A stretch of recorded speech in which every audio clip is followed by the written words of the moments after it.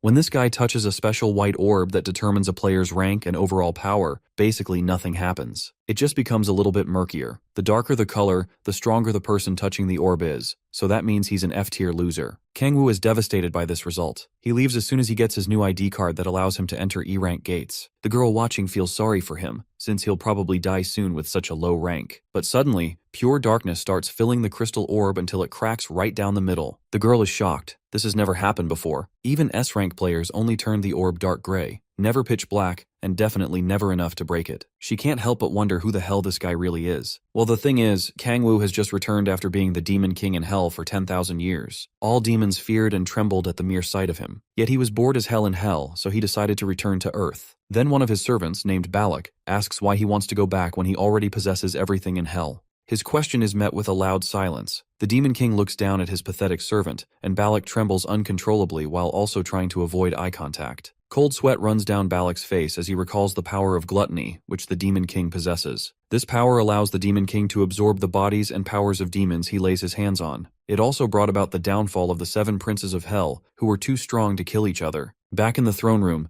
the lesser demons are quivering with fear because they believe their ruler is upset with them. The menacing aura of the power of gluttony looms over Balak, and he looks like he has accepted his fate. Then the Demon King responds and asks how he has it all, stating he has been in hell for 10,000 years. He tells them that the same boring view and daily slaughter that went on in the realm only made him more sick of the place. He takes off his helmet, and we finally meet our pathetic protagonist, Kangwoo, who was kicked out of the first chapter of his own story. Rage fills his face, and he states that there has to be something for him to have it all. Balak assumes that Kangwoo is hungry and asks some demons to prepare a meal for their king. The servants rush in with a tray, and Balak tells Kangwoo that although the food may be trash, he should consider the loyalty of the pathetic servants. Balak opens the tray and offers a disgusting octopus head to his king. Kangwoo refuses to eat it and tosses it against Balak's head. Something so filthy and repulsive is definitely not what any normal person wants to eat. He starts to let out a powerful, furious energy and says that he wants to eat kimchi jjigae. Confusion sets in as the demons wonder what Kangwoo is talking about. They start screaming like brain-dead idiots and assume that the meal is the ultimate food for their king. They assume that kimchi is a dish full of red raw meat,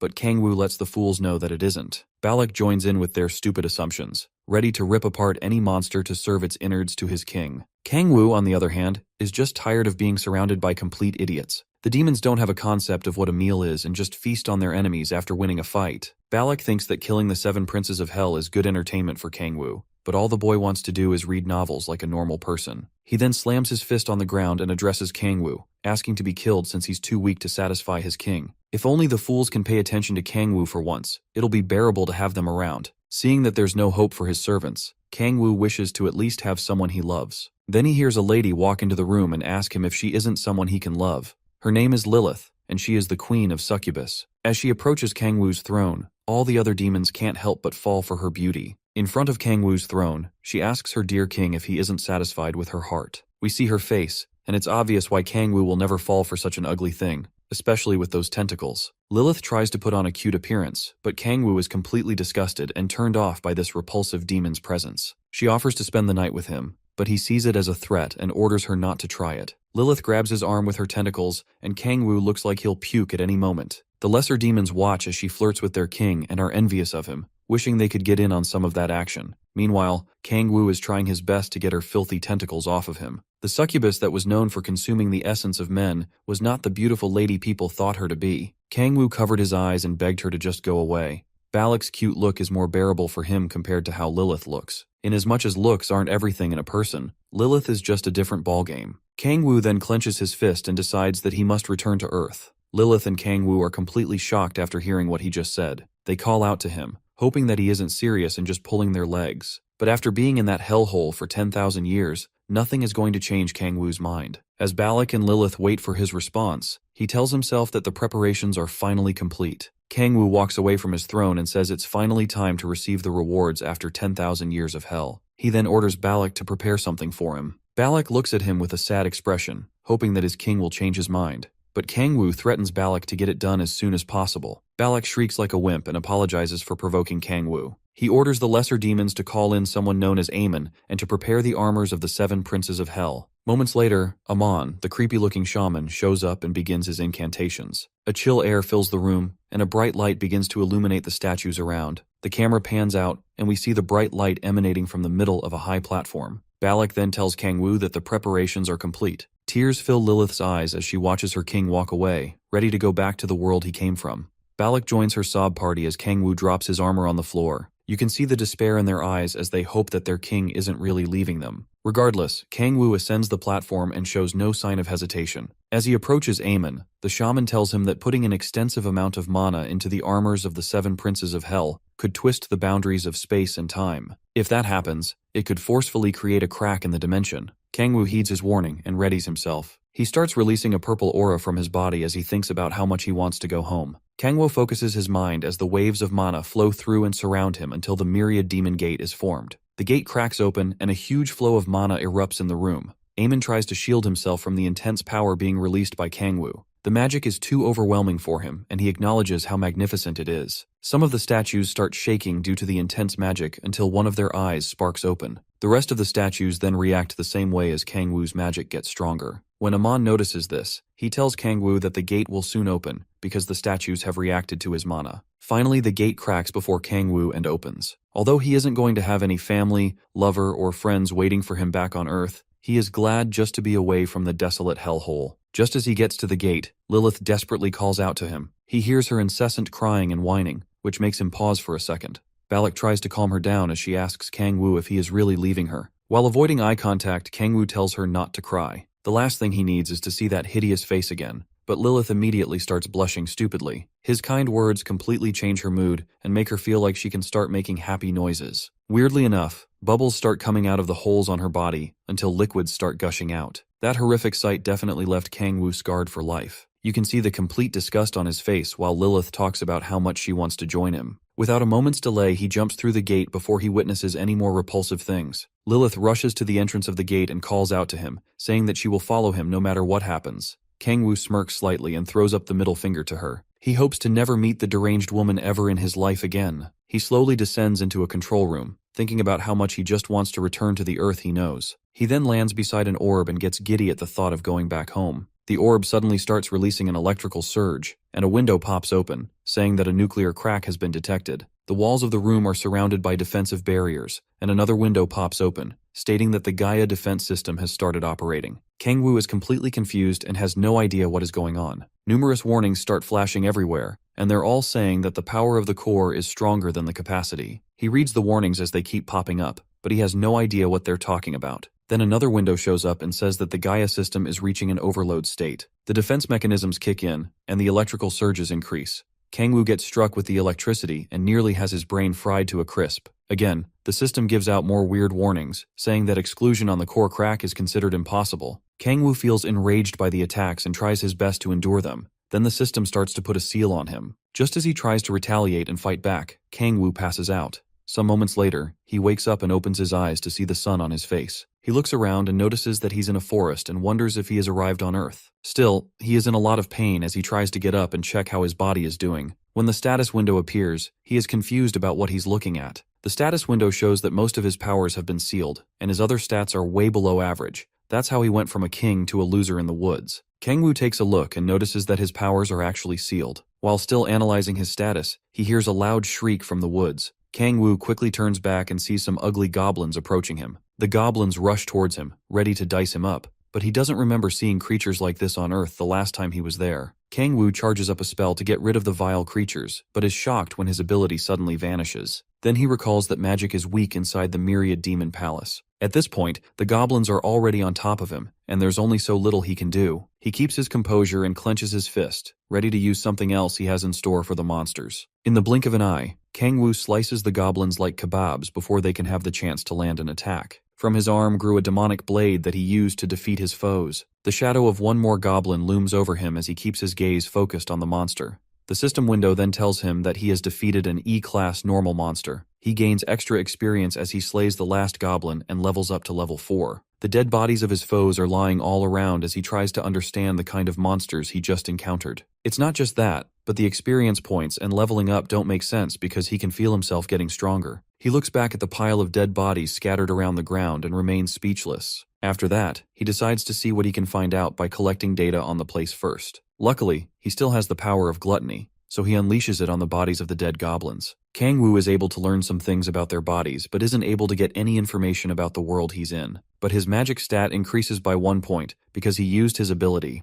Kangwoo's face is filled with fear and confusion as he sees the system talk about magic. He curses his fate because magic is a resource that should only exist in hell. He figures that there's a good chance he's not on Earth due to the existence of magic there. Kangwoo goes hysterical at the thought of not being back on Earth. The only reason he survived in hell for a long time had a chance of returning to his home planet. Then suddenly he hears a loud scream from inside the woods again. He looks a bit relieved as he notices that the scream doesn't sound like a monster or a demon. When he hears the screams again, he is sure that the voice is that of a human. Kangwoo rushes to the location faster than the Flash can blink his eyes. As he races to the scene, he prays that he can finally meet a human and desperately hopes that whatever he encounters has no tentacles. The thought of Lilith flashes through his mind, and he prays even harder. He finally arrives at where the screams are coming from and sees a horde of goblins surrounding a girl. Looking closer, he assesses her features and sees she has every single thing that can give a man joy. When he sees that the girl has no tentacles, tears fill up his eyes, and he lets it all out. He was finally able to see something that didn't make him want to puke immediately. While he is celebrating, the goblins are about to put an end to the poor girl's life. She closes her eyes and accepts the cruel fate that is about to befall her, but suddenly hears the goblins screaming for their lives. When she opens her eyes, she sees Kangwoo decimating the creatures mercilessly. She has no idea how he was able to kill them so swiftly,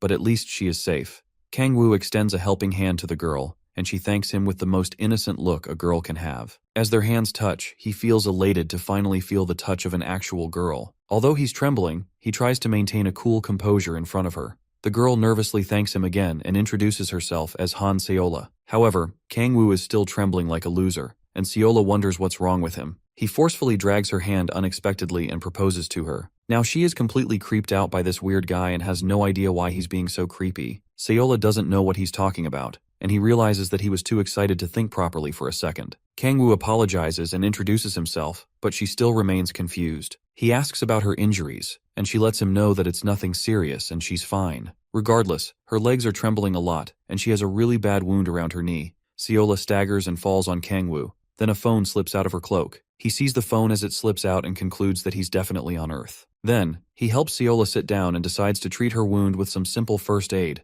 As he rips a piece of his cloth to tie up the wound, he realizes that he can easily communicate with her. He ties up the injury and recalls that he forbade demon language in hell so that he wouldn't forget how to speak Korean. At last, he can communicate without stressing himself too much. After tying up her wound, Seola humbly thanks him for looking after her. He returns her smartphone to her, and as she reaches for it, he notices the year is 2023. He is surprised to find out that he has been in hell for 5 years. Kangwoo is shocked to see that monsters appeared on Earth in the span of 5 years, even though he adjusted time well. Then, he decides to rest with Seola since it will be hard for her to move around. While they are resting, Kangwoo thinks about how to get more information about the world he's in. He and Seola start discussing, and she reveals that she ended up in the woods when she was doing a solo gate hunt. Despite the fact that she awakened as a god player, she feels stupid for trying to take on an E-rank gate by herself. All these strange talks about players and hunting are really confusing Kangwoo. He then asks her what her level is, and she says she's a level 6 player. Kangwoo vaguely answers her question when she asks how he ended up in the forest as well.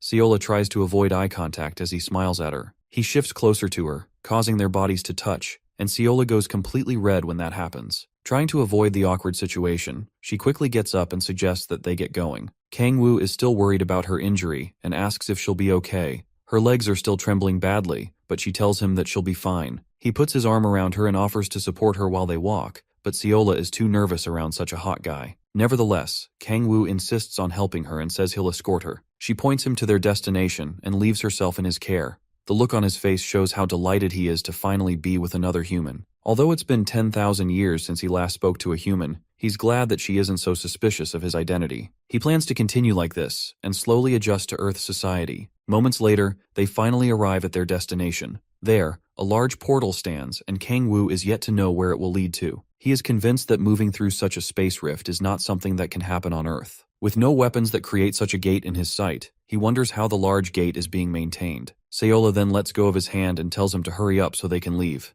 They step through the portal, and Kangwoo covers his eyes as they move through the space rift. When he finally opens his eyes, he can't believe what he sees. Firstly, he notices a random guy recruiting for a goblin hunting party. But it wasn't just him. There were countless more people doing different things, such as operating a futuristic terminal. There's even someone trying to persuade a thief to join his party by any means. Amidst all this, Kangwoo notices that they all have normal features, and most importantly, not a single person has tentacles. Before him stands a bustling, futuristic city filled with lots of humans. Seola looks at him as the beautiful sight of the city makes him tremble. Joyous tears pour down from his eyes because he's so happy to finally be back home. Seola sees how tattered his cloak is and thinks nervously for a moment. She then calls his attention and humbly asks him to come eat together at her place. Kangwoo can't believe his ears, because it's like a dream come true. Not only does he finally get home, but the first hot girl he meets is already asking him out. Seola, with her cute demeanor, tells him that she's really thankful and she wants to repay him with a meal. It's like things can't get any better for him,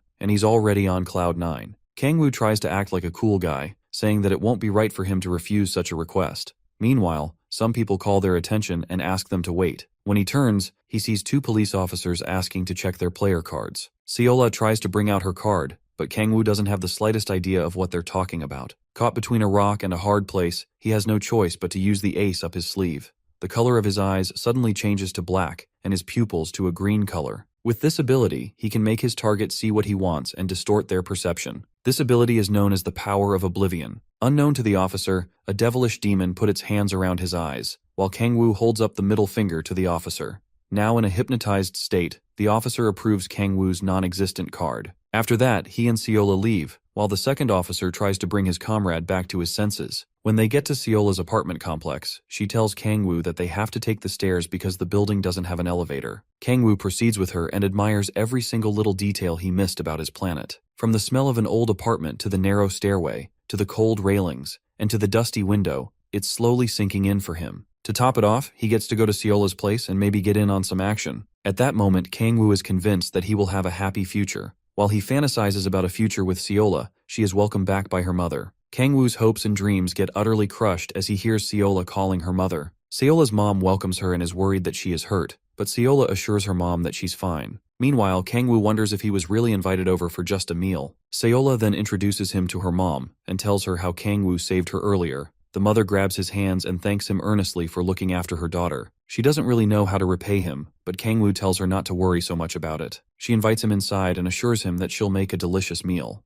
Kangwoo humbly thanks her, even though he was hoping to be alone with Seola. Still, it's better than his dreadful days in hell.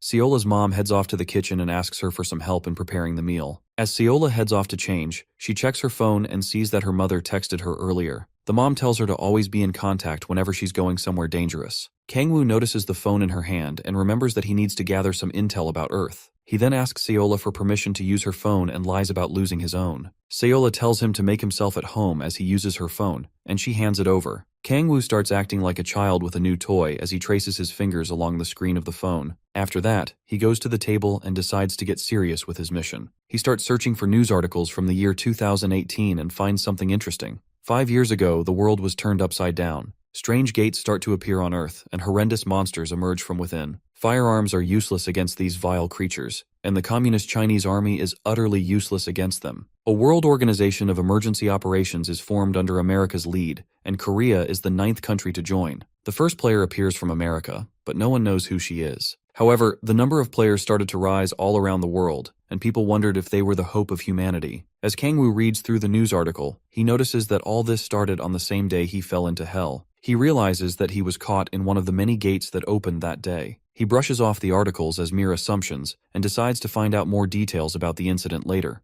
Later on, his meal is ready and gets served. As he thanks them, his eyes immediately catch the sight of the wonderful meal before him. It seems too good to be true, but there is no mistaking it. It's none other than the wonderful kimchi stew he's been dying to have for so long. They tell him to enjoy his meal, but Kangwoo is too stunned to even say anything. He nervously picks up his spoon and takes some of the stew into it. Seola and her mom then sit down and get ready to eat as well. Seola notices that Kangwoo is acting weird. His hand is trembling softly as he tries to taste the meal. On the other hand, Seola and her mom are waiting keenly to know if he actually likes the taste of it, but he doesn't say a single word. Kangwoo just keeps eating and taking spoon after spoon of his meal, leaving Seola and her mom quite worried about him. While eating, he remembers how he fell into the depths of hell 10,000 years ago. There, he accepted demonic energy in order to survive and turned into a being close to a demon. Due to his humanity, his taste buds were never satisfied with the disgusting demons he had to eat. He had to eat them to survive, but they all tasted like garbage trucks. Slowly, he was losing his mind, but the only thing that managed to keep his senses together was his strong desire to return home. Now, after many years, he's finally back and can savor the taste of good food. Tears flow down his eyes with each bite of the meal because of how overwhelming it is for him. Seola and her mom are quite worried because they have no idea what's making Kangwoo so emotional. With a mouthful of food, Kangwoo thanks Seola with everything in his heart and tells her how delicious the food is. However, Seola humbly tells him that it is she who should be thankful, but her expression shows how happy she is that he likes the food. She apologizes for not serving him anything else, but you can bet he can eat the kimchi for the next 1,000 years. Kangwoo tells her that the food is really good and asks if he can have another bowl of rice. Seola gets up to get him another bowl, and her mom is glad that he loves the food. The so-called King of Hell continues eating like a street wretch and thanks his stars for being able to return to Earth. His horrible eating manners don't irritate Seola one bit. Instead, she just looks at him and admires him. Suddenly a loud explosion goes off, but Kangwoo is too engrossed in his meal to notice. A strange person stands in the rubble and dust clouds, cursing whatever made him break down their door. Seola and her mom rush out to see the maniac who has broken into their home. The guy steps forward, and we see an ugly thug yelling for Seola to come out immediately. He walks up to her and asks her who gave her permission to enter the gate. The thug's audacity fills Seola with rage, and she looks like she's ready to send him to the afterlife. Despite the fact that she's shaking and scared, she tells him to get out of her house. The thug feels insulted by her order and almost can't believe what she told him. Seola repeats herself and refers to him as Han Tae-hyun, asking who the hell he is to barge into her house like that. She warns him not to come near her since she's now a full-fledged player, but by the looks on Tae-hyun's face, he probably thinks she's insane. He bursts out with laughter after she tries to make herself look like some badass person. Tae-hyun mocks her words and tries to act like what she says impresses him. Seconds later, he switches up and punches the wall beside her. He is furious that a low-level player like her is bold enough to claim to be a real player. Seola shields her mother with her body and warns Tae-hyun not to come any closer. Tae-hyun looks down at their mother with a disgusted look on his face. He is pissed at the fact that their father died early and their mother earns little to nothing. This enrages Seola, and she curses him out, saying that he's the reason for their pitiful state. He ignores her deranged yelling and starts dragging her to the Andress Guild with him.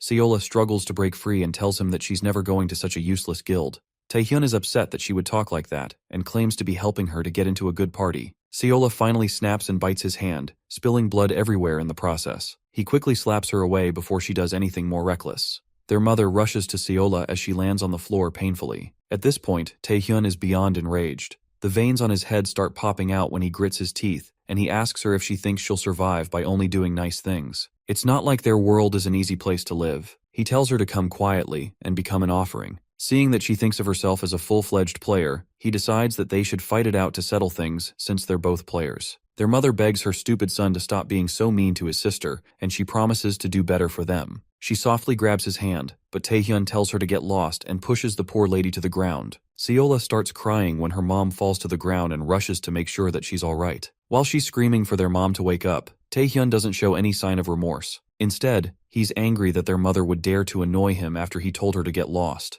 Seola glares at her brother with a piercing gaze, but he isn't the least bit scared of her. His shadow looms over his mom and sister, as if provoking Seola to try something else. He reminds her that she's a low level, while he's a stage 2 metahuman. There's no way she has what it takes to stand against him. Tae-hyun mocks her and wonders if she's silly enough to think that she could be a match for him. He grabs her mouth and calls her a moron who's only good for having a pretty face. The only reason he needs her to get into the Andress Guild is so that the seniors will have a better impression of him. Aside from that, she's as good as a piece of garbage to him. Suddenly he notices something is off. When he looks ahead, he sees Kangwoo chugging down a whole pot of kimchi stew. Despite the whole ruckus in the house, this guy only cares about his stomach. Tae-hyun wonders who the hell this freak is and what the hell he's doing. Kangwoo completely ignores him and continues eating like a hoodlum without a care in the world. This makes Tae-hyun more upset, and he wonders if Kangwoo thinks they're in a restaurant. Pissed off, he approaches Kangwoo and asks if he can't read the room. Seola, on the other hand, is really worried about Kangwoo being caught up in her family issues. Tae-hyun calls out to the King of Hell, but Kangwoo still ignores him and keeps eating. You could see how peaceful he was while enjoying every spoon of his meal. Tae-hyun then pretends to walk off, only to smash the table and spill the food everywhere. Kangwoo's peaceful meal is ruined, and he's still trying to process what just happened. Seola is in complete shock, while Tae-hyun continues thrashing the place. Kangwoo still can't believe his eyes as his food slowly falls to the ground in front of him. It's like he just entered his worst possible nightmare. Seola calls out to him like a typical damsel in distress, and he screams out in sorrow because his precious kimchi stew has gone to waste. Kangwoo falls to his knees in despair, while Taehyun wonders if he's just another mentally deranged kid. Even Seola is completely put off by Kangwoo's reaction, and her brother asks where she found such a beggar. Amidst all the chaos, all this fool cares about is his kimchi stew. While he's still wailing like a brat, Taehyun tries to get his attention. Taehyun tells him to stop being a pathetic loser and get up, but Kangwoo is still mourning the loss of his meal as if he lost a child. Suddenly, Kangwoo looks at him with a demonic gaze in his eyes. Taehyun gets caught off guard as he feels an ominous and demonic aura from Kangwoo. You see, this is why you never interrupt a man and his favorite meal. Kangwoo is ready to rip his limbs apart for wasting his food, and Taehyun looks completely scared. Taehyun only gets more furious as he bites his lip and clenches his fist. His fists get engulfed in bright blue flames, and he's prepared to put Kangwoo out of his misery. If only he knew who he was about to face. He brushes off the thought that Kangwoo is a demon and asks him if he's crazy. Taehyun quickly blocks off an unexpected attack and sets his sights on where the magic came from. There, Seola stands with a magic staff in her hand, and she begs Kangwoo to run away while she deals with her brother. But she is baffled when Kangwoo unleashes his demonic blades from his arms. He swiftly rushes towards Taehyun, ready to slice him like a shish kebab. Meanwhile, Seola is shocked to her bones and has no idea what she is witnessing at the moment. Then Kangwoo dodges Taehyun's attack without breaking a sweat. Taehyun assumes that he's not fast enough when he sees Kangwoo coming in from his left side with a punch. Sadly for him, Kangwoo fakes the punch and lands a knee to his gut. Taehyun has the wind knocked out of him but recovers quickly and tries to land another attack. Kangwoo dodges it, and Taehyun just starts swinging around frantically. Taehyun's movements are easily readable, and Kangwoo lands another hit to his side. Poor guy probably hasn't been humiliated like this ever before. While bleeding from his nose, he catches Kangwoo's legs and says that the attack isn't that strong. He tries to slam the Demon King on the floor, but Kangwoo lets him know how weak he is by feeding him another deadly haymaker. Our MC slices the thug with his blades, leaving him heavily battered and bruised. Taehyun doesn't even have time to recover when Kangwoo comes swinging with another attack. He shoots out a flame from his fists, but the Demon King easily evades it. After tricking him with another feint attack, Kangwoo punches Taehyun in the gut. The idiot falls to his knees, cursing himself and wondering who the hell Kangwoo really is. Taehyun struggles to get up when Kangwoo pins him down with his foot on his head. He still hopes he can do something, but Kangwoo isn't done teaching him a lesson. The Demon King stabs him with his blades, and Taehyun screams out in pain like a little girl. Kangwoo tells him to suck it up and be a man and stop acting like a little baby. This is just the beginning of his torment. Kangwoo plans to make him pay for every single drop of kimchi stew he spilled. Taehyun doesn't understand why this guy is crashing out over a pot of kimchi stew, but he can't fathom what Kangwoo has been through for the past 10,000 years. Kangwoo grabs him by the hair for insulting his precious meal. With deadly killing intent in his eyes, he asks Taehyun if kimchi stew doesn't mean anything to him. Taehyun sees that he messed up and tries to apologize, but ends up fumbling his words. Before he's even able to explain himself, Kangwoo starts smashing his head on the ground continuously. That kimchi stew must have tasted like gold for him to be acting like this. Smashing the guy's head just isn't enough for Kangwoo, and Taehyun is barely still conscious. Kangwoo tells him to say that kimchi stew is sacred as he counts the numbers 1 and 2. Taehyun is still suffering from the pain of Kangwoo's blades in his arms. Then, his torture begins when the Demon King counts 1, and he replies by saying kimchi stew. Kangwoo shoves his blades deeper into the thug's arms because he isn't loud enough. Right now, Taehyun is regretting every single moment in his life. He can't believe that he's going through so much pain and humiliation. The Demon King, looking even more deranged, starts counting again, and Taehyun yells out loudly in his response. He towers over the poor fool like a god as Taehyun accepts that kimchi stew is a sacred existence. Still, it's barely enough to satisfy Kangwoo. He stomps down on Taehyun, telling him to scream louder as if he's worshipping a god or professing his love. Seola stands there, watching the horrors that her brother is being put through. She is both confused and terrified at the same time because none of this makes any sense to her. Kangwoo continues torturing her brother and yelling at him to scream with every breath in his lungs. Poor guy is trying his best, but trying to satisfy Kangwoo is like trying to win a basketball match with blindfolds. To him, it's not the right tone, so he tells Taehyun to scream out until his voice reaches the 7th octave. Fearing for his life, Taehyun has no other choice than to oblige. He screams out at the top of his lungs, glorifying the magnificent existence that is kimchi stew until Kangwoo is finally satisfied. The badass Demon King finally retracts his blades and relieves Taehyun of his pain. He looks back down at him one last time and tells the guy to never insult kimchi stew again. Taehyun lays on the floor in complete pain, wondering what exactly is wrong with our crazy crackhead MC. Later on, the house is put back in order, and all the broken furniture is put into a corner. Seola's mom is being patched up and lying on the couch while her daughter tends to her wounds. The hot chick is still very worried about her mother. Then she looks over to the kitchen to see how things are going. There, Taehyun is whining like the pathetic loser he is because he's being made to wash the dishes and clean up his mess. He regrets the fact that he met Kang-woo and hopes that the guy can just leave the house. Not only was he utterly disgraced, but Kang-woo also stole his clothes. Kang-woo, on the other hand, isn't the least bit concerned about the loser and is just scrolling through a phone.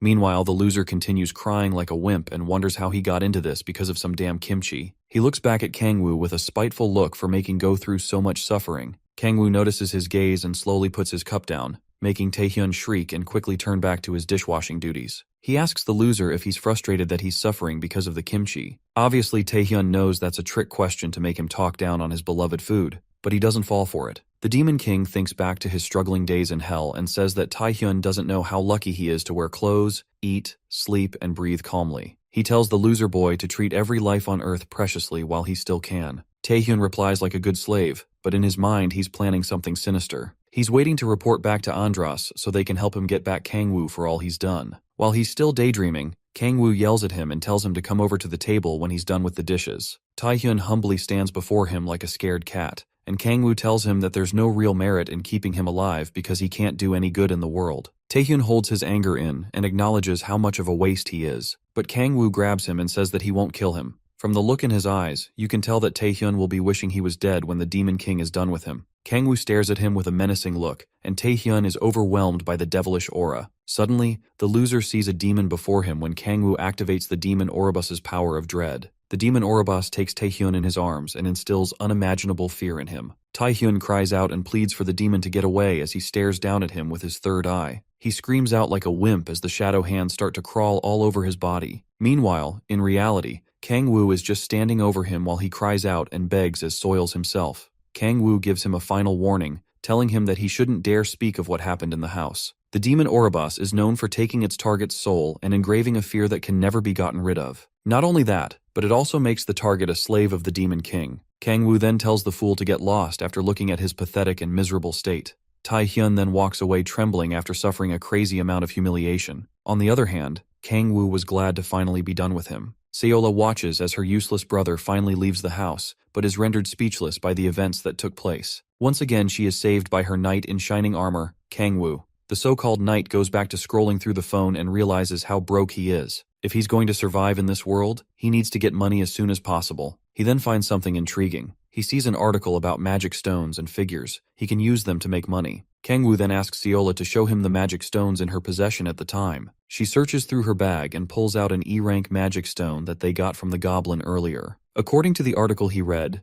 the darker the color of the stone, the more valuable it is. Kang-woo tries to analyze the magic stone, but he's not able to sense any magic from it. He is able to detect something, but it isn't magic. He recalls how he gained a point of magic after absorbing the essence of the goblins, but wonders what's inside these magic stones. He realizes that it's not demonic energy but a different kind of energy known as magic. Still, he doesn't know where the demonic energy is coming from. Kang-woo returns the stone to Seola and decides that he needs to collect more of them to fill his pockets in the meantime. To do that, he needs a player card and recalls his encounter with the police officers. Seola tells him that there are no player support centers nearby, but the closest one to them is the Seoul Station branch. She needs to go there as well and asks him if he would like to tag along. Seeing the state of their household and her mother, Seola tells him that she is trying to earn money to help her family. She feels foolish for trying to enter the gate recklessly and thanks Kang-woo for helping her out and teaching her a lesson. The Demon King genuinely hopes to help other people just like her and admits that he's finally met an angel after seeing only vile demons for years. Seola then says that she's trying to learn the basics once more and unlock her second awakening. He wishes her well but has no intent of helping her out just yet. After that, Seola goes to get ready so they can start heading out. When she heads into her room, Kang-woo thinks about how traveling around with her will only reduce his hunting efficiency. As brutal as it sounds, he knows it's the honest truth. Right now, he needs to focus on regaining his powers and ignore everything else that can hinder him. Meanwhile, Seola picks out a white robe to change into. The Demon King goes to the window and stares outside, thinking of how much he needs to regain his powers in order for him to survive in this world. He tells himself that he has to do his best just like he did all those years in hell. Seola then comes out and asks him if he has his ID, but it's obvious he doesn't. She decides that they have to go to the city hall first to get one for him. After some time, Kang-woo stares at his new ID while on a train ride with her. He seems to be really troubled that he was able to get a new ID without stress. When he went to collect the ID, the lady there asked if he needed anything else. Kang-woo told her no, but he was surprised that there was no missing report on him. He is sad that after all those years, no one knew that he disappeared. His mind spirals into deep despair, and he recalls the horrid days in hell again. Luckily, Seola calls back his senses and snaps him out of his daydream. She points out the window, telling him that they'll soon arrive at the player station. Kangwoo looks out the window and is captivated by the beautiful and elegant view of the city. Seola shows how excited she is at the wonderful view as well. Kangwoo slides his ID back into his pocket and says that things will be different from now. He turns to Seola and acknowledges how wonderful the city looks. Their train finally arrives at the player support station, and they exit the train. She points the way to him, and they arrive at the headquarters of the player support center. The building is really huge, with countless players going about their different businesses. While Kangwoo is still taken aback by how massive the place is, Seola says that she has something for him. She hands out her old phone to him so that he can use it to contact her later. Kangwoo thanks her and blesses fate for allowing him to encounter such an angel in his life. She then heads off to register for the basic lectures, and they bid each other farewell. Seola says she'll be a bit late and suggests that they have dinner together later on. Our boy doesn't hesitate to accept the invitation, and just like that, he secured another date with the hottest girl on the block. Kangwoo takes in the view of the building again, looking at the numerous players walking around. He then sees a terminal where he can insert his ID and get a ticket. Kangwoo walks up to the terminal and inserts his card into it. The machine confirms his identity and prints out a waiting ticket for him. After that, it tells him to move to the testing room with the ticket. The ticket suddenly starts glowing, and he gets confused. A waypoint pops up on the ground, pointing him to where the testing room is. He heads there and waits on a bench for his turn. Two other players start talking behind him, and the gray-haired guy says he got the D rank after taking his test. His friend assures him that he'll get a B rank on his next test, but the guy just laughs it off. He believes it's nothing compared to players like Baek Kang-hyun or Cha Yeonju. While the guys are talking, Kangwoo surfs the internet on his phone. He overhears talking about the Big 5 guildmasters, who got an S rank on their first awakening. One can even get scouted by these Big 5 guilds if they become an S rank, but the guys talking believe they still have a long way to go before attaining such a feat. Kangwoo then recalls the Big 5 guilds and their guildmasters, from Mir's Kim Jae-hyun, to Red Rose's Cha Yeonju, to Hanul's Baek Kang-hyun, Sanari's Jung Hyung-ju, and Onuri's Cha Min-hyuk. These guys made the top 5 guilds in Korea, and Kangwoo believes he'll bump into them when he fully recovers his powers. He is convinced that he'll definitely run into them while checking out his stats. His face shows how desperate he is to quickly regain his powers because his stats are less than pitiful. Although he believes that if he uses the traits of a player, he'll be able to become stronger than his past self. Finally, his number gets called, and he's invited into the testing room. After waiting so long, Kangwoo walks in and is told to take a seat again. It seems they have to test the power of your patience first. Anyway, the room is bustling with a lot of players, and he goes to a desk where one of the workers attends to him. The lady confirms his identity and then gives him a marble ball that will be used to test his powers. The ball is supposed to change color based on his rank. The higher his powers are, the more gloomy the marble will look. However, Kangwoo is worried that his powers might come out too strong. He places his hands on it, and the marble starts glowing with a very bright white color. He thinks he is messed up, and the girl is shocked to see that someone's powers can be so bright. When the test is over, she tells our boy that he's an F rank and asks him to take his hands off the marble. He doesn't believe what he hears and is completely shocked by the result. So much for being the king of hell. The attendant then guides him through the things he needs to take note of, but Kangwoo is still too stunned to speak. It's understandable that his powers are sealed, but being an F rank is far from what he expects. The lady tells him that he'll get an E rank player card and will be able to enter gates of the same rank. Sadly, he's only able to enter gates of higher ranks if he has a guardian with him. Kangwoo is still wondering if the rank he got is due to the nature of his abilities. He thinks that if Balak knew what happened to him, he'd probably want to rip the lady's limbs apart. Suddenly, he can feel the trauma of hell coming back to him. He then asks the lady what he needs to do to increase his rank. She says that his rank will go up to D rank if he goes through the basic course, the same course that Seola is currently going through. The other method is for him to show the amount of magic stones he has transacted with and use them to increase his rank. Kangwoo immediately goes with the second idea because it's more efficient for him. With the power of plot armor on his side, he can rack up the stones easily. While he is about to leave, the lady tells him to wait for his player card. She offers to help him register for the basic course, but he tells her not to worry about it. She feels bad for him and thinks that his low rank is too shocking for him. When doors open and Kangwoo leaves, the attendant thinks to herself that he'll die easily if he goes into the gate. To her, it's better that he gives up on being a player, especially for someone who's an F rank. Suddenly, she notices that the marble ball is slowly turning back. The ball turns fully dark and starts cracking, and she wonders if it's broken. It then shatters as she reaches for it, but it doesn't make sense to her because she's sure that Kangwoo's rank was F rank before he left. She stares at the shattered ball with fear in her eyes, trying to understand what just happened. Even when Baek Kang-hyun took the test, his color was only dark gray. She calls the receptionist to help her change the marble and shoves off the idea that someone could actually have a full black color. Later on, outside the building, we see players in front of a gate trying to recruit others to join their different parties. Just like a classic RPG game, people need tanks, healers, and mages, but no one likes thieves. Kangwoo sees a young boy who's a thief trying to join people's parties, but none of them are accepting thieves. He feels sorry for the poor lad and wonders why everyone is rejecting thieves.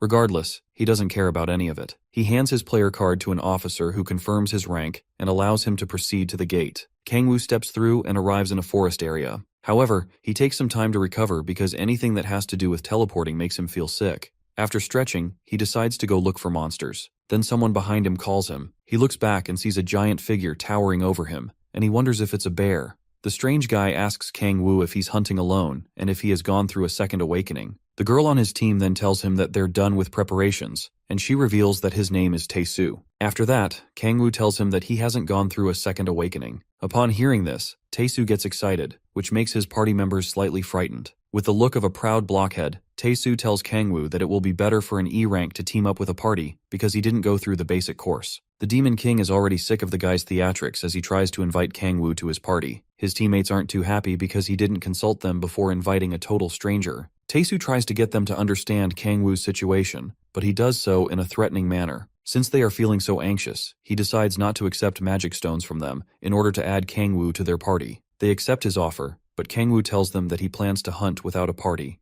The last thing he needs is a group of lackeys slowing him down. Tae-soo, being a meathead, ignores what he says and goes straight into introductions. He asks Kangwoo for his name, and the Demon King introduces himself but still tells the blockhead that he has no plans of joining a party. Tae-soo laughs at him and tells him to talk casually. Despite looking like an old man, he says that he's only 24 years old. Kangwoo doesn't believe him because he looks old enough to be the father of a nation. Tae-soo then pulls out his player card, which confirms his year of birth. Kangwoo accepts to talk casually, but wonders what the hell happened in the 5 years that he was gone. He thanks Tae-soo for his offer once again and tells him that he already has plans of his own. At this point, even Tae-soo's teammates look quite worried. The blockhead decides to leave Kangwoo since he insists on being a solo player, but he warns the Demon King to be careful of a strong goblin known as the Hobgoblin. It's a boss monster that's leagues higher than the regular goblins and much tougher to fight. Kangwoo thanks him for the advice and admits that Tae-soo is quite a nice guy. Tae-soo heads off with his party and they bid each other farewell. Kangwoo says that he would have traveled with them if he was really a beginner F-rank player.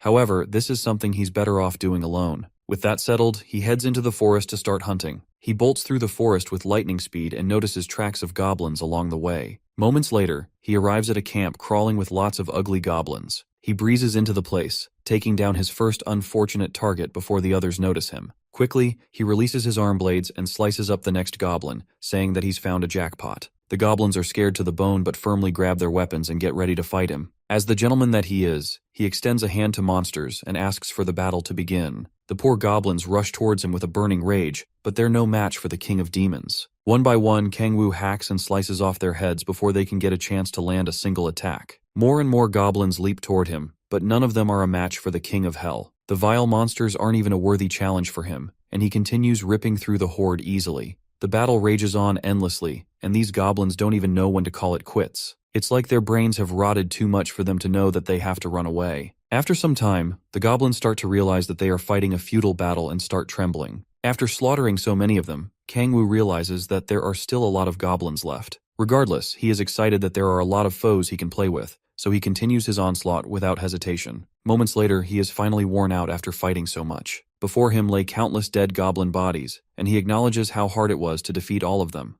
Then he sees the system window pop up with a message. It tells him that he has gained experience points from defeating the goblins, and his level increased by 4 points. Kangwoo also notices that he can stack up on demonic energy points by leveling up as well. After that, he touches one of the dead goblin bodies and unleashes the power of gluttony on the rest of them. With his power, he detects traces of demonic energy, but sees that it's not coming from the magic stones. The amount of demonic energy within the bodies of the monsters also differs depending on their time of death, meaning that if he's able to consume freshly dead monsters, he can gain demonic energy quicker. So, he begins absorbing the energy, and is glad that he can easily sell the magic stones and acquire the demonic energy he needs at the same time. After absorbing the energy, all that's left for him is to pick up the magic stones before he leaves. While gathering the stones, he starts fantasizing about how much chicken he can get for selling all of them. As if that's not enough, He thinks that picking off the flesh of the goblins and taking out their bones is the same process as eating chicken. He starts drooling and thinking of going to grab a bite with Ciola once he has the money. The thought of Ciola feeding him like a lover makes him go crazy, and he starts raking in the stones like a vacuum cleaner. The place suddenly starts rumbling loudly, and the air seems off.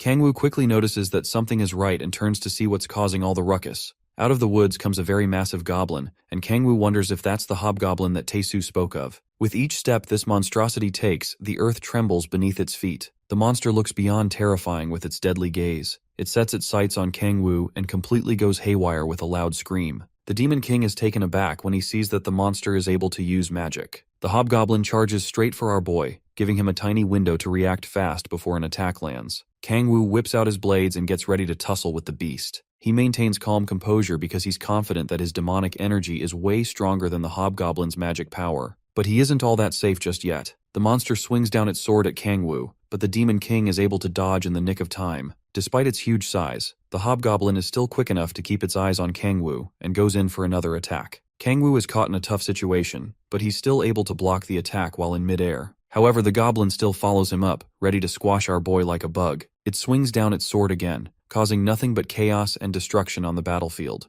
Kangwoo luckily blocks the attack with his blades. The problem he faces now is the sheer brute strength of the goblin due to the difference in their weights. He parries the monster to the side and tries to go in for another attack, but the hobgoblin blocks him with its shoulder pad. Since Kangwoo's stats are still quite low, his attack bounces right off, and the recoil sends him flying backward. This dire situation tells him that he needs to find a bigger gap and do it quickly. The goblin swings frantically at him, but Kangwoo is able to evade each attack well. Regardless of how big the monster is, the goblin is able to keep up a barrage of attacks without leaving an opening. Kangwoo continues dodging the attacks and hasn't seen an opportunity to land a blow yet. Each attack nearly decapitates him, and he admits that the hobgoblin is on a completely different level from the measly goblins he fought earlier. It is expected of a boss-level monster. He jumps out of the way as the goblin attacks him again, and it ends up slicing a tree in half. At this point, the monster is basically destroying its own territory, and there are no subordinates to support it. To Kangwoo, it's just another prey waiting to meet its futile end. He then tosses one of the skulls of the dead goblins over the monster's shoulder. The hobgoblin sees the skull of its dead comrade, and immediately gets enraged by Kangwoo's mockery. It charges towards him, but this is all part of Kangwoo's plan. Kangwoo clenches his fist, gathering overwhelming strength and anger. He then unleashes the Demon Crossel's power of rage and pushes all that power into the hobgoblin. The end result? The monster is completely unfazed, or so you thought. It suddenly gets even more upset and ready to decimate Kangwoo. The Demon King is glad that his plan worked as the hobgoblin swings at him again. He is able to dodge the attack, but all the trees behind are felled in one swoop. The hobgoblin continues its irrational attacks without a care for its surroundings. Kangwoo then explains that the skill he used is made to amplify the target's power several times, but it turns the target into a flipping maniac as well. With its senses gone, the monster keeps swinging around aimlessly, destroying anything within its sight. The chaos goes on, but Kangwoo escapes each attack easily. The situation makes it easier for him to dodge. He rushes in for an attack because his foe has left so many openings without caring for its defenses. He swiftly slices the monster's leg, bringing it to its knees, but the goblin is yet to give up. Now even more furious, it swings down at Kangwoo, but the Demon King already has this win in the bag. Kangwoo stabs through its head, killing it and making it the first monster to ever be defeated by a buff. Kangwoo is glad to be done with the tough battle and says it was quite frustrating for him. While complaining about how easy it would have been with his powers, the system pops up a message in his face. Thanks to clearing a monster hideout by himself, he is rewarded with 150% bonus experience points, and he gains 3 levels. Also, he unlocks his second awakening special ability because he is at level 11.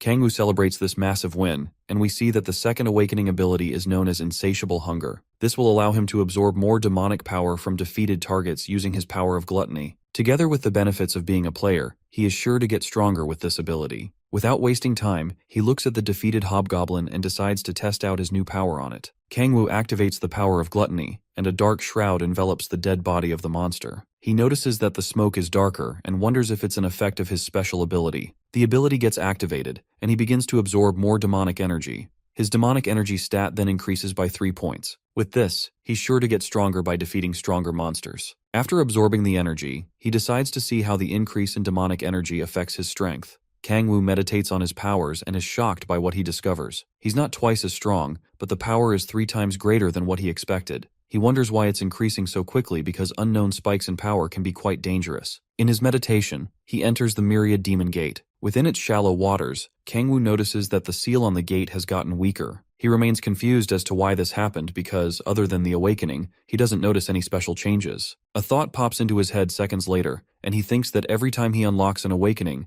the seal on the Myriad Gate will get weaker. Our boy slightly smirks before his expression changes into a completely deranged look. If he keeps increasing his level like this, he'll definitely be able to regain his original powers. This gives him a reason to want to explore higher-ranked gates and level up as fast as possible. He sees the hobgoblin's magic stone and picks it up. With an even more insane smile on his face, he sets his next goal for the third awakening at level 20. Later on, the scene shifts to a restaurant where a lot of people are eating, drinking, and having fun. We see Kangwoo and Seola at a table, and Kangwoo is feasting like a wretched glutton. He is really going at it with the chicken and chugging it down with a cool glass of beer. Just like every other regular man, the food brings him a lot of joy, and he can't deny it. Seola looks a bit uncomfortable with his habits, but she doesn't really have much of a choice now. She asks him if the food is really that good, and he says it's the best. That's when she triggers the trap and asks him if it's better than the kimchi stew she makes. Our boy is caught between a rock and a hard place because he dares not insult a woman's cooking. Luckily, he gives the right answer and tells her that he loves her kimchi stew more than the chicken. Seola laughs it off and says she is just joking, but we all know he would have been a goner if he hadn't chosen his words wisely. Kangwoo nervously laughs it off as well and is glad that he didn't mess up.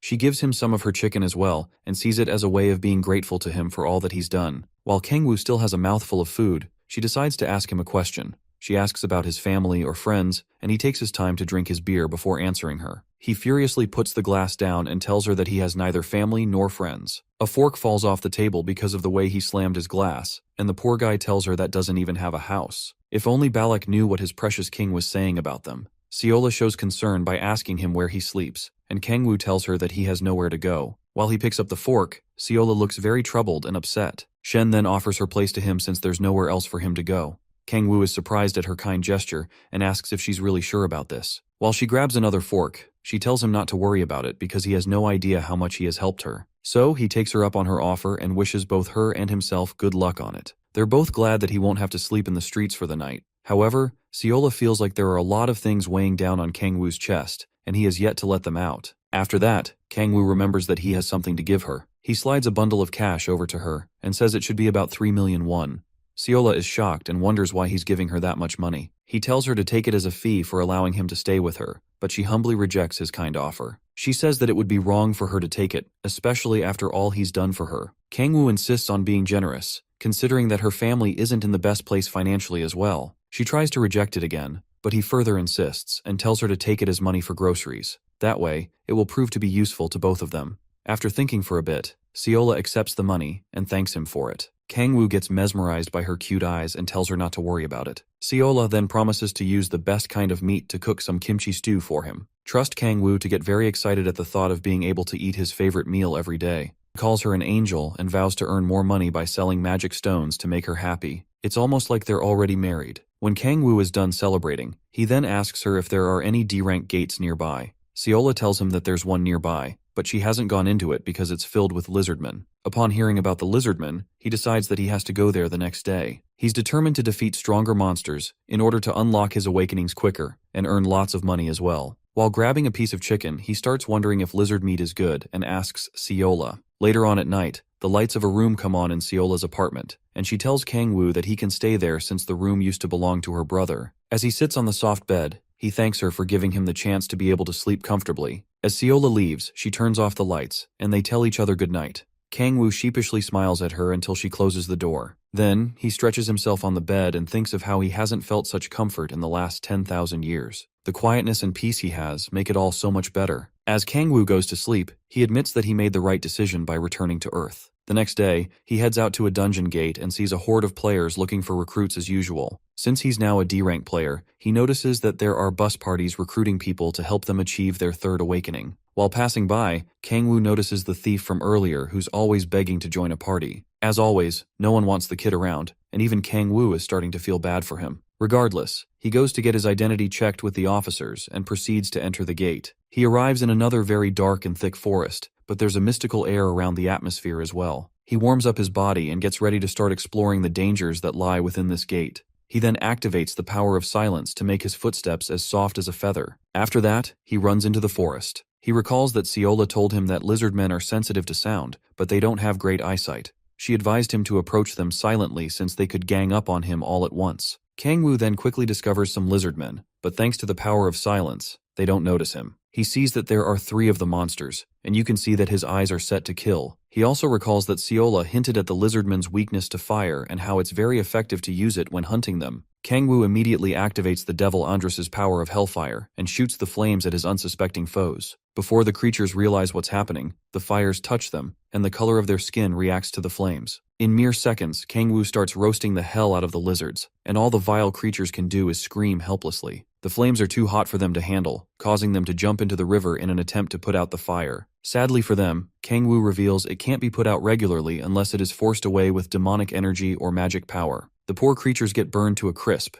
and Kangwoo also says that the flames burn away the target's life force instead of their physical body. Due to that, Kangwoo uses the power of gluttony on the physical body to absorb the energy he needs. After absorbing the demonic energy, Kangwoo remembers that Taehyun's guild is known as Andros, and figures that he got the name from somewhere. If things don't work out for him, he's prepared to destroy everything and lay waste to the land. He gets interrupted and turns to see more lizardmen on the trees behind him. They don't look too happy about what has been done to their comrades, but the Demon King just sees this as a sweet moment to obtain more power. After dealing with them, he starts thinking about whether he should hunt more lizardmen in packs or one by one. Suddenly, he hears someone calling out to him and looks over to see who it is. The person assumes that Kangwoo is a beginner because of his equipment and asks him if he wants to join their guild hunt. Kangwoo already looks irritated by their presence, and then asks the group what the name of their guild is. The leader of the party has a proud look on his face when he says that they're members of the Andros Guild. Kangwoo looks at the pendant that the dumb-looking guy is wearing and seems very unimpressed at the dude's attempt to look cool. He turns away to leave and tells them that he's not interested in joining them. The dumb-looking party leader gets pissed that Kangwoo has no interest in them. The girl beside him asks what they're going to do because their master won't like the situation when they return.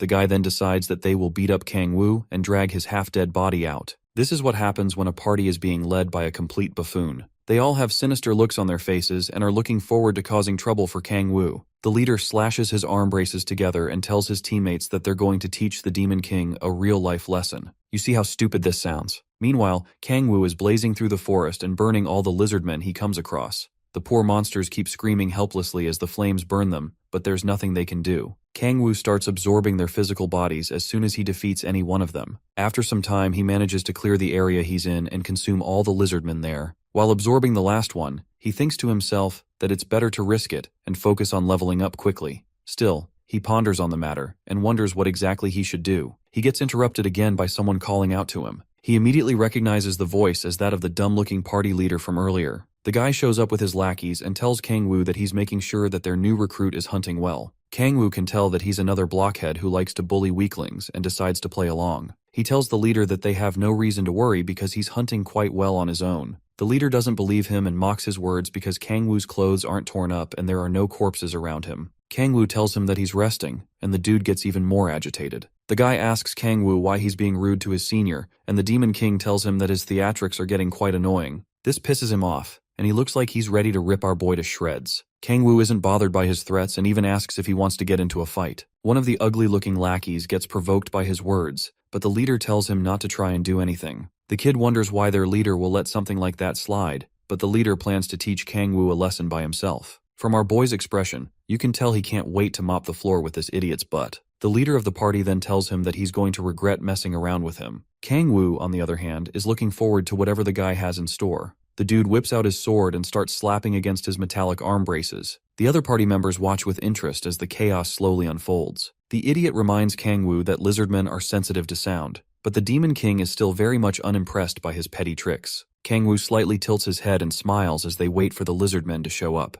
A fierce wind blows across the place as the leader continues making loud noises with his sword. The waters start vibrating in response to the horde of lizardmen that are approaching the scene. The party leader tells the mage to put up a magic barrier that will protect them from the monsters. Now protected by the barrier, he mocks Kangwoo and asks him what he's going to do. He tells the Demon King to get on his knees and beg for help because he feels the lizardmen will be too much for him to handle. However, Kangwoo is looking forward to this. He wonders if this is all the trickery the fool has in store. The party leader starts getting nervous, and Kangwoo tells him that he should go all the way when playing cheap tricks. The Demon King's eyes turn red, and he claps his hands, unleashing the devastating power of sound, which is bound to attract dozens of monsters. The Andras Guild party members are caught unawares when the earth starts rumbling uncontrollably beneath their feet. Kangwoo continues stomping the ground, creating an even bigger noise. The party leader, now scared for his miserable life, begs him to stop before things get out of hand. Kangwoo suddenly stops making noise and smiles at the leader. The dude calls Kangwoo a crazy person for what he just did, and things are about to get quite interesting. While inside the barrier, the party members are weary about the lizardmen who are slowly approaching from within the woods. In a matter of seconds, they get surrounded by a horde of these reptilian creatures, and they are all struck with fear. Their mage starts trembling a lot because she hasn't seen this many lizardmen before. The leader tries to tell her to get it together in fear that the barrier can drop at any moment. He lashes out at Kangwoo and curses him out,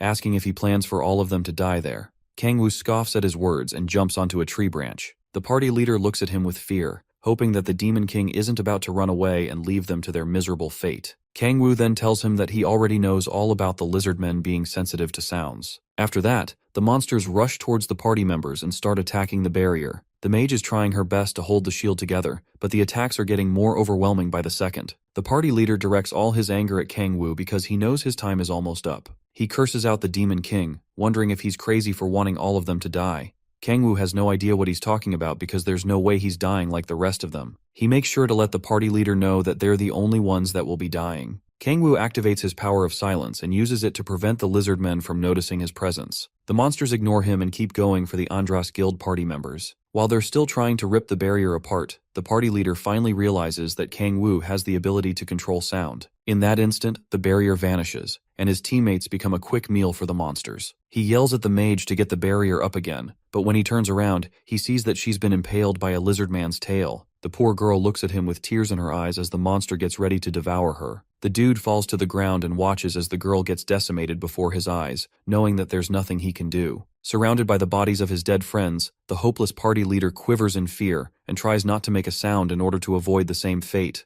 One of the lizardmen holds the body of a dead comrade, and he watches the horror before his eyes. Just like that, his entire team got turned into minced meat. The boy's lifeless body drops the spear in his hand and tries his best to stomach the horrid scene before his eyes. The next time he looks up, he sees that he is the next target for these monsters, and he begs Kangwoo to have mercy and save him. He admits that he was wrong for trying to act all high and mighty. Kangwoo happily calls out his name, Sion Bei, and wishes him good luck with the fight. The poor idiot curses the Demon King with all his strength as the lizardmen start eating him alive. In a matter of seconds, the lizardmen turn the poor fool into a happy meal for themselves, and Kangwoo watches as they feast. In his mind, it's better to fight evil with a larger evil and murderous intent with an even greater murderous intent. With the death of the Andras Guild party members, Kangwoo goes ahead to set the rest of the monsters ablaze and clean up the place, although he looks quite disappointed with how easy the whole thing was for him. After burning them with his flames, he then activates the power of gluttony to absorb the demonic energy he needs. Suddenly, the system pops up with a message, telling him that he can't use the power of gluttony against those protected by the Gaia system. He recalls that he first heard of the Gaia system when he was on his way to Earth. Looking at the dead human bodies, he realizes that players are protected by the said Gaia system. He is sad to find out that he can't consume their bodies and absorb their abilities.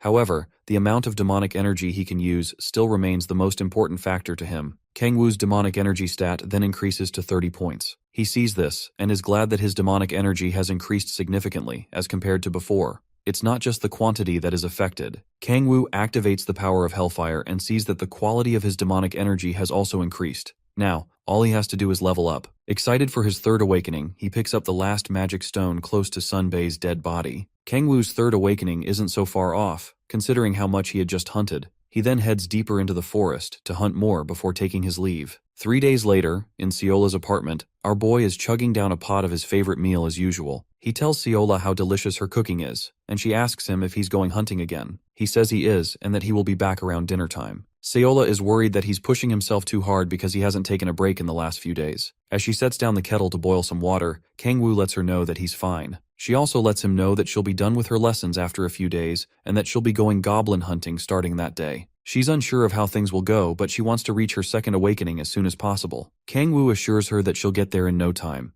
After that, Siola offers him one more cup of tea to refresh himself before leaving. Our boy has no choice but to accept her offer because he's a big simp. Suddenly, Siola remembers something she forgot and asks him if he had heard about the news from the gate recently. She says that there have been rumors of players known as cow players around. It could be just a rumor, but she advises him to be careful when venturing into the gates. Cow players are known for faking their ranks and attacking players. Kang Woo feels these rumors are springing up because of his encounter with the Andres Guild party. He was sure that he looked around the last time to make sure there were no witnesses. Their bodies look like they were killed by the lizardmen, so if the rumored cow player is him, then he has nothing to worry about. Still, he feels he can't be too sure, and he should prepare for the unknown and focus on leveling up. After hunting for some time, he finally reaches level 20 and unlocks his third awakening. The system tells him that the third awakening feature is now open, and he sees that his magic has increased to a whole other level. Kang Woo tests it out by unleashing the power of Hellfire, confirming his suspicions. Every time he levels up, the seal on his myriad demon gate weakens and demonic energy seeps through,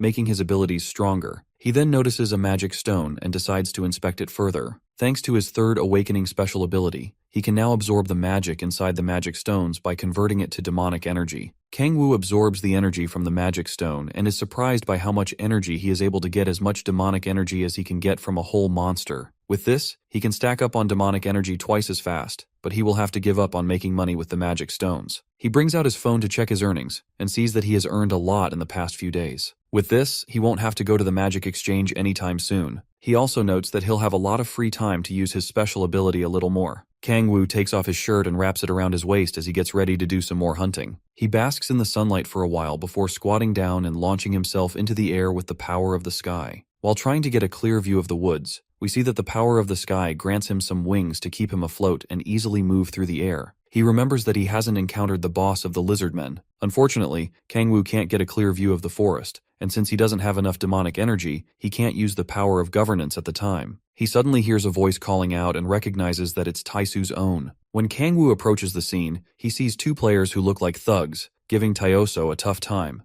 Kang Woo deems that this isn't a normal situation and wonders what all the fuss is about. He then sees Taesu standing in front of that poor thief from earlier who was begging to join people's parties. Taesu is filled with a lot of fury and asks the two players why they're attacking their own teammate. The two bullies get irritated by Taesu's loudness because it can possibly attract the lizardmen's attention. While they continue bickering, Kang Woo sees that the poor thief has been betrayed and figures that the two bullies are the cow players he heard about. He is glad that the rumors aren't about him. On the other hand, the red-haired bully suddenly attacks Taesu and tells him to shut up. Taesu blocks the attack with his hefty shield, but the impact slightly pushes him backward. He is really pissed at the two players but looks like he's been worn out as well. The two bullies are frustrated because of how tough Taesu is, and they wonder if he's only had his second awakening. Taesu firmly grabs his shield with all his strength and firmly slams it into the ground. Then he tells the cow players that he won't be going down so easily. He activates an ability that causes his shield to be surrounded by a sparking orange aura. However, the two players are unfazed by this because they believe Taesu can't beat them since he hasn't unlocked this third awakening ability. Despite Taesu's attempts to put up a tough act, he still looks very tired and doesn't look like he can last for long against them. The two players slowly approach him, ready to end their little debacle and send him to an early grave. The green-haired player then reminds his comrade that they can't kill the blockhead. Kang Woo takes note of what they said and wonders what they mean by that.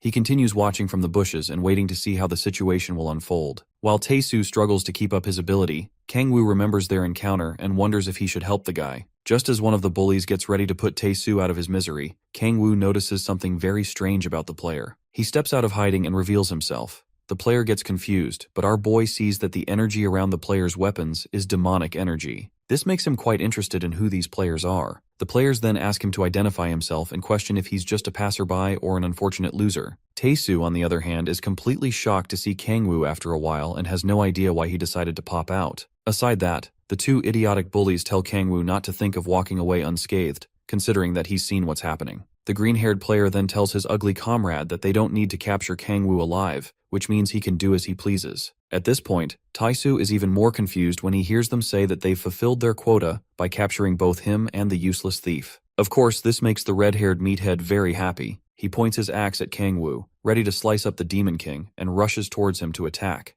The Demon King isn't the least bit bothered as the fool closes in on him. Taesu calls out to Kang Woo in fear, but the player is already inches away from slicing off the Demon King's head. Kang Woo just slaps the fool across the face, and his comrade watches as the idiot falls to the ground. He quickly gets up, and his teammate wonders what the hell he's doing. The red-haired guy tries to explain that something is off, but he doesn't see Kang Woo getting close to him. Before he can react, the Demon King lands a swift attack and continues to pummel the fool. Taesu is quite surprised to see Kang Woo beating up the guy so easily, and wonders if he's the same Kang Woo that he knows. The other bully rushes in to save his comrade and whips out his sword. Just as he's about to slice off Kang Woo's head, our boy hits him with the power of destruction and knocks his lights out. The impact sends the guy flying into a tree, and he gets the air knocked out of him. The guy helplessly falls to the ground, and all his comrade can do is watch like a loser. Kang Woo picks up the red-haired idiot by the hair and starts questioning the fool. With a cold tone, he asks the guy where he got the demonic energy. The fool insults Kang Woo and wonders how he knows about that, but gets his head slammed into the ground for not answering the question.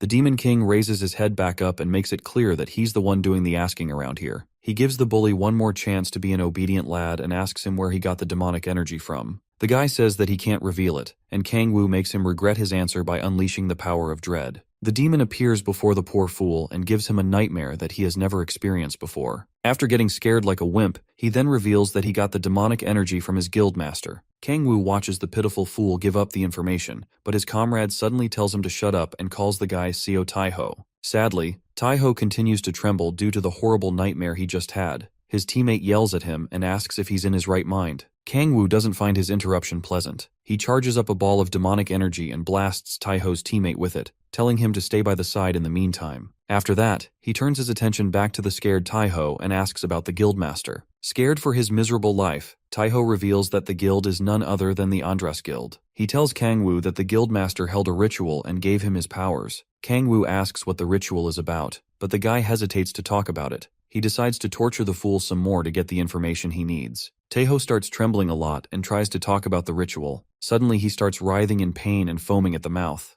He screams in pain until he coughs up a lot of blood and gives up the ghost. Kang Woo is beyond angry right now. He says that the guild must have planted a device in Taiho to prevent him from talking about the ritual. After that, Tae-soo approaches him and asks if he is really Kang Woo. At the same time, the thief finally wakes up from his slumber and wonders what's going on. Kang Woo confirms his identity to Tae-soo, and the brute is glad that it's really him. They both notice the thief has woken up, and Tae-soo refers to the boy as Tae-hyun. Tae-soo introduces the loser to Kang Woo and tells him that the Demon King saved them. The brute wonders what Kang Woo is doing there because he thought he was at the E-rank gate. Kang Woo plays it off nervously and says that he was just there for an errand. Tae-soo then figures that the Demon King isn't a beginner player and figures it's the reason Kang Woo rejected his offer earlier. He thanks Kang Woo for saving their hides from those insane bullies. While Tae-soo is shaking Kang Woo's hand crazily, Tae-hyun tries to thank Kang Woo as well, but he's too timid to speak loud enough for someone to hear. Tae-soo shows how glad he is to find out that Kang Woo is a high-level player and promises to return the favor for saving him. After the Demon King thanks him, he calls their attention to the Andras Guild and says that their reputation isn't exactly the best. While they look at the two dead bodies, Tae-soo says that he's really surprised that the guild had cow players as their members. He picks up his phone to report the matter and says he'll alert the Hwarang Corps. According to him, the Hwarang Corps is a player unit under the management of the government. Once Tae-soo tells them about the Andras Guild using cow players, they'll look into the matter immediately. Kang Woo thinks about what he said and tells him not to report the matter for now. Both Tae-soo and Tae-hyun look baffled and wonder what Kang Woo's reason is behind his decision. Kang Woo then tells them that he'll take care of the Andras Guild himself because he's got that dog in him. Tae-soo pauses for a moment and then accepts Kang Woo's decision since he respects the Demon King. Kang Woo tells them to forget about what happened there, but suddenly Tae-soo gets on his knees. Our boy is confused and wonders why this brute is pulling some silly theatrics again. Tae-soo then offers himself to Kang Woo and wants them to work together to make the Andras Guild pay for their crimes. The Demon King is completely weirded out by this and just doesn't understand what this blockhead is talking about. Tae-soo admires the fact that Kang Woo wants to punish the Andras Guild with his own hands. At least, that's what he believes. Even the dead bodies around are creeped out by his attitude. He feels that Kang Woo's sense of justice is like the ones he sees in movies and talks about how much he loves movies. It still doesn't change how creepy he's looking,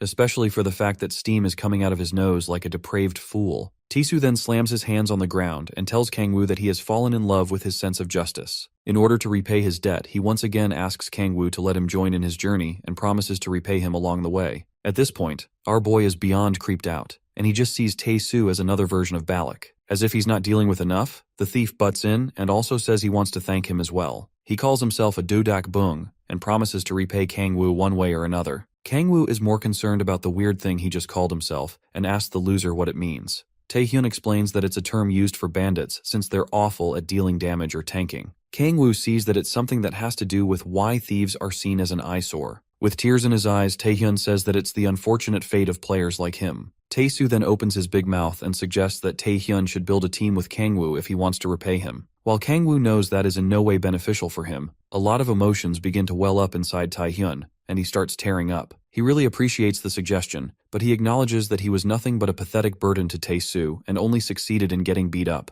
Taehyun wishes to become strong enough to assist both Kang-woo and Tae-soo. While Tae-soo acknowledges his valor and resolve, Kang-woo is convinced that these two idiots have completely lost their minds. After that, Taehyun bows to take his leave. However, Kang-woo admits that it isn't bad to have people indebted to him. The only problem he has now is dealing with Tae-soo. After the blockhead bids Taehyun farewell, Kang-woo asks him what his level is. Tae-soo reveals that he's at level 12, and he just reached his second awakening not too long ago. In terms of his basic education, his first awakening ability is C rank, so he leveled up by hunting. Kang-woo is quite impressed with this and asks what rank his second awakening ability is. Tae-soo tells him that the ability is an A rank, and Kang-woo admits that the blockhead has more potential than he thought. Still, he wonders why the blockhead hasn't joined a guild yet. Tae-soo then says that he was still considering joining a guild, but feels there's no need for that now. Kang-woo's expression shows that he has no idea what this idiot is talking about. Sadly for him, Tae-soo says that he's made up his mind to follow him while giving that fiery, dumb impression of Balak. Regardless, he's still a pretty decent companion for Kang-woo. It's known that a player who receives a high rank for their second awakening will most likely possess better abilities for their third and fourth awakenings. After recalling that Seola will have her second awakening soon, Kang-woo accepts Tae-soo's request and takes him into his team. Then Tae-soo asks for his contact details in case a situation arises where his help is needed. While putting his contact details on the phone, Kang-woo asks him for a favor. The blockhead eagerly awaits his new comrade's request, like a baby waiting for a lollipop. Kang-woo then tells him to form a party and level up with someone who will be completing their basic training in a few days. He also tells him that his new companion is a healer, and Tae-soo says he will gladly join them. After saving his contact, Tae-soo promises to form a great party and not let Kang-woo down. After that, Kang-woo contemplates whether he should head to the Andres Guild immediately or not. Moments later, he picks up the half-dead cow player and tries to make sure that the guy is still alive. The poor guy struggles to break free, but Kang-woo has some questions for him and tells him not to lie if he still treasures his meager life. With a demonic look, he tells the guy to nod if he understands. The hopeless guy agrees, and Kang-woo lets go of his neck. While Kang-woo finds out that the guy's name is Kang Cheolho, Tae-soo looks very worried about his interrogation methods. Kang-woo then looks at Cheolho with a disgusted expression and starts asking him questions. He reminds the guy that he spoke about capturing a player and bringing them back. Upon hearing this, Cheolho starts sweating nervously and tells Kang-woo that he doesn't remember saying anything like that. Kang-woo immediately kicks the fool's face, and the poor guy screams out in pain. The fear in Cheolho's eyes shows that his senses were definitely back after that kick. Kang-woo picks up and asks if he remembers now, and he tells the Demon King that the people are meant to be captured alive to be offered as sacrifices. The poor good-for-nothing continues trembling in fear while Kang-woo ponders on the words he just told him. Kang-woo then tosses him to the side. He also remembers that Han Tae-hyun spoke about the same thing. Suddenly, he gets an idea and starts smiling in a scary way. He quickly grabs Cheolho and looks at him with a demonic gaze in his eyes. Then he tells the poor dude that he has a favor to ask of him. With that look in his eyes, you can bet Cheolho is going to regret ever existing in this world. Later on, Cheolho is seen walking past a lonely alley with some luggage. Someone suddenly stops him and points a flashlight at his face. After confirming Cheolho's identity, the strange guy says that he and Taiho left to hunt for sacrifices. He wonders what took him so long but is caught off guard when he sees how messed up Cheolho's face looks. The guy went to a D-rank gate, so it didn't make sense for him to be so battered and bruised. Aside from that, he also asks about Taiho, and Cheolho lets him know that the guy is dead. None of this makes any sense to the guy, and he is completely confused by what he just heard.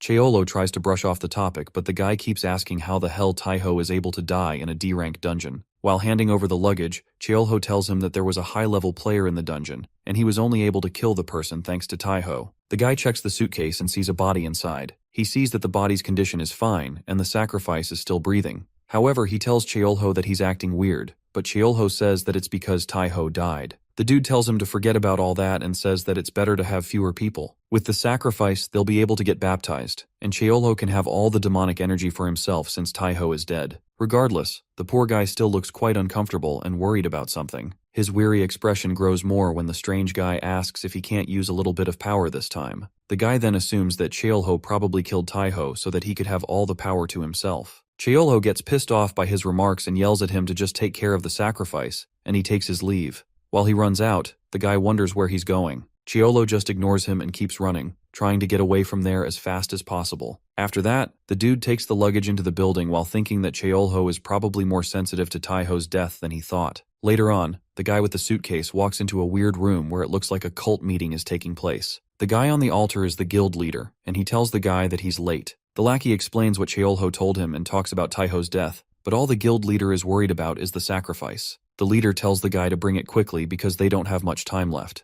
He unzips the suitcase, and the guild members start their incantation. Then we see the guild leader carrying Kangwoo's body to the altar. He beckons on the power of Andras, saying that it's been a year since he converted, and asks his god to bless him with his incredible powers. The incantations continue in the background, while Kangwoo is being prepared to be used as a sacrifice. The leader thinks to himself that he can quench the thirst of his followers with demonic energy since it's what they want as players. After that, he takes off his mask to reveal a rotten face underneath, and goes ahead to commence the ceremony. He tells one of his followers to bring some magic stones, and the lackey opens a trunk filled with countless stones. As the desire of his followers grows, the power becomes more demonized, and the guild leader hopes to become a complete demon. He then asks his followers about who is meant to be baptized, and the guy tells him that it's meant to be Yahello, but the fool ran away. After hearing this, the leader decides that there will be no baptism this time around. The followers can't believe their ears, but the leader tells them to shut up. He tells them that only those who work deserve to be baptized and reminds them that without his teachings, they won't even have a chance to be baptized in the first place. However, he decides to take the sacrifice for himself since there is no owner. After that, he turns to his lackeys and tells them that the ceremony will begin. The deranged leader crushes a magic stone and lets out the demonic energy, allowing it to fill the air. A lot of strange inscriptions on the floor start glowing around the altar as the ceremony takes place. With so many magic stones in his possession, he'll be able to hold more ceremonies and keep feeding himself the power to get stronger. A sudden crack in space appears, and demonic energy starts flowing out uncontrollably. The leader wants nothing more than to absorb all of it into his body, but it'll be too dangerous for him, and will result in his death. This is why he needs a medium to absorb the energy. If he lets the sacrifice absorb the energy until they die, he can drink the blood of the corpse, and he'll have all the refined demonic energy he needs.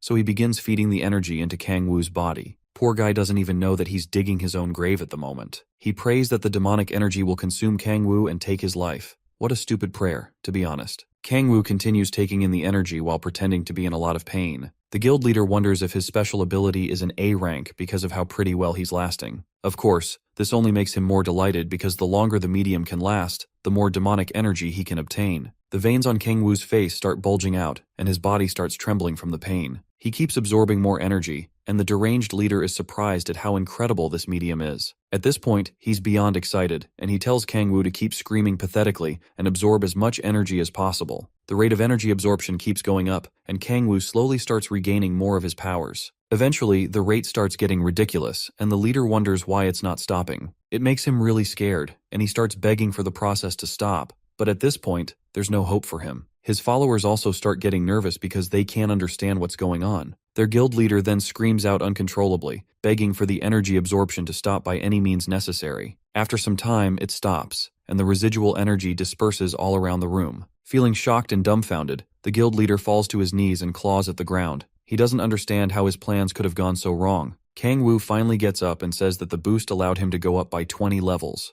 The leader, with a perplexed look on his face, asks how and wonders what the hell Kangwoo is talking about. The Demon King then asks if he can hold the ceremony one more time for him. He has a cocky and mocking look on his face while urging the guild leader to run up the ceremony just one more time. Feeling very frustrated, the guild leader crashes out, which makes his followers very worried about him. He curses Kangwoo and tries to attack him immediately, but Kangwoo swiftly dodges the fireball, and it ends up destroying the wall behind them. The Demon King mockingly commends his feeble attack, and this makes the guild leader start throwing out spells haphazardly. The barrage of fireball spells keeps going on non-stop because this guy is crashing out as if he caught Kangwoo sleeping with his wife. After the horde of attacks, he looks up to see if the Demon King is dead. Sadly for him, Kangwoo is unscathed thanks to the amount of demonic energy he currently has. Things are really convenient for Kangwoo right now, but this deranged leader isn't too happy about all this. He tells his followers to stop standing around like NPCs and attack Kangwoo. All of them start charging towards our boy while their leader moves to the side like a wimp.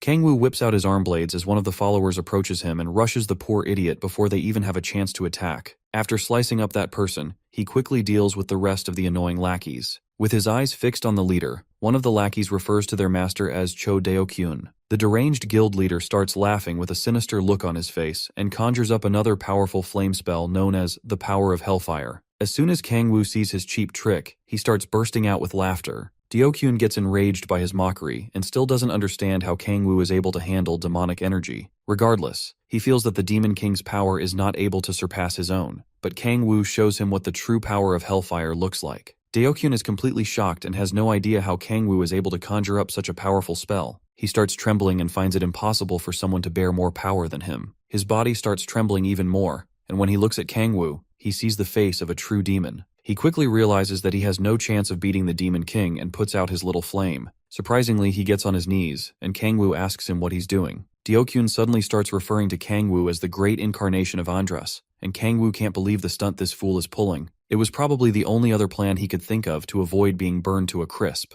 Deokyun starts worshipping, calling Kang Woo their god, king, and the Messiah himself. While he continues to praise our boy, his followers can't believe what their leader is doing. He starts yelling at his followers and telling them to join in the worship of Kang Woo. For some reason, he believes Kang Woo is the one that will lead them to eternal life. Kang Woo immediately realizes that this fool is trying his best to pull off the stupidest trick in the book. The other followers get on their knees, and Deokyun continues glazing the Demon King, hoping that his little theatrics will work. Kang Woo cancels his spell and walks up to the useless guy, who's still trembling greatly. Deokyun says he's so overcome with emotion that he feels that he can burst at any moment, and Kang Woo admits that the guy isn't a complete idiot. The Demon King decides to play along and activates the power of the sky, unleashing his demonic wings. Deokyun looks up to his savior like a pathetic wimp as Kang Woo laughs like a maniac. Kang Woo declares himself to be Andras, the king of hellfire and the king of all demons. He then tells Deokyun to dismiss all his subordinates so that he can have a word with him alone. Moments after the followers leave, Kang Woo starts to ask Deokyun some questions. First off, he tells him to cut the crap and stop with the awful worship display. Deokyun still looks very scared for his life, but then asks Kang Woo who he really is. The Demon King tells him to shut up because he is the only one allowed to ask questions around here, and Deokyun's only job is to respond. After that is cleared up, Kang Woo looks at him as if ready to eat him alive and asks the fool how he is able to create a crack with magic from the magic stones. Deokyun says that he learned it after being preached to. He tells Kang Woo that one day, a guy wearing a demon mask approached him and told him that he could achieve eternal life if he followed the demonic religion. Kang Woo throws him to the ground, calling him a fool for accepting something that he didn't even know of. Deokyun then explains that the guy overpowered their guild in an instant and told them to choose between dying or following his orders. Fearing for their miserable lives, they had no choice but to accept the masked man's preachings and follow his orders. Kang Woo then asks for the whereabouts of the masked man,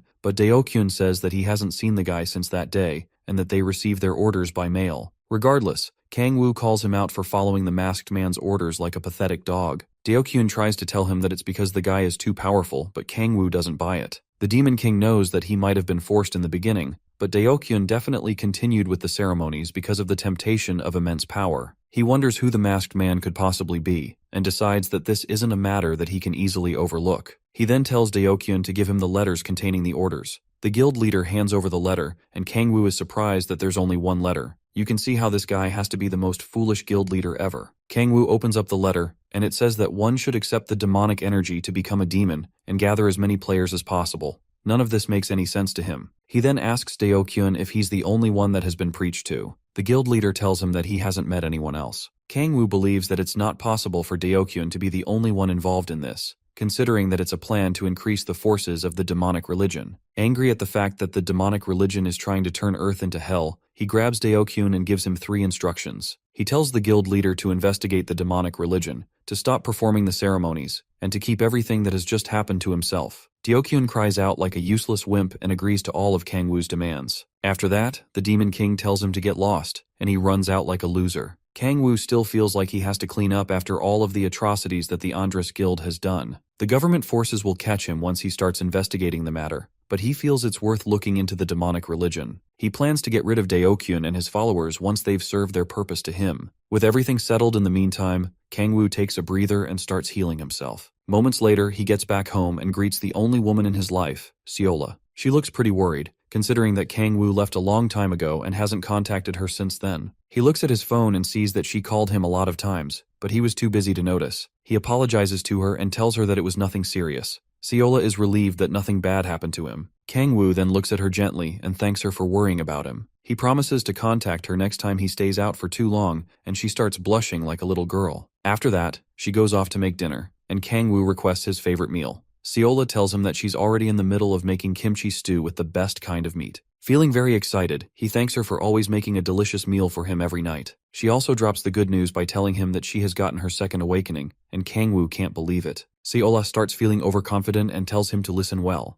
She reveals that her special ability is a B rank and is known as the Blessing of Light. Kangwoo obviously has no idea what that means, but he's glad that they'll be able to form an amazing party with Tae-soo. With the three of them, he is sure that they'll be far stronger than other parties. He asks if she has received any guild offers yet, and wants to know which one she plans on joining. Seola nervously tells him that she doesn't really have plans of joining any guild. Instead, she wants to help him out in any way she can. Kangwoo thanks his stars for meeting such an angel, but tells her that it's not a good idea for them to team up now. He goes ahead to crush her heart more by saying that her current self won't be of much help to him. Seola ends up really sad, and he feels bad for having to break the news to her like that. Regardless, he feels she'll be much more useful to him later on. Due to his overwhelming strength, he won't be able to gain enough experience from battles if he forms a party now. In order to train himself properly, he wants to form a party with people who are compatible. Kangwoo then tells Seola that he knows a tanker who she should form a party with and level up with for now. When she gains enough experience, they can all form a party together and try out a higher rank gate. Seola gets pretty excited when she hears this and agrees to form a party with Tae-soo. He feels they'll be able to level up quickly due to their high rank special abilities. On the other hand, Seola just can't wait to level up and join Kangwoo. He tells her that he'll sponsor her with everything she needs until then. Seeing how happy she is brings a little smile to Kangwoo's face. While Kangwoo thinks about when to level up both her and Tae-soo, Seola brings him his dinner. As usual, the pot of kimchi stew is always a beautiful sight for him, and he wastes no time to grab a spoon and start digging in. Seola tells him to wait a bit so he can try the meal with something new. Then she pours some ramen into it, and the pot starts shining with the aura of a goddess. As he reaches for the chopsticks, he vows to stop the demonic religion and protect this world and his precious meal no matter what. The next day, Kangwoo heads to the player support center to get his C-rank player card. The female attendant then tells him that the card will be emailed to his address the next day. He wants it done that day, but she tells him that the magic stone identification needs to be added to the card. Kangwoo then leaves, feeling bad that he can't get the card the same day. For a moment, he realizes that he hasn't really had a full rest ever since he came back to Earth. Seeing that he can't do anything about the demonic religion at the moment, he decides to use the chance to rest well. He then walks around the city, thinking about what he can do while resting. He brings out his phone and scrolls through a collection of webtoons. Kangwoo remembers that he used to read them a lot before he was dragged into hell. He decides not to go back to that same habit and tells himself that he needs to enjoy everything that he can. He suddenly notices a PC store nearby and heads inside. It's not a sight that he has seen before, and he's shocked at how awesome the place looks. Kangwoo gets on one of the gaming computers and sees that he can even order some food from the menus. He goes ahead to order a plate of ramen because he heard it tastes better in PC rooms. While he waits for that, he decides to play one of the most popular games there. The game has a tactical RPG style, where one needs to form a party consisting of different roles. He picks a role that represents how chaotic he is, like how he causes an uproar on the battlefield. After that, the game starts, and he can't believe how great a game can look. In the game, he gets gold every time he kills a monster. His teammates quickly notice that he's a noob, and the chat screens start looking like the Call of Duty lobbies on Xbox. Later on, someone comes to deliver his ramen to him, and they leave it on the table for him. While his teammates are still crashing out, Kangwoo starts enjoying his delicious meal. The texts keep popping up, but the Demon King isn't the least bit bothered about his teammates at the time. All that's going on in his head is how awesome his ramen is, especially with the added pickled radish. After that, he washes it down with a bottle of soda and wonders if he is in heaven. Kangwoo finally looks back at the PC screen to see that his character has died in the game. He gets startled when he suddenly hears someone shouting about how horrible their teammate is in the game. Kangwoo is confused and turns back to see who's screaming like a deranged banshee. He sees a girl looking at him, and she rudely asks him what he's looking at. She tells him to look elsewhere because she's in a really bad mood. Then she sees his game screen and doesn't know whether to call it good luck or bad luck. Not only is Kangwoo such a horrible noob, but she finds it more annoying that he's enjoying a plate of ramen in the middle of all this. She walks up to him and demands that he come out of his chair while she's still being nice about it. Kangwoo has no idea who this crazy lady is or what the hell she is talking about. This only makes her more furious, and she calls him a troll while attempting to grab his shirt. Kangwoo swiftly dodges her hand, and she can't believe how fast he is. He then tells her to stop bullying him, and asks her why she's lashing out at him. She attempts to grab him a couple more times, but our boy has better reflexes than her. The crazy lady then goes all out and attempts to attack him with full force. They get into a little scuffle, and Kangwoo dodges all her attacks faster than the Flash. Their movements are so fast and hard to track. However, he dodges every single attack, and she finally stops. When she realizes that he isn't an average person, she wonders who he is and asks if he was sent by the Mir Guild. Kangwoo tells her that he has no idea what she's not talking about, and that he's not part of any guild. She accuses him of lying because she doesn't believe that someone with his skills isn't part of a guild. Kangwoo asks about her guild, and she says that she's a part of the Red Guild, one of the top 5 guilds. After blurting that out, her stupid brain realizes that she's meant to keep that information a secret. Kangwoo then goes ahead to ask for his bill, and the girl loses her cool because he's acting like she doesn't exist. His face isn't too happy either when he sees that she's still talking to him. This crazy girl continues bugging him and tells him to give her a serious reply. She says that she hasn't heard of an A-rank player without a guild. He shows her his player card, which designates him as a D-rank player. However, she can't believe that he's really a beginner. The girl knows that something isn't right because if he is really a D-rank player, she would have defeated him. After that, Kangwoo takes his leave and bids her farewell. She is still in shock and wonders if Kangwoo is who she thinks he is. When Kangwoo steps out of the building, he has a very disturbed look on his face. He hasn't regained all of his abilities, but he still has his reflexes from years of fighting experience. However, meeting someone on a similar level is the last thing he expected. He thinks back to the last move that the girl used on him and admits that she left his field of view for a moment. He would have been defeated, but his plot armor is still up and running. He can't believe how skilled the girl is and wonders just who exactly she is. Regardless, he is relieved that he escaped. Then he suddenly notices something. Meanwhile, the girl he just fought opens a window and leaps out with sick ninja moves. When she is sure that the coast is clear, she brings out her phone and makes a call to her guild. The Red Rose strategy team answers and refers to her as Cha Yeonju. They connect her to HR and a man known as Park Hyunwoo asks her what's wrong. As the guild leader, she tells him that he needs to investigate something important for her. Hyunwoo asks if she's referring to the demonic religion worshipper, but she's not entirely sure. Yeonju says that the guy is hiding his identity because she still doesn't believe that Kangwoo is a D-rank player. Since Kangwoo has a D-rank player card, Hyunwoo knows that he doesn't have a mana discerning device. This makes it easier to carry a fake card because cards from C rank and above are harder to fake. Yeonju is very frustrated by her encounter with him, and Hyunwoo tells her that if Kangwoo is a D-rank worshipper, he would go around killing players of the same level. She then tells him that he doesn't belong to that level because Kangwoo is skilled enough to predict her movements. Upon hearing this, Hyunwoo can't believe it because there hasn't been a single demonic religion follower skilled enough to react to her movements. Yeonju has investigated the demonic religion for some time, and there hasn't been anyone who can match her level, but she remembers Kangwoo's movements and wonders what exactly he is. Due to the Demon King's skill level, they assume that he can either be the manager or leader of the demonic religion. Feeling even more frustrated, Yeonju flips a button and snatches it firmly. She then tells Hyunwoo to find out more information about Kangwoo quickly. After that, she hangs up the call. She's not sure if Kangwoo is part of the demonic religion or not, but she can confidently say that he can easily mop the floor with her butt.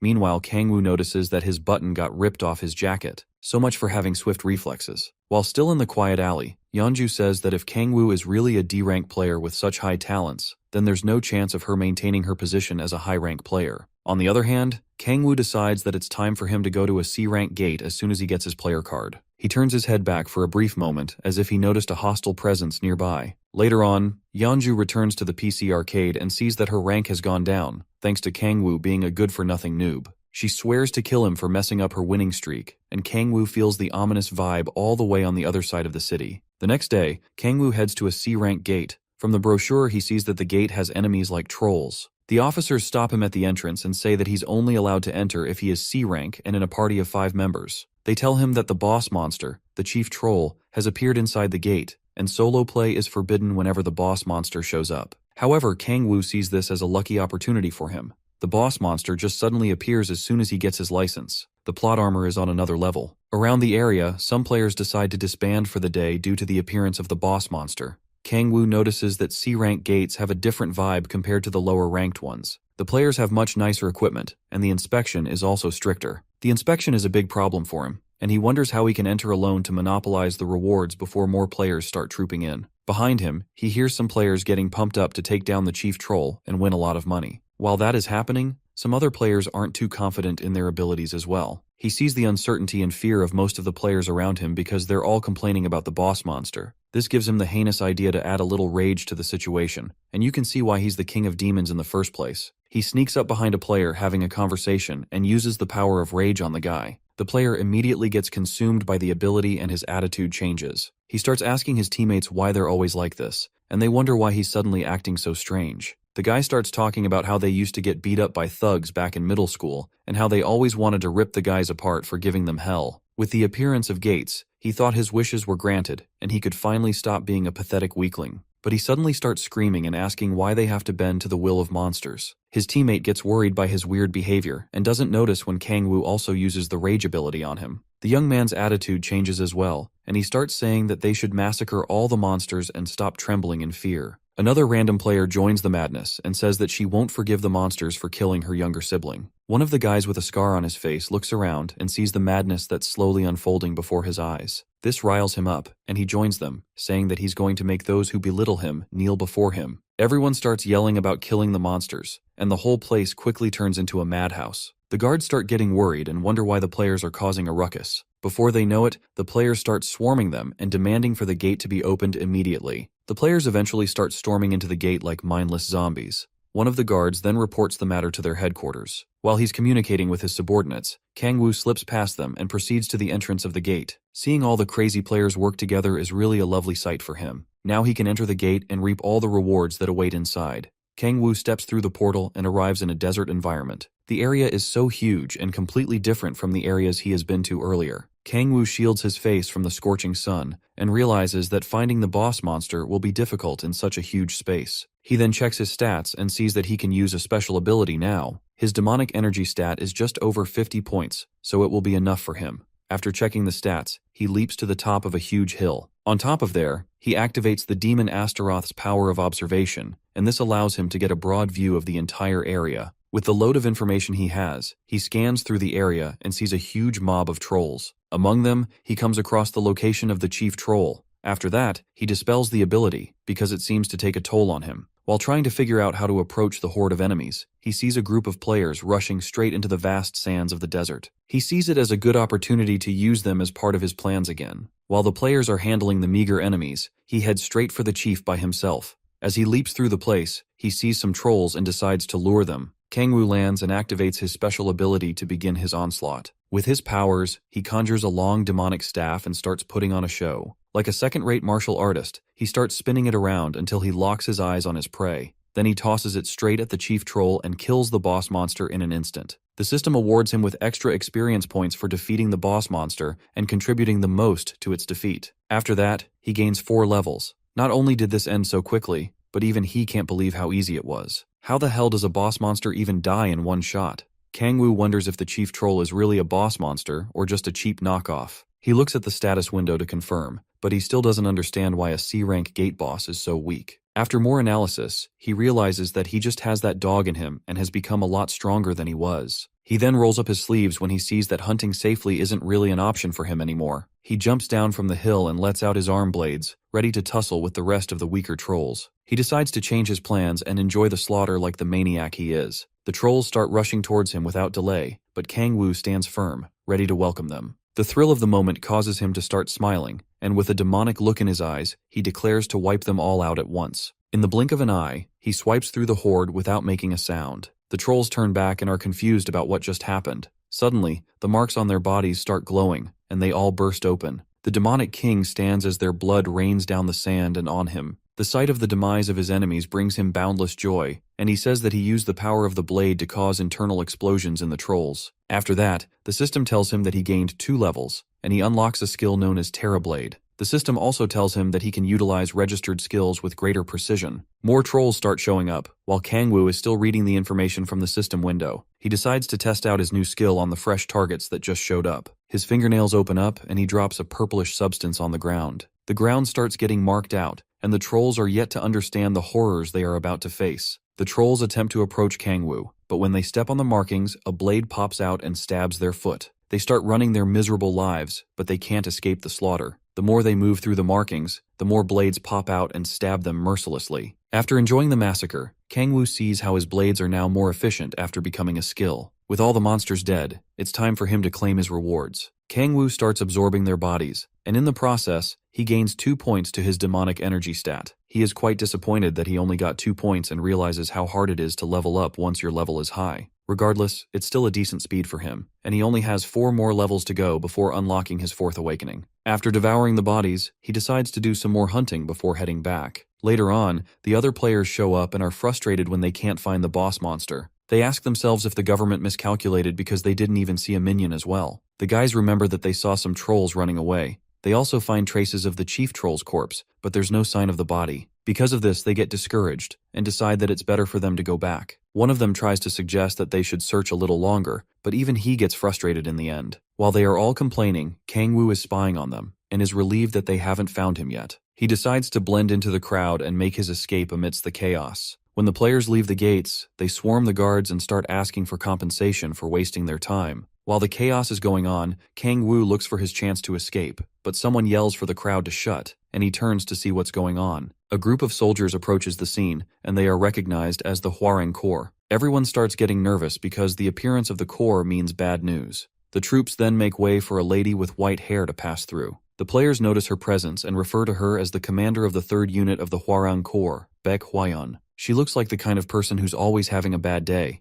and you don't want to mess with her. She slams her sword on the ground and tells everyone to be quiet. Her eyes scan through the area, and she tells them that there have been reports of a cow player appearing at D-rank gates. As the corp members start approaching each player, Baek tells them that they'll be conducting inspections on all players who have reached their 3rd awakening. Kangwoo looks very nervous right now because this is a bad situation for him. Frustrated at the current situation, he wonders what he has to do to escape Baek and her soldiers. He keeps his eyes on her and prays that he hasn't been caught. Baek has her eyes firmly fixed on everyone, in case someone decides to try something funny. The soldiers try to calm down everyone by telling them that it's not a complicated inspection. They only plan to search for players on their investigation list. Nevertheless, Kangwoo knows that he did some bad things, and he hopes that he's not on that list. There are so many eyes around the scene, making it hard for him to try and escape. He also knows that it will be tough to sneak past Baek. Rage starts to build up inside of him while he tries to think of a way to get himself out of the situation. Suddenly, Baek approaches him and asks to see his player card. He nervously plays along and hands it over to her. While she scans through the card, Kangwoo thinks of how careful he has to be from now on, since the cow players are already making their move. After that, he and Baek start talking, and she tells him that she can't leave her subordinates to do all the work. Our boy then tries to rizz her up,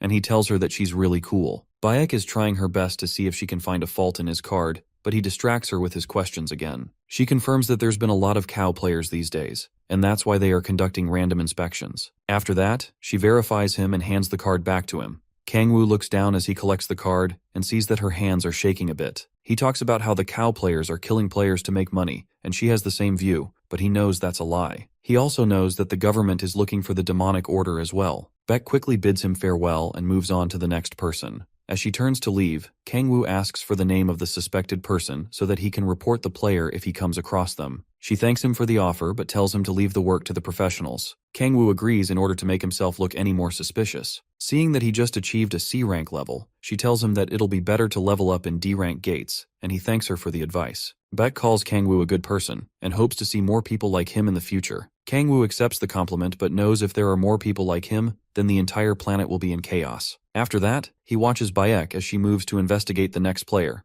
After that, he calls Tae-soo and asks to meet up with him. A few days later, he meets up with Tae-soo and Seola at a cafe. Tae-soo finally gets to meet with Seola and asks if she's the healer that Kangwoo spoke of. She greets him but hesitates to shake his huge hands because she doesn't want to get crushed. Tae-soo starts looking at them like a creep and says that she and Kangwoo look good together. After their greetings, they sit down to discuss, and Kangwoo tells Tae-soo that he wants to take Seola and hunt at D-rank gates. The blockhead quickly agrees, since having a healer will be favorable to him as well. The situation then gets awkward when he calls Seola his sister-in-law. She starts blushing like a little girl, but Tae-soo tells her not to worry about it and asks her to explain her special ability in detail. Aside from healing, her ability also allows her to buff her teammates' strength, stamina, and dexterity. Tae-soo is quite impressed by this, and wants to know if healing and buffing can be done simultaneously. Seola says she can do both, but the only problem is that her attacks are weak and pathetic. However, Tae-soo is still impressed. It's very rare to come across a healer who can buff and protect themselves as well. Seola then thanks him for the nice compliments. She also says that she has no plans of joining a guild at the time. Meanwhile, Kangwoo is drooling like a fool because she didn't deny it when Tae-soo called her sister-in-law. Anyway, Tae-soo starts gulping his drink like a drunk brute and talks about how he plans to write a new history with Kangwoo. Seola and Kangwoo just can't believe how crazy this guy is. After that, Kangwoo asks if he has thought of a candidate for a dealer.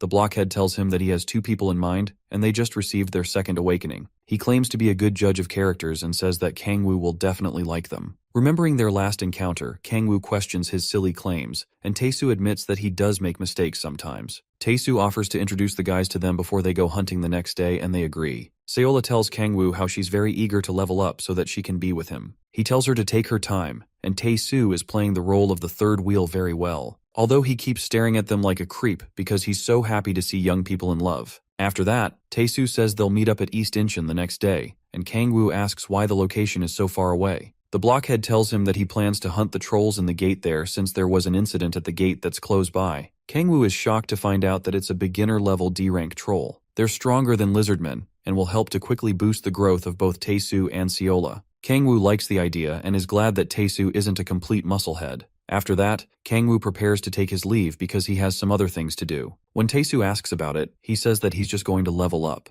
With his current level at 29, Kangwoo is just one step away from achieving his 4th awakening. He heads to the C-rank gate and uses his observation power to locate some trolls. He locates 8 of them and quickly slices through them in the blink of an eye. Before the trolls even realize what's happening, the deed is done. They quickly die off, and Kangwoo shakes the blood off his arm blades. While thinking of how many more he has to kill, he notices a strange scent. It's not the scent of monster blood, but that of human blood. He quickly leaps to trace where the scent is coming from. As he flies through the air, he says that the amount of blood is coming from at least 6 people, and he wonders if a C-rank party was killed instantly. The only explanation he can come up with is that there are some cow players around the place. Kangwoo finally sees the dead players and lands at the massacre scene. Every single one of the players is dead, and looks like they were killed brutally. The demonic order usually needs live sacrifices, so he wonders who could have killed them. The scent of the blood is still fresh, which means the culprit is still likely close by. Kangwoo suddenly sees something that makes even him shudder with fear. The monster's huge and sharp teeth are traced with blood, and still munching on the remains of its victims. The devilish creature lets out a loud scream, and Kangwoo wonders why a hellhound is there. The monster's loud scream shakes up the air and causes the ground to tremble. It immediately dives toward Kangwoo and attempts to devour him. Caught in a dire situation, the Demon King quickly whips out his arm blades and slashes the monster. Unfortunately, the hellhound's skin is too tough, making this fight even more annoying. He is caught off guard again as the beast charges up a blast and fires it at him. The attack explodes on impact, causing nothing but destruction in its path. The beast waits for the dust to clear up to make sure that his foe is dead,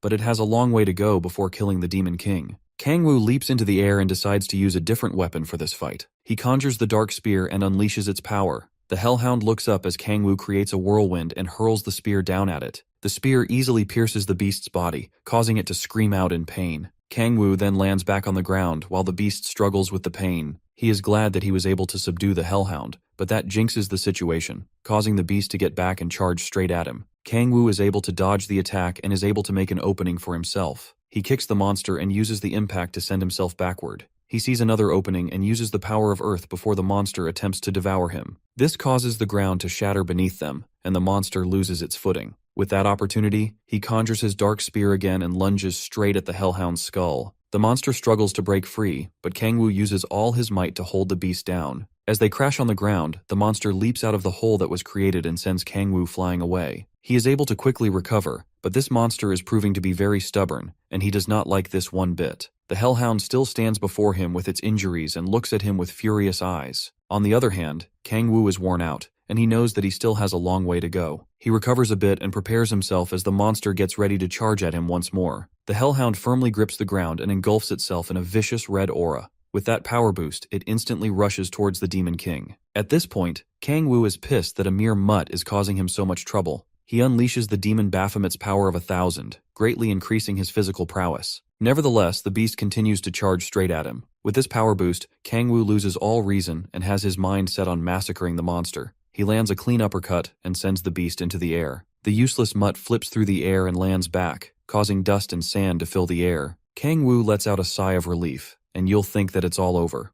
But this persistent mutt still refuses to stay down. Right now, Kangwoo wishes he could use 2 powers simultaneously. However, since he used to hunt these beasts in hell, he's confident that he can defeat the hellhound at his current level. He prepares for another attack as the beast rises from the sands, but in a weird turn of events, it starts sinking into the ground. At least it's finally over. The system window pops up and tells him that he has defeated a C-rank Krax fragment. He gets to level 30 and finally unlocks his 4th awakening and gets a special ability called Ruler of Demonic Energy. This will enable him to use demonic energy more quickly and naturally, and he'll also be able to conceal his demonic energy from other beings. Kangwoo recalls that he has heard of the term core crack before, and wonders if it's what the system calls beings from hell. This also makes him wonder how the hellhound was able to find its way across hell. More and more questions keep popping into his head, but he doesn't understand any of them.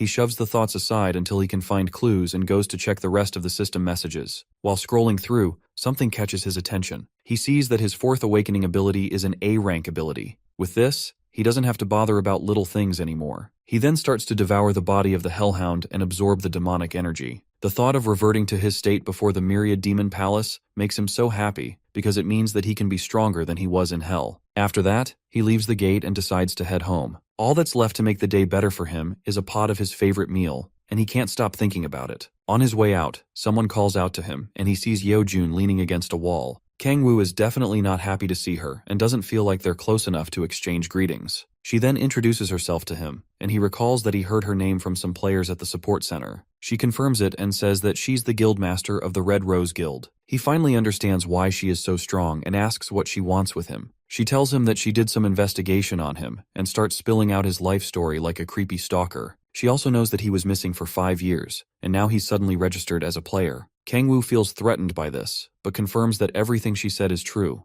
She even knows the exact date he was registered as a player. Back then, the support center marked his first awakening ability as an F rank, but she doesn't believe that he's that weak. Kangwoo remains silent and continues staring at her with a dead look. Yeonju even says that she thought he was a criminal, considering how fast he has leveled up. She even reveals that his fingerprints match her records, and he asks how she was even able to get that. She tells him that his fingerprint was recorded when he registered for his license. Due to this, she's able to confirm that he's not using a fake identity. After going through her phone, she comes to the conclusion that Kangwoo has great talent and may even surpass her. Not only her, but he may even have greater talent than Baek Kang-yoon. Kangwoo thanks her for the sweet compliments, but he still wants to know what exactly she wants. Yeonju thinks momentarily, and then tells him that she'd like to sponsor him with her authority as the Guildmaster of Red Rose. That definitely isn't what he expected to hear, and she asks him what he was expecting. Kangwoo says that he thought that she would ask him to join her guild, but she tells him that she can't let someone so suspicious join her guild right away. She also says that he wouldn't have hidden his powers if he planned to join a guild, but Kangwoo feels like he wasn't. Yeonju then explains that she plans to give him financial support and help him to level up faster. Kangwoo starts mocking her by asking if she plans to help him in the game they played last time, and she completely loses her cool. Luckily, she calms down by reminding herself that she's a guildmaster and not a deranged witch. Kangwoo is just joking with her, but she hasn't forgiven him for how he prevented her from leveling up in the game. He goes even further to talk about her low bronze league, but she says it's because she always gets matched with useless noobs. Jokes aside, he then asks her why she's so eager to sponsor him, and she says it's because he's going to get stronger. She is impressed by how fast he has leveled up and how he has done everything while hunting by himself. With her sponsorship, he'll get a pass that will allow him to enter gates from A rank and below without restrictions. Not only is this really good for him, but he'll also be able to form a party with her guild members.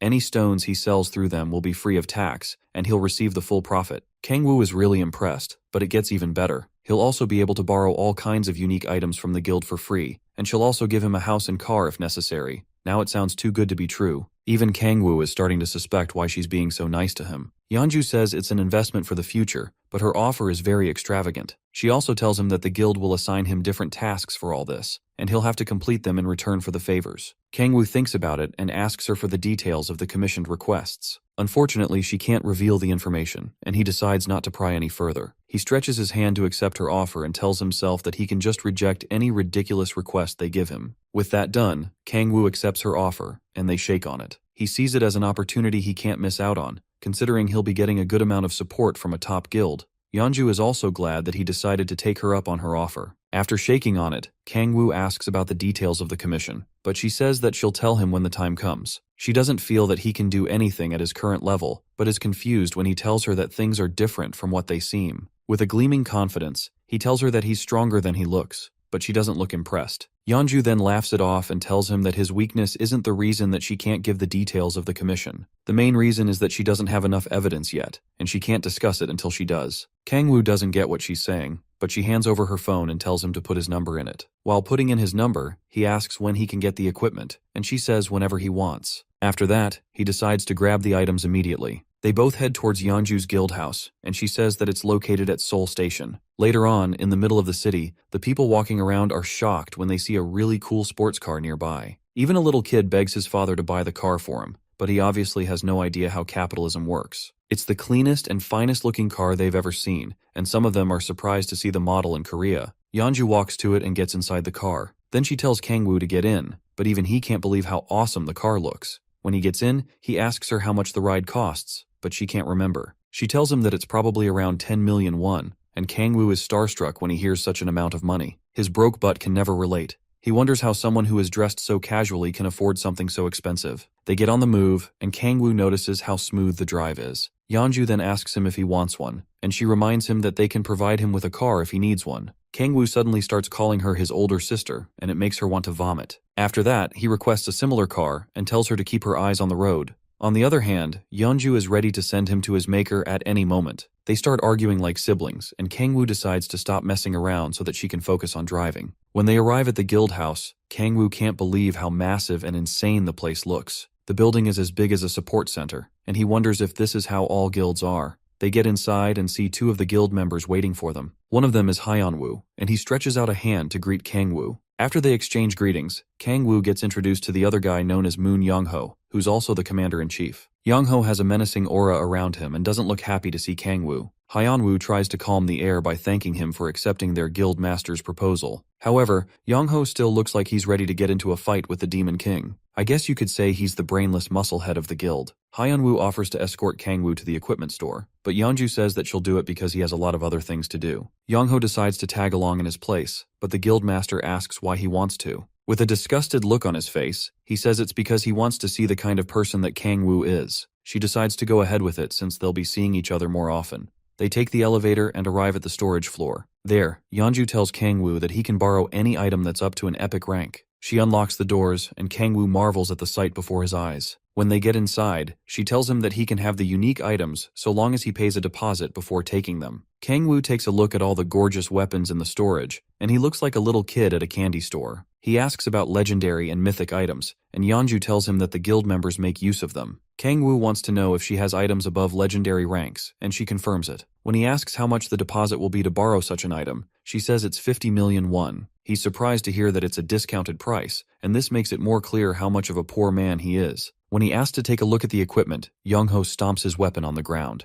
The two of them get confused as to why he's acting so angry. He's standing before them with a very intimidating aura around him. Then he tells Kang-woo to use honorifics while looking like his veins are about to pop. Kang-woo has no idea what this douchebag is talking about, and Young-ho says that he should use honorifics when addressing their guildmaster. His expression gets worse, and he's looking like an ugly rabid wolf right now. Kang-woo just smiles and decides to mess with him by saying that he doesn't want to. The stupid brute then raises his weapon to strike the Demon King, but stops when his name is yelled out. Kang-woo, on the other hand, is just waiting for the guy to do his worst. Yeonju then asks the idiot what exactly he thinks he's doing. She loses her cool and is ready to rip him to shreds. The guildmaster demands an answer from her lackey, but he's too scared to speak. Kang-woo silently watches as she scolds Young-ho and tells him to mind his business. He is surprised at how easily the brute is able to calm down. After that, Yeonju also tells Kang-woo to be careful because Young-ho can leave him disabled. He brushes it aside like a spoiled brat, but he can tell that her guild members are loyal. Meanwhile, Young-ho is sulking by the side like a wimp. He hears Kang-woo referring to the guildmaster as Nuna, and this makes it hard for him to keep his cool. Kang-woo decides that he doesn't want the foreign car anymore and asks if he can borrow a piece of unique rank equipment. She says she can lend it to him, but only after an internal meeting. Then suddenly the musclehead interrupts them again. He is angry that Kang-woo refers to Yeonju as his older sister and starts crashing out like a deranged person. He tries to strike at Kang-woo and causes destruction all around the room. Young-ho looks completely shocked when the dust clears up and he sees Yeonju blocked his attack. She looks ready to send him to the afterlife, and Kang-woo can't help but enjoy what's happening. Young-ho tries to explain himself, but she shoves his weapon to the side, and he loses his balance. Kang-woo has a smug look on his face when she tells the idiot to get out. She also tells him that if he oversteps his boundaries once more, he'll be taught a good lesson. Young-ho then apologizes for being a nuisance. With that done, she apologizes to Kang-woo for her comrade's rude behavior. As Young-ho turns to leave, Kang-woo asks Yeonju for some kind of unique armor that will be easy to move around in. While she thinks about it, Young-ho comes back and offers to give Kang-woo his armor if the Demon King defeats him. Yeonju finally snaps and gets ready to send this idiot 6 feet under since he doesn't know when to stop acting like a brat. Kang-woo stops her and says he thinks it's a pretty decent proposal. This makes her confused, and she has no idea what our protagonist is scheming in that devilish head. She recalls that he has a lot of potential and will surpass her, but at the same time, Young-ho is at level 67 and has also unlocked his 6th awakening. She doesn't feel that Kang-woo is at the level to take on her commander-in-chief. She tries to stop the two of them, but Kang Woo tells her it's fine. The devilish look in his eyes already tells that he's very eager to teach this stubborn fool a lesson. Young-ho also wants to fight him and make him never disrespect his guildmaster again. Yeonju doesn't understand what Kang Woo is trying to do, but he's also already slowly warming up for the fight. Then we see that Young-ho is a good-for-nothing simp who was saved by Yeonju a long time ago. Now he feels like Kang Woo is trying to steal his woman. Meanwhile, Yeonju is very worried about Kang Woo, but the Demon King doesn't even care. Later on, they head into the training room, and Kang Woo compliments on how great the facilities are. Yeonju tries again to tell Kang Woo that this fight is insane, but he isn't bothered at all. While he's warming up, Young-ho tells him to start whenever he's ready. This idiot really feels overconfident, and he tells Kang Woo to attack him however he likes within the first 3 seconds. Kang Woo wonders if he's serious and tells him to stop acting so pompous and grab his sword. Young-ho ignores him, and he gives the idiot another opportunity to hold his sword. Regardless, the commander says that he has no intention of using his full power against someone like him. Kang Woo laughs at this and decides to go ahead since that's what the guy wants. He starts charging up power underneath his feet and bolts towards his foe in the blink of an eye. He lands a straight kick on Young-ho's gut, and the poor guy isn't even able to react in time. Young-ho gets sent flying into a wall, and he crashes on impact. The air gets knocked out of him, and his eyes go blank. He lands back on his knees and groans because of the pain. On the other hand, Yeonju can't believe what she is witnessing. Young-ho is able to stagger and get up, but he has no idea what kind of attack that Kang Woo used on him. With his face writhing in pain, he knows the only reason he survived is because of the power of his armor. Seeing that he has no other choice, he finally brings out his sword and gets ready to face Kang Woo. He still doesn't understand how someone who has only been a player for 3 weeks can be so strong. Kang Woo, with a mocking tone, looks at him and reminds him that he promised to give him the first 3 seconds. Young-ho asks what he did to him, and Kang Woo says that he's just much stronger, but the idiot doesn't believe it. The dude is biting his lips and still trying to recover from the pain, but he can barely stand upright. Kang Woo laughs at him for thinking that he was a noob. He insults the guy for whining like a wimp because things aren't going according to his plan. After mocking the fool, he tells him that the games are over and decides to get serious. Young-ho grits his teeth in anger, but that's pretty much all he can do. He sees that the love of his life is watching and knows that he can't afford to look like a fool in front of her. He firmly grips his sword and unleashes the power of the blade. A bright light bursts out from it, shooting upwards like a beam. He then gazes at the Demon King, who calls his skill name silly and cringe. Kang Woo keeps provoking the guy, and Young-ho keeps falling for it. Feeling really frustrated and angry, Young-ho rushes towards him with his blade. Kang Woo knows that he's still the commander-in-chief and not an enemy that will go down easily. He activates his shadow powers and sets a trap for the dude. Young-ho doesn't even notice when his foot steps on the shadows. Yeonju tries to warn him, but Kang Woo already has the fool in his grasp. As his sword strikes down, Kang Woo laughs at his futile attempt. Yeonju rushes in to stop him, while the Demon King pops up on the side of the shadow. That's when Young-ho realizes that his enemy is no longer within his sights. Before he has any time to react, Kang Woo grabs his shoulder and tells him that he has lost. Our boy uses the power of shockwave and blasts the dude into a wall, making him look even more pathetic in front of Yeonju. Young-ho gets his senses knocked out again, and he falls to the ground. Yeonju is speechless and looks back at Kang Woo with fear in her eyes. The Demon King then reminds her that he said that he's way stronger than he thinks. This guy really doesn't miss an opportunity to show off. With the fight over, some workers come into the room to clean up the mess and tend to Young-ho's wounds. Yeonju apologizes for everything that happened and tells Kang Woo that Young-ho will be kicked out of her guild. She'll also warn the other guild members not to try anything stupid as well. Kang Woo tells her that it's alright because he's just happy to have the guy's armor at the moment. The armor is known as gargoyle armor, and it has a unique rank. It also has really awesome stats that will be very useful to him. The thought of having such a unique item makes Kang Woo feel like he's on cloud 9. While Yeonju is beyond frustrated with what happened, he takes note of the fact that her underling went ahead to disobey her orders. The fool also put something so precious on the line and lost it like a piece of garbage. He wonders if this is what it's like to be blinded by love. He then tells Yeonju that if something similar occurs again, he will have to reconsider their cooperation. She promises that her guild members will treat him with respect from now on. After that, he addresses the size of the armor, and she tells him that she'll have it refitted and delivered to him when it's done. He places it on the display table and leaves it in her care. Kang Woo then leaves to attend to other matters, and she reminds him to send in his measurements for the armor. Yeonju lets out a sigh of relief when he leaves, and she wonders if he is even human. She is really disturbed by the fact that a 3-week-old player is able to defeat her commander-in-chief.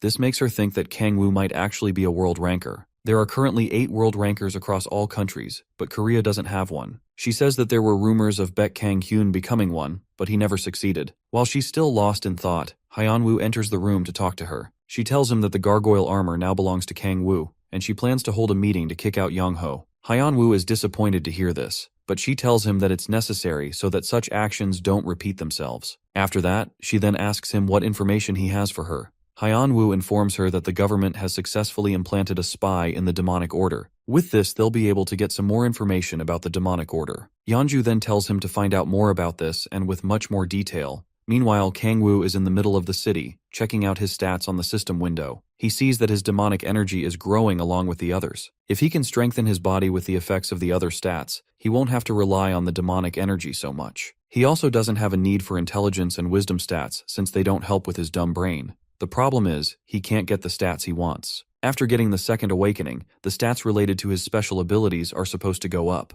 However, the amount of demonic energy he hasn't gone up, but the other ones keep increasing. He doesn't have a clue why this is happening, and wonders if it's because of how high his demonic energy is. Basically, it's way higher than the others, and he can do things that other high-level players can't do. It also seems that the higher the stats, the lower the figures get. This leads him to believe that the level 30 range doesn't boost the demonic energy status. Seeing that thinking too much won't do him any good, he decides to brush it aside, saying that he still has time to reach his fifth awakening. He then decides to see Seola and Taesu. When he gets to East Incheon Gate, he sees Taesu screaming his name like a lunatic. Kangwoo tells him how embarrassing he is, and tells him that he's done with what he wanted to do. Taesu then introduces him to the two players he spoke about earlier. The handsome Jigachad is Kim Si-hoon, and the little girl is Choi Yoonbi. Kangwoo notices how good-looking Si-hoon is, and even calls the guy gorgeous. It's kind of sus, but we'll forgive him. Yoonbi, on the other hand, starts throwing a tantrum because Taesu called her a brat, further proving that she really is one. She calls the brute an old man in his 40s and successfully breaks his spirit. She then turns to Kangwoo with so much excitement in her eyes and says that she has heard a lot about him. Kangwoo then asks about her special ability ranks and classes.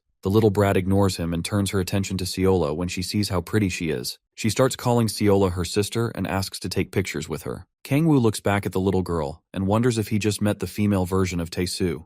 Si-hoon then comes up to greet Kangwoo with a more calm composure. He states that he's a level 12 player, and he's also a warrior class with an A-rank special ability. While Yoonbi is taking pictures, Si-hoon also tells Kangwoo that she's a mage with a B-rank special ability. Kangwoo thanks him and takes note of how calm and composed the guy is. Moreover, the guy has an A-rank ability with his second awakening. This makes Kangwoo think that he's the main character of a manhwa. Taesu then asks what he thinks about the new guys. Kangwoo smiles and tells him that they're alright. Meanwhile, Si-hoon is dragged into Yoonbi's shenanigans and made to take a picture of her and Seola. The blockhead starts praising himself, but Kangwoo reminds him how his last party nearly turned him into a shish kebab. Taesu spins it around by saying that the universe made it that way so that he could meet Kangwoo. The Demon King doesn't even have words for this guy's stupidity. Taesu changes the topic and asks for his opinion on the new party. Kangwoo says that it's not bad, considering that they have the basic roles needed for a party. It's the best setup for a 4-member party. Not only that, but 2 of the members have A-rank special abilities, and the other members have B ranks.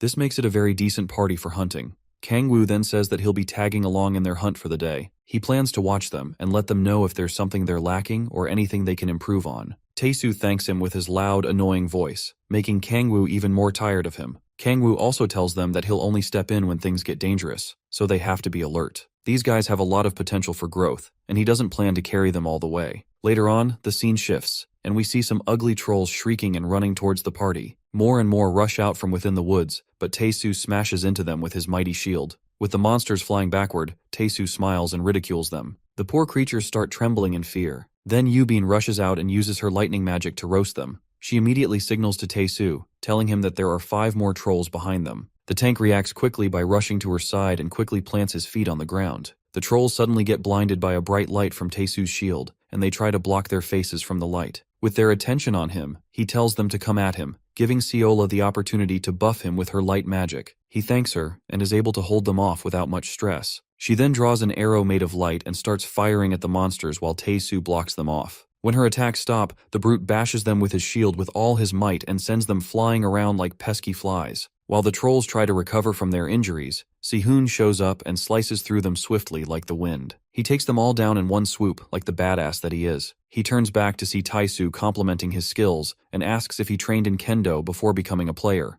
Si-hoon says that he did it as a hobby and that's why he's so good with a sword. Considering how he easily chopped up the monsters, Taesu doesn't consider it a regular hobby. After that, they turn to get an opinion about their fight from Kangwoo. When he looks down at them, they all get really nervous and wonder what he's about to say. Kangwoo gets down from the tree and says he'll point out a few things to fix. They are all nervously waiting for him, but he tells himself that there's actually a lot they have to fix. Firstly, he compliments Taisu's good senses, but tells him that he wastes too much of his strength when he tries to do everything with it. He was tossing the trolls right from the start, and it will be a problem if a boss monster suddenly shows up. Kangwoo then tells him to stick to his role of enduring attacks. Next up is Seola, and the poor girl is shaken up when she hears her name. He compliments her for buffing the tank to enhance his strength, but tells her that it's a bad idea for healers to attack. Using the arrow of light isn't a good decision on her part. Seola apologizes and feels very bad, but Kangwoo says they'll fix everything step by step. After that, he faces Yoonbi and reminds her of how she was scared of the 5 trolls that showed up when she was finishing up the other monsters. He then says that she can just knock out the monsters with a weak attack and leave the main damage dealing to Si-hoon.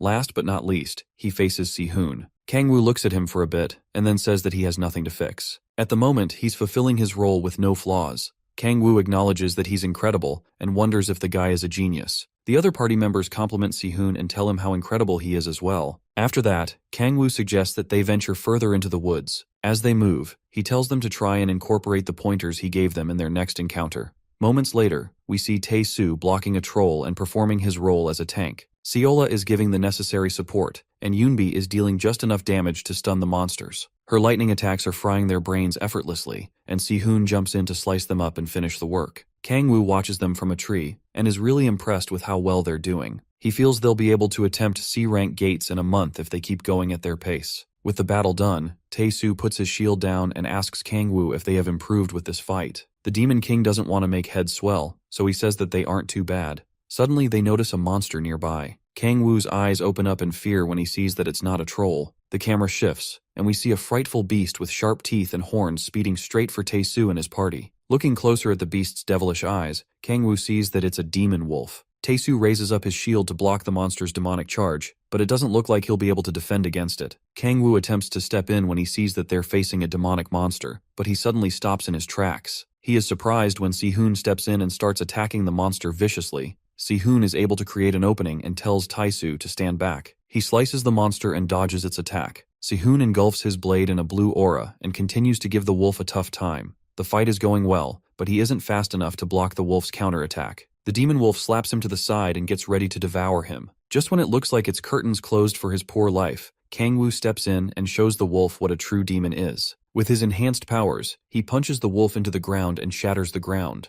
On the other hand, Si-hoon is amazed at how powerful Kangwoo is. As blood drips from his fist, the system pops up with a message, stating that he has defeated the monster and his level has increased by 1. Kangwoo picks up Si-hoon like he's a little princess and asks if he's alright. The rest of the party members rush to the scene to make sure that he's fine. They are all worried about him and are very impressed with how Kangwoo is able to defeat a beast with 1 punch. Saitama has some competition now. Anyway, Seola starts healing Si-hoon, and Tae-soo tells him how awesome his swordsmanship is. Meanwhile, Kangwoo is surprised that the guy is able to battle a demonic monster well enough. To him, Si-hoon is too abnormally powerful. On the other hand, Tae-soo is treating Si-hoon like a ragdoll, and the poor guy is begging to be put down. Kangwoo decides to use himself as a support for the guy, so that he can walk. With his hands on Si-hoon's shoulders, he uses his omniscient power to look through Si-hoon's abilities. On the status window, he sees that Si-hoon has a triple S rank, and the guy is also the descendant of the martial arts god. He looks at Si-hoon nervously and wonders just who the hell this kid is. At the same time, Tae-soo is also offering to support him so that he can move well. Looking closer at him,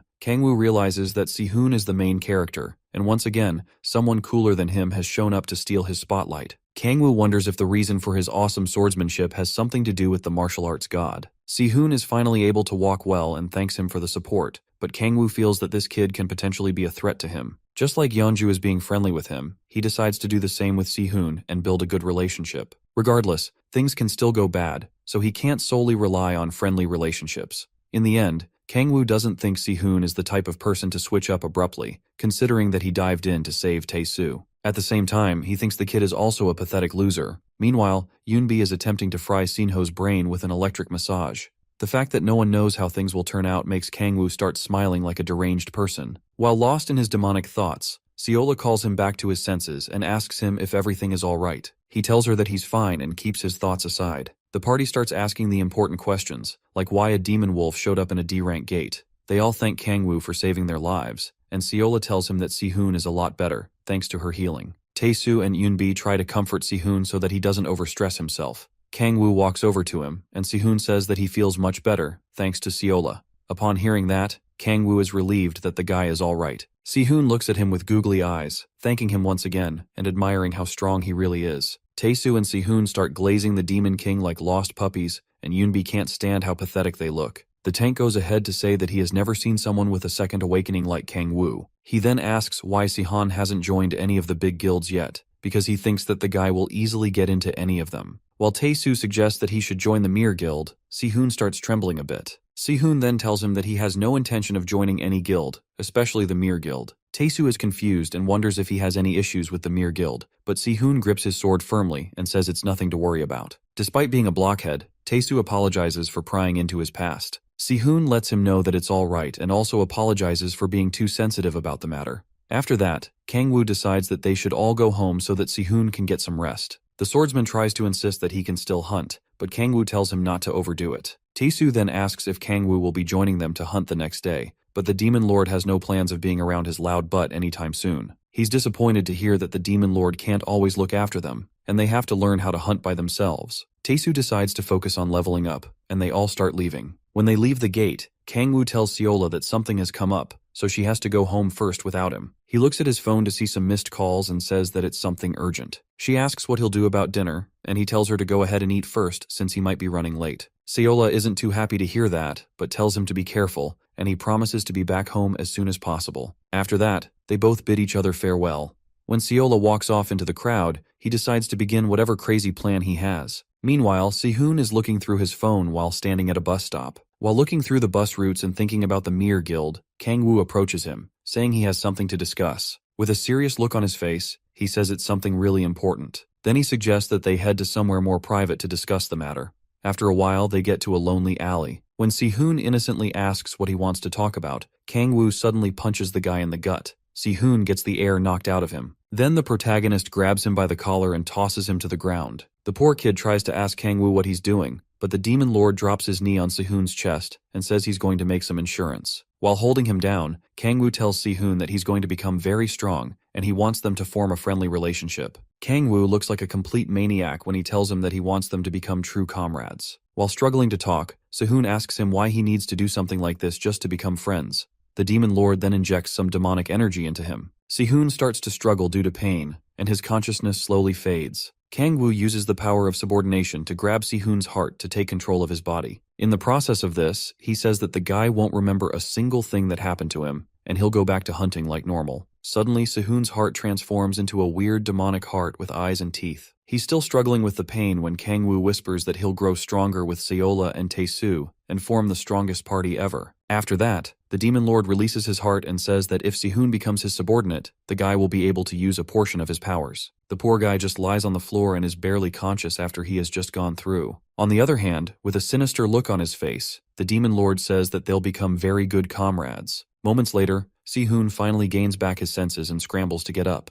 He can't remember what happened and has no idea how he got into the alley. The only thing he remembers is that he was waiting for the bus earlier. He checks the time on his phone and recalls waiting for the bus an hour ago. Sehun tries to remember what happened after that, but only ends up with an agonizing headache. Unable to remember anything else, he assumes he blacked out because of his fight with the demonic wolf. He frowns and grits his teeth, feeling that he's far too weak. Sehun struggles to get up and tells himself that he has to get stronger and he has a long way to go. Images flash through his mind, and he remembers Kim Young-hoon, the vice guild master of the Mir Guild. Upon seeing Young-hoon's face, he smashes the wall beside him and vows that his blade must reach the vice master's throat. While he staggers through the alleyway, Kang-woo watches him from the top of a building. The system pops up with a message, saying that the soul subordination he used on Sehun worked. He decides to issue commands later on since he now has the insurance he wants. He postpones the commands and decides to watch Sehun as he grows up. Talk about a freak. The clueless guy is just going through his phone and has no idea that he has been turned into a lapdog for a deranged demon lord.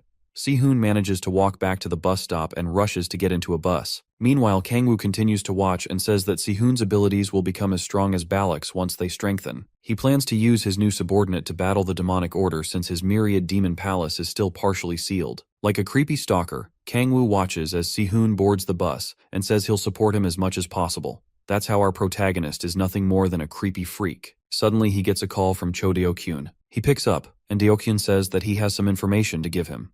Deokyun isn't too certain, but he tells Kang Woo that he found a trace of demonic energy. He also says that it wasn't created by a human. Kang Woo assumes it was done by a demon and asks him where he found the trace. Deokyun tells him that he found it at the B-rank gate by Weijongbu, which makes Kang Woo sure that another demon has appeared yet again. Kang Woo recalls how the Hellhound and Demon Wolf appeared at the other gates. He starts getting excited when he sees that a stronger demon has appeared because it can help him level up some more. While going through his stats, he feels this will help him to achieve his 5th awakening earlier than he anticipated. The next day, a train arrives at Weijongbu Station, and he gets ready to exit. He's slowly growing tired of boarding the train like a pesky civilian, and feels like he needs to get that car soon. While checking some information about the kind of monsters that will appear inside the gate, he overhears a player saying that there's something weird inside the gate. The person says that some sort of monster mutation occurred, and due to this, no one is allowed to enter regardless of how large the party is. We see a lot of players in front of the entrance to the gate, and they're all complaining about not being let in. The guards try to explain that the monster mutation has caused the gate to be inaccessible, but the players are still complaining.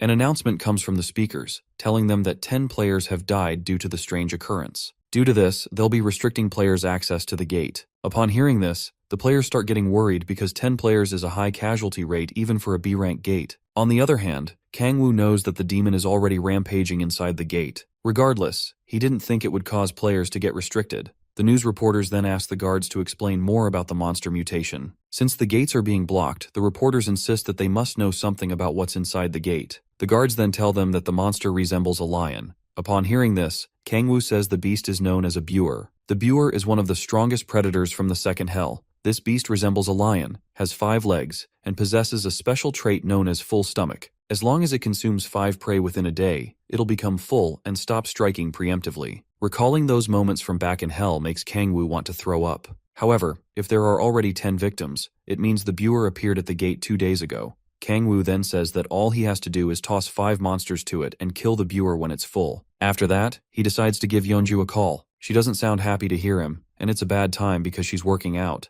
Regardless, he asks her to help him get into the B-rank gate due to its restrictions at the moment. He tells her that she can make it happen since she's very friendly with the higher-ups. Kang Woo hears some crashing sounds over the phone. Then she asks him if he really has to get into the gate. Yeonju tells him that it'll cost him a lot, and he promises to repay in full when he's done. She hopes he doesn't plan on getting mutilated by the monster. After that, she tells him to give the guard the phone. He then heads over to the guard and tells him that Yeonju wants to speak with him. The guard is shocked and wonders why a hotshot like her wants to speak to him. While the guard takes the call, everyone else around starts wondering who Kang Woo is and how he is able to contact Yeonju. The guard breathes heavily to calm himself and then tells Kang Woo that he is permitted to enter the gate as an investigator of the monster situation. In return, he has to provide information about the monster if he manages to defeat it. Kang Woo accepts the terms and promises to do his best. Upon hearing this, the reporters get very eager to know who exactly he is. While they all swarm him, someone suddenly yells at him to wait. Kang Woo turns back to see some weird-looking guys. Their blue-haired guy is known as Kang Sung-soo, and he's from the Mir Guild. Since Kang Woo is given permission to investigate, Sung-soo feels like his guild should get the same rights as well. He walks up to Kang Woo and asks if he's the one that the Red Rose Guild has been sponsoring recently. Sung-soo confirms it when he sees Kang Woo's gargoyle armor. Kang Woo starts getting irritated when this guy starts questioning the sponsorship of the Red Rose Guild and insulting it. He laughs it off and says that he prefers to be alone and not with a party. The rest of the Mir Guild lackeys watch as their leader mocks Kang Woo for thinking that a B-rank gate will be as easy as a C-rank one. Sung-soo goes ahead to insult him and say that people like him are bound to die quickly. He thinks Kang Woo wants to acquire fame by capturing the mutated monster and asks when players with 4th awakenings are allowed to be so nosy. This blue-haired idiot keeps trying to provoke Kang Woo, but the Demon Lord remains silent. Something then snaps in Kang Woo's head when Sung-soo assumes that he's scared. The idiot then suggests that he should join their party so that he doesn't die like a loser when he steps into the gate. Kang Woo decides to accept his offer and tries to act innocent by saying that he's scared of going in by himself. With a sinister look in his eyes, he decides to enter together with Sung-soo and his party. After counting the remaining 5 party members, he sees that he has the exact number needed to feed the Buer. Sung-soo is an extra head, and he can't wait to have his fun with the fool. We see that earlier on, Sung-soo receives a call from his vice guild master, Kim Young-hoon.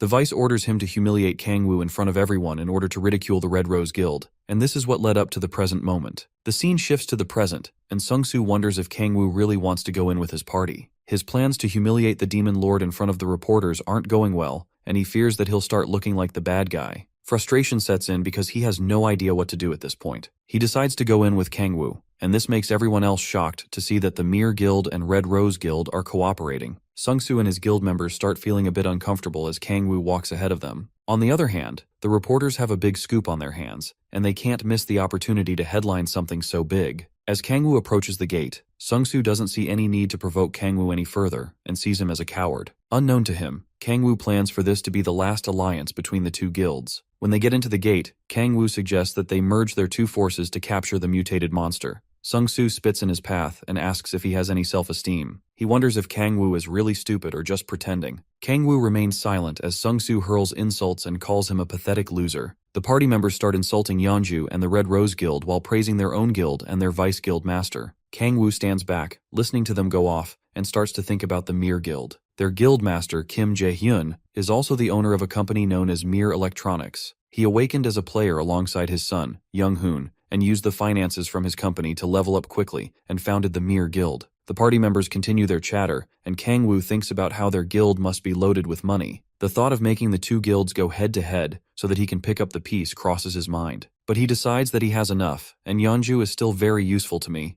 At least with Yeonju, he gets to drive fancy cars and have unique equipment. This means that the Mir Guild is the only option when it comes to destroying one of them. After walking around for a while, Sung-soo starts getting annoyed because they haven't found the monster yet. Kang-woo suggests that they search the area, but they respond by calling him a clueless dumbass. The guys start hurling insults at the Red Rose Guild and Yeonju again, but Kang-woo holds himself back from doing anything drastic. While they continue walking, Kang-woo uses his observation powers to scan the area. He quickly locates the monster behind a wall and sees that it hasn't reached the full stomach state yet. After seeing this, he starts executing his evil plans. He uses the power of temptation on the party members, causing them to notice a strange scent in the air. With this, Kang-woo watches as the burr slowly starts approaching them. The ground starts to tremble as the beast gets closer, and Sung-soo tells his party to prepare for battle. He turns back and tells Kang-woo to stay put, but Kang-woo tells him that he's an expert at planting death flags. Sung-soo is provoked by his statement. Then Kang-woo reminds him that fools like him are bound to die quickly.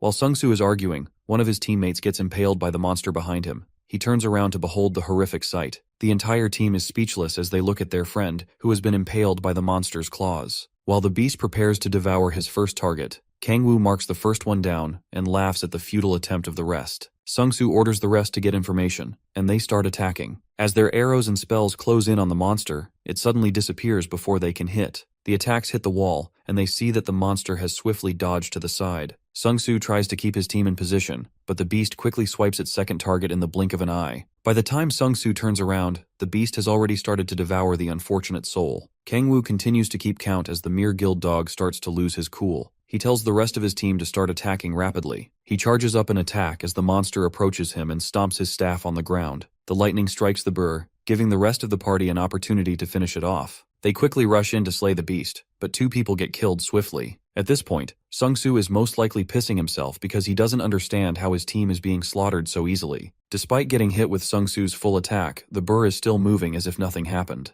The last remaining party member, aside from Sung-soo, sees that there's no hope and begs for someone to save her. While Kang-woo is enjoying the chaos, Sung-soo tries to get his last teammate to stay in position. Feeling frustrated, he grits his teeth and decides to take on the beast with his final attack. Sung-soo leaps into the air and puts all his power into his spear. With all his might, he strikes down at the beast, but the monster slaps him to the side like the good-for-nothing loser he is. Sung-soo slams into a wall and becomes unconscious. His eyes open up when the beast approaches him, and he starts crying like a wimp. Kang-woo counts the fifth target, and we see that the monster has devoured his fifth target, and Sung-soo is knocked over. Sung-soo groans in pain as the bear gobbles up his last teammate. While breathing heavily, he watches the body pieces fall out of the monster's mouth. And with that, the beast has reached its full stomach state. He is shocked when he sees Kang-woo land on top of the monster and asks how it's possible. The Demon Lord explains that once the beast consumes 5 prey per day, it won't move unless it gets attacked first. After that, he starts to release the power of the spear and the power of hellfire at the same time. This is to hit the beast with an attack that can kill it in one shot. While he combines the two powers, Sung-soo just watches while maintaining his freaky position. Kang-woo tries to maintain his focus because he needs stronger concentration when using two powers simultaneously.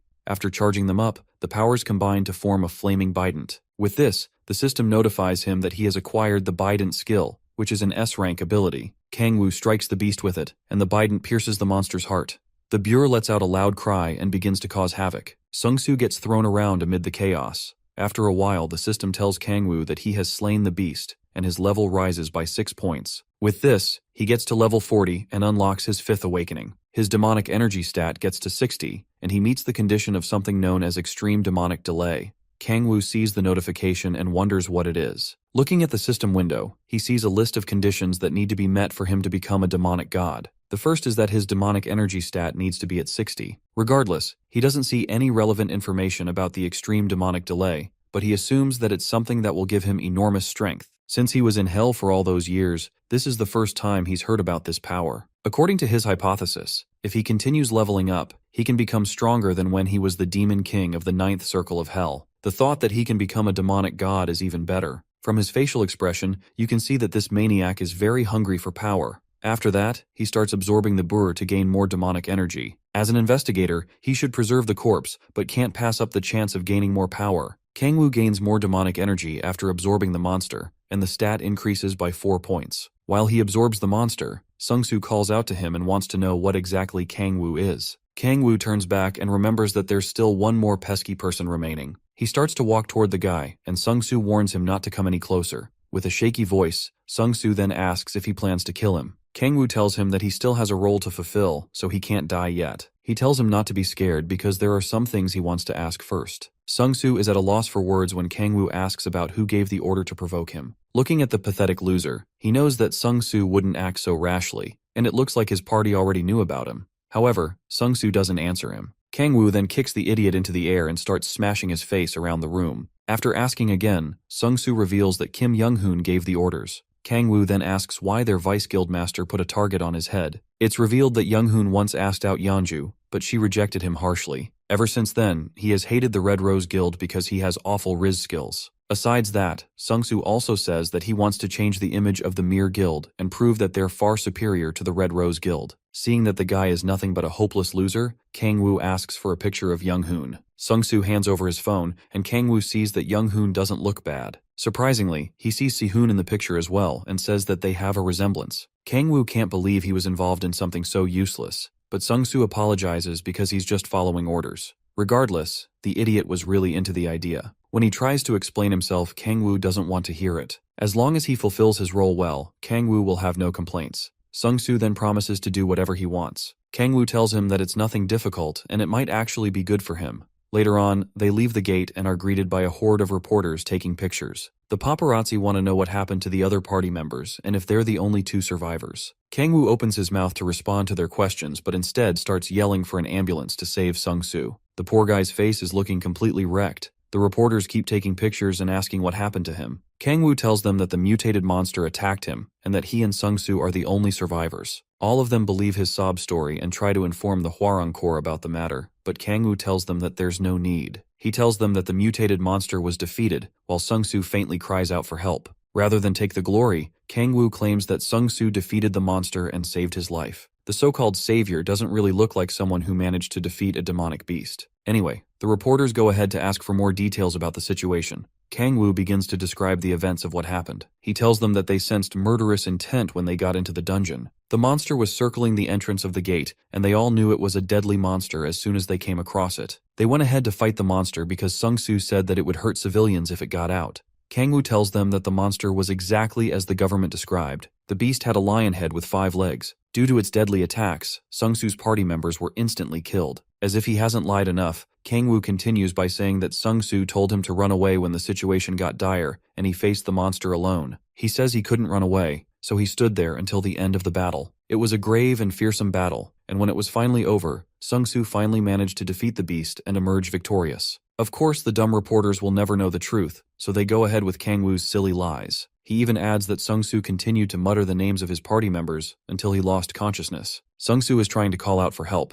but Kangwoo is covering his mouth so that no one will know what he's saying. He tells the poor guy not to speak anymore until the ambulance arrives. The reporters then ask Kangwoo what he feels about Sungsu's earlier aggressive actions towards him. With a sad look, he tells them that it's because Sungsu was concerned about him and just wanted him to keep his guard up. Our protagonist manages to shed a tear, further making his ridiculous story more believable. He calls Sungsu his savior and the true hero of this era. The newspapers get filled with news about Sungsu's heroics, but the poor guy falls into a coma and remains in a vegetative state. The next day, we see Yeonju reading the news, and she definitely knows that Sungwoo got beat up by another person and not the mutated monster. She wonders if she's raising a tiger cub. Then another lady in the room with her tells her that her rookie is pretty cute. Her name is Jong Hyungju, and she's the guild master of the Samurai Guild. She asks where Yeonju was able to find a person such as Kangwoo. Yeonju tells her that he's not a rookie and asks when the old lady is going to leave. Hyungju loses her composure when Yeonju calls her an old woman, but she lets it slide. Yeonju suddenly pauses when she asks if the appearance of the mutated monster is the doing of the demonic order. Hyungju tells her that it's only a matter of time before those outside of the Big Five guilds find out about the demonic order. Peace was only found after the establishment of the Big Five guilds. If people begin to find out about the demonic order and their human sacrifices, civilization will plunge into chaos once again. She then asks what the Red Rose Guild makes of the situation, but Yeonju looks like she's ready to send the lady to hell.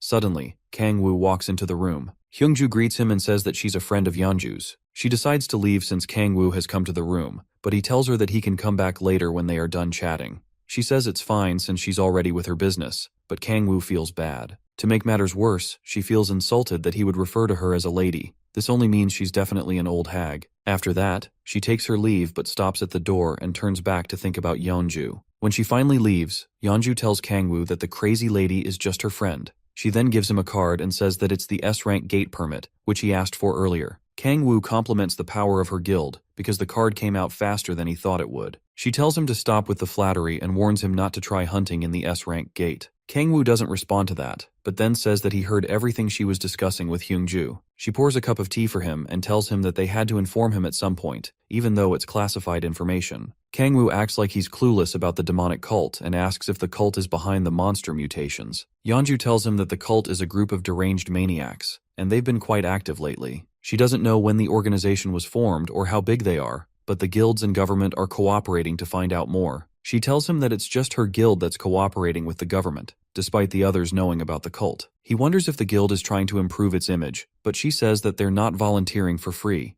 In exchange for defeating the demonic order, the government has guaranteed them a nice reward. But she says it's not because of the reward. Her spoon drops when she says that the guild members who were investigating the order have been sacrificed. While a deadly aura oozes from her, she tells Kangwoo that there's no way she could leave them alone. A cold sweat starts to run down Kangwoo's face, and he can tell that her guild has suffered significant damage. Just by looking at her, he can sense her murderous intent, and now he has an idea of what a rancor truly is. The poor girl is grieving, but all this fool can think about is how much her powers make him want to fight her. It's even enough to put a creepy smile on his face. He then asks about the request, which she wanted him to assist with. Yeonju tells him that she wants him to help in defeating the demonic order. However, she doesn't feel they can be called a simple cult, and tells him that having strong players won't be enough. She looks at him seriously, saying she won't stop him if he wants to leave, then asks if he's willing to help her out with her request. Kangwoo pauses for a second, then tells her not to worry while holding up his S-rank permit. He says that she has helped him out a lot, and it will only be right for him to fulfill his duty. Yeonju looks at him, then starts blushing like a little girl and thanks him. Unknown to her, he's only doing this for the amount of demonic energy he'll get to absorb.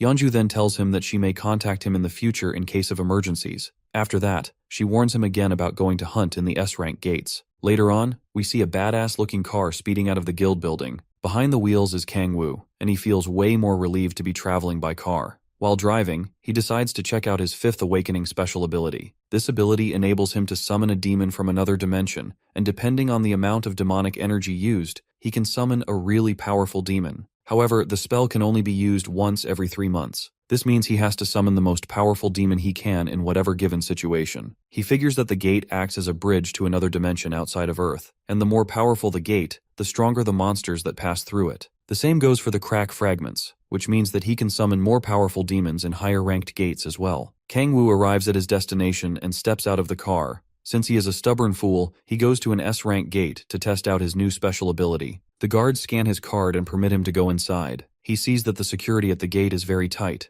If not for the Red Rose Guild, he couldn't even attempt going into an S-rank gate. The gates open before him, and he heads inside there. There, he sees a lovely ocean view and vast grasslands. He locates a good spot and sits down. Then he thinks about how great it will be if he can summon a Cerberus because of its high rank. Kangwoo starts to meditate and begins the process of summoning a demon. The ability gets activated, causing him to float in the air, and a lot of demonic energy starts to get released from his body. The process puts a toll on his body, but he's able to endure it. The system begins to create a crack to complete the summon. Kang Wu looks at the crack while sweating profusely and manages to successfully create it. A green light shines from within the crack, and the system tells him that a deeper crack is created due to the effects of the Myriad Demon Palace. He notices the green color and recalls that all the other cracks he had seen usually have a bluish hue. After that, another message shows up, stating that a dimensional gate to the continent of Eleanor has been opened. Kang Wu wonders where the continent is and hopes that this process won't reverse and transport him back to hell. He shields himself from the bright light and looks for where the summoned demon is. The crack closes,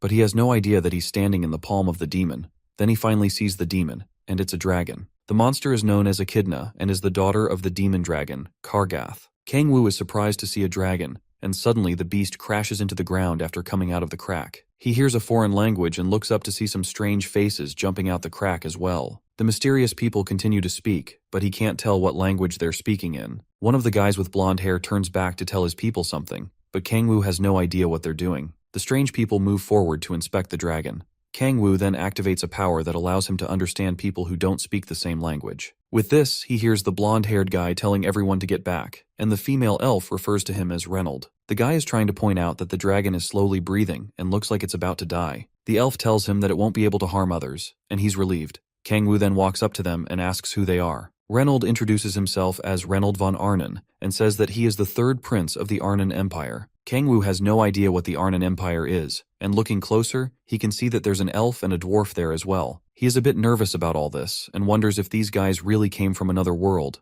Kang Wu looks at the dying dragon and decides to heal it. The rest of them watch him to see what he's about to do. With the power of resurrection, he places his hand on the dragon, and the demon's wounds start to rapidly heal.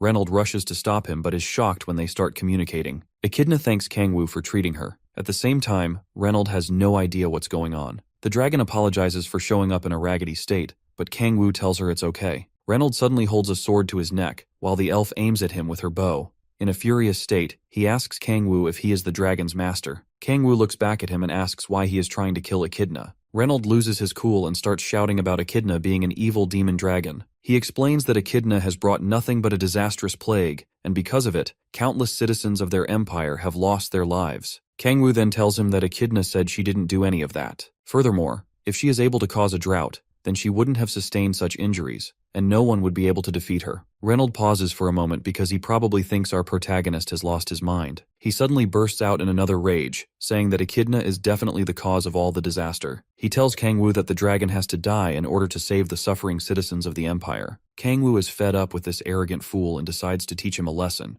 He slams Reynold with the power of explosion and sends both him and his team flying away. They quickly recover from the spell and prepare to attack. Kang Wu then lets them know that even if Echidna really did cause all that destruction, she is now his familiar, and that's enough reason to send them to their maker. Echidna begins to cry as her master defends her and states how he has no plans of giving up on her. Reynold calls him a wicked demon, but Kang Wu lets him know he really is one. Upon hearing this, Reynold starts yelling like a deranged maniac again and says that he knew Kang Wu was a demon. He then vows in his name to defeat Kang Wu for the citizens of his empire. On the other hand, the Demon King can't believe how ridiculous this prince and his band of lackeys are. Reynold quickly rushes to slash him, and an explosion goes off on impact. Regardless, Kang Wu survives, but he says Reynold's attack isn't one that he can easily block. As the prince rushes in to land another attack, Kang Wu smashes the ground and uses his power to send them flying into the air. After that, he uses another ability to send molten rocks down at them while they are in midair. The brutish-looking guy uses his iron wall ability to block the rocks and protect his comrades. However, it's too much for him to withstand. While focused on defending the view in front of him, he doesn't see the rocks coming at him from behind. By the time he turns around, he gets battered by them. Reynold screams out his name, Hans, as the explosions go off. From within the smoke, Kang Wu pops out with his blades to slice him up. Frustration sets in once Reynold sees that it's not going to be an easy fight. The mage uses an orb to protect herself as Kang Wu blitzes through the obstacles and heads straight for Reynold. As he closes in on his target, the prince moves to attack as well. Reynold uses one of his skills, causing multiple blade slices to appear like a storm. However, Kang Wu uses his iron wall power to block it and kicks Reynold, sending him flying into the dirt. Kang Wu thanks the guy for shouting out his skill name before attacking, even though it's the stupidest thing he has seen. But suddenly Reynold gets back up and charges at him while he lands back on the ground. Luckily, Kang Wu is able to dodge it, but the prince keeps coming at him with multiple attacks. Reynold continues swinging around, hoping to put an end to the Demon King quickly, but Kang Wu is too swift with his reflexes. The barrage of attacks goes on for a while, and Kangwoo admits that Reynold is pretty strong. If not for his 5th awakening, he would have been in a pretty bad situation.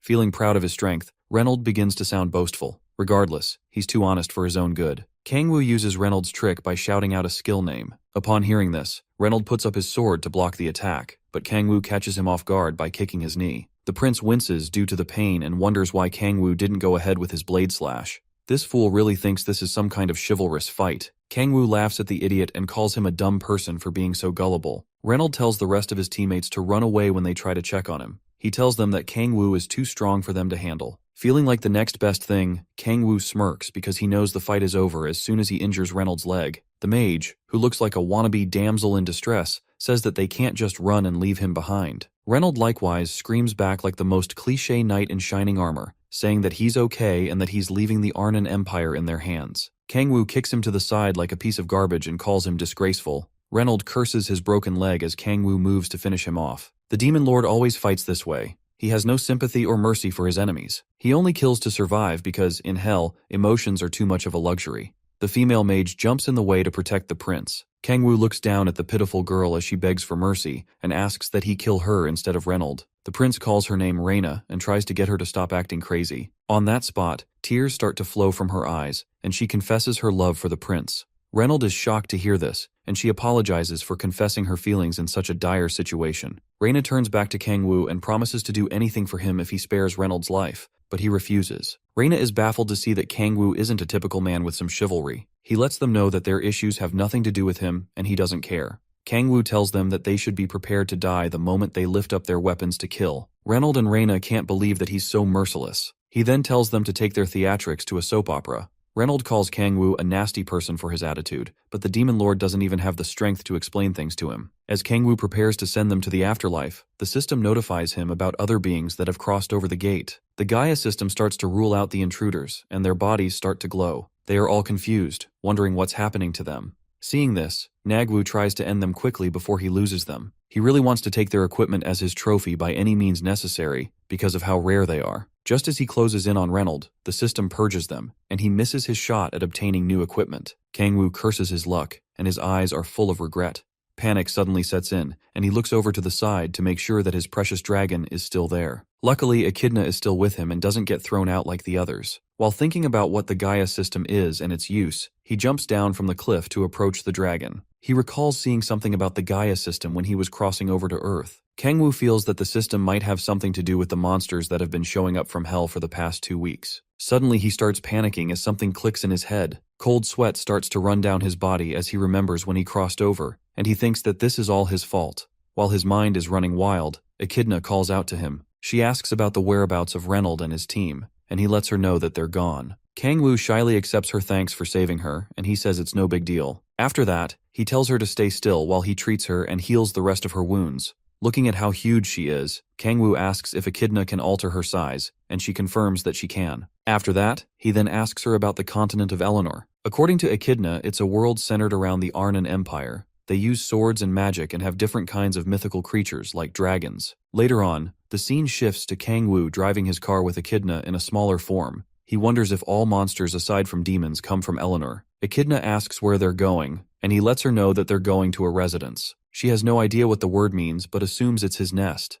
Kangwoo goes along with the idea and starts fantasizing about being in a nest with Seola. Anyway, Echidna thanks him and says that it's been a while since she's been to someone else's nest. She tells him that she's been alone for a long time. She originally lived with her father, but one day he disappeared and Echidna was all by herself. Since then, all she did was read books in the lair, and it was a very lonely experience for her. Then suddenly, someone randomly came into her home, and it was Reynold. Echidna starts shaking nervously, and she swears that she never caused the drought or did any bad thing. No matter how much she told them that she was innocent, they didn't believe her. Kangwoo notices how badly she's trembling and looks at the cute dragon as she gazes at him with tears in her eyes. He recalls being in the same state as her once in his life. He remembers growing up in an orphanage where it felt like a luxury to meet his parents. He didn't mind who they were as long as they loved him. All he wanted was someone to love and care for him. Kangwoo laughs at himself for getting emotional and tells Echidna that even if the rest of the world condemns her, he'll always believe her. He pats her fluffy fur and wipes the tears from her eyes. Kangwoo looks down at her with passionate eyes, and as they drive off, Echidna promises to never forget his name.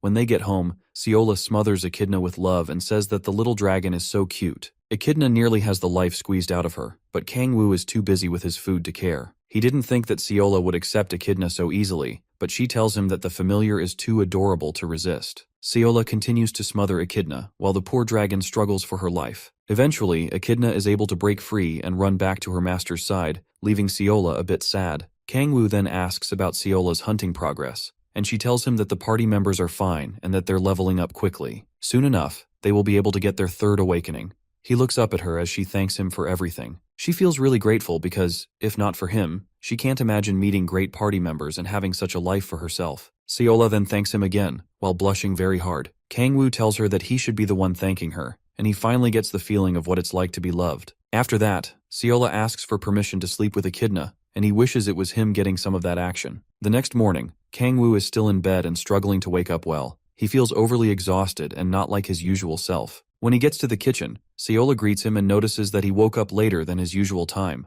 Kangwoo tells her that he feels weirdly tired, and she wonders if he's falling sick. He tells her that he's fine, and she shouldn't worry. Then a strange little girl sitting beside him greets him while eating her breakfast. But then he notices that something is off. He quickly realizes that the little girl is Echidna, and he loses his mind. Meanwhile, Seola is acting like this is all normal. Echidna looks at him with a cute smile, and he asks her if she is always capable of changing her appearance. She tells him that she felt a strange sensation while sleeping at night. By the time she woke up, her appearance had suddenly changed. Echidna continues to enjoy her meal, and Kangwoo figures that the strange phenomenon has something to do with his tiredness. Hopefully she's still able to turn back into a dragon. He then asks her if she can turn back to her original form. Echidna stands up and begins transforming back. Her fangs start to show as a bright green aura emanates from her body. Kangwoo looks at her and realizes that he may have messed up. Her wings pop out, and the force flips the table and causes the house to start shaking. Echidna begins to roar loudly, and they beg her to stop before the whole place ends up in shambles. The power of transformation shatters the windows of the house and causes destruction all over the place. Moments later, they're able to stop her, and she apologizes. Kangwoo finds out that changing forms isn't a problem for her as well. Seola comforts the little girl and tells her not to transform inside the house again. On the other hand, Kangwoo tells her to get used to living as a human. Echidna offers to bring a boulder to fix up the hole in the house, but Seola tells her not to worry about it. Regardless, the little girl feels very sad about her actions and regrets them. After that, Seola suggests that they should get clothes for Echidna. She would have given her some of her old clothes, but they aren't good anymore. She tells Kangwoo that there's a store nearby where she plans to take Echidna. Meanwhile, the little dragon doesn't understand what they're talking about. The two girls ask Kangwoo to come along with them, but he says it's going to be difficult for him. Seola wonders if he's going to hunt again, but he tells her that it's not that. Feeling very nervous, he tells them that he has somewhere to go, but he doesn't disclose the details about the place. Later on, we see his car at the Red Rose Guild building. While there, Yeonju tries to confirm his stories about his familiar and the guys from Eleanor. Kangwoo confirms everything she repeats back to him, and she asks if that's why he wants an ID for his familiar. However, she doesn't look like she believes such a ridiculous story. He is surprised that she's able to grasp everything quickly, and this mocking gesture ticks her off. After that, Kangwoo asks her if she knows anything about the Gaia system, but she says it's the first time she's heard of it. Meanwhile, Kangwoo is looking at a cute picture of Echidna in a dragon costume. Yeonju is shocked that he's able to summon a dragon as his familiar and wonders just who the hell he is. Kangwoo ignores her question and continues admiring the picture of his new child. He then tells her that it's too late to be asking questions like that, and she wonders if she made a mistake by offering him a helping hand. Yeonju then tells him to send a picture of Echidna so she can make the ID. He then proceeds to ask for another favor, making Yeonju even more tired of him. He gets interrupted when someone knocks on the door, and he recognizes the voice. He looks at the door and sees Baek Hwaeun walk into the room. She tells Yeonju that she wants to speak to her about something. She apologizes for intruding on their conversation, but Yeonju says that she's already done discussing with Kangwoo. Our boy nervously looks at the hot chick as she asks Yeonju if he's the one that she's sponsoring. They both introduce themselves to each other, while Yeonju tells Hwaeun that her guild has been cooperating with Kangwoo. Hwaeun remembers his name and recalls meeting him at the C-rank gate during their last encounter. Yeonju is shocked to see that they've met before and wonders if Kangwoo beat up a guard, but Hwaeun says that he's a polite and righteous man. If only that were actually true. Upon hearing this, Yeonju feels like throwing up because she doesn't see Kangwoo as a polite person. She then changes the topic and asks Kangwoo what he wanted to tell her earlier. The two women are surprised when he asks for an official S-rank entrance pass. Despite their reaction, Kangwoo keeps a calm look on his face. He tells Yeonju that if he brings his familiar, he can easily go hunting, but his outrageous requests are making her more sick of him. With a mean look on her face, she asks him if he knows what appears at the Suwon S-rank gate. Kangwoo lists all the creatures, such as wyverns, mountain giants, giant ogres, and a very menacing creature known as the El Cuero. Yeonju then warns him to never go near the lake if he goes to hunt there. Kangwoo assures her that he'll be careful, but Hwayeon interrupts them to ask what they're talking about. She recalls that Kangwoo was hunting at C-rank gates just a few weeks ago, so his going to an S-rank gate sounds outrageous to her. Yeonju doesn't give any vital information and just says Kangwoo's abilities can be trusted. While Kangwoo basks in his fame like a fool, Hwayeon wonders if he was hiding his true identity when they first met. However, she admits that Yeonju has quite an admirable player in her hands. On the other hand, Yeonju isn't even sure whether it's the other way around, considering how much trouble he brings to her. With that settled, Kangwoo decides to take his leave, and the guildmaster tells him that he'll be able to hunt at S-rank gates from the next day. She reminds him to be careful and lets him know that S-rank gates are still very dangerous. Kangwoo promises to heed her warnings. While he leaves, Hwayeon looks at him in a suspicious manner. Yeonju then attends to her guest and asks her why she came over. Hwayeon has a very serious look on her face when she is asked if she caught the tail of the demonic order. She says that's not the reason she came and that there's something she's hoping for.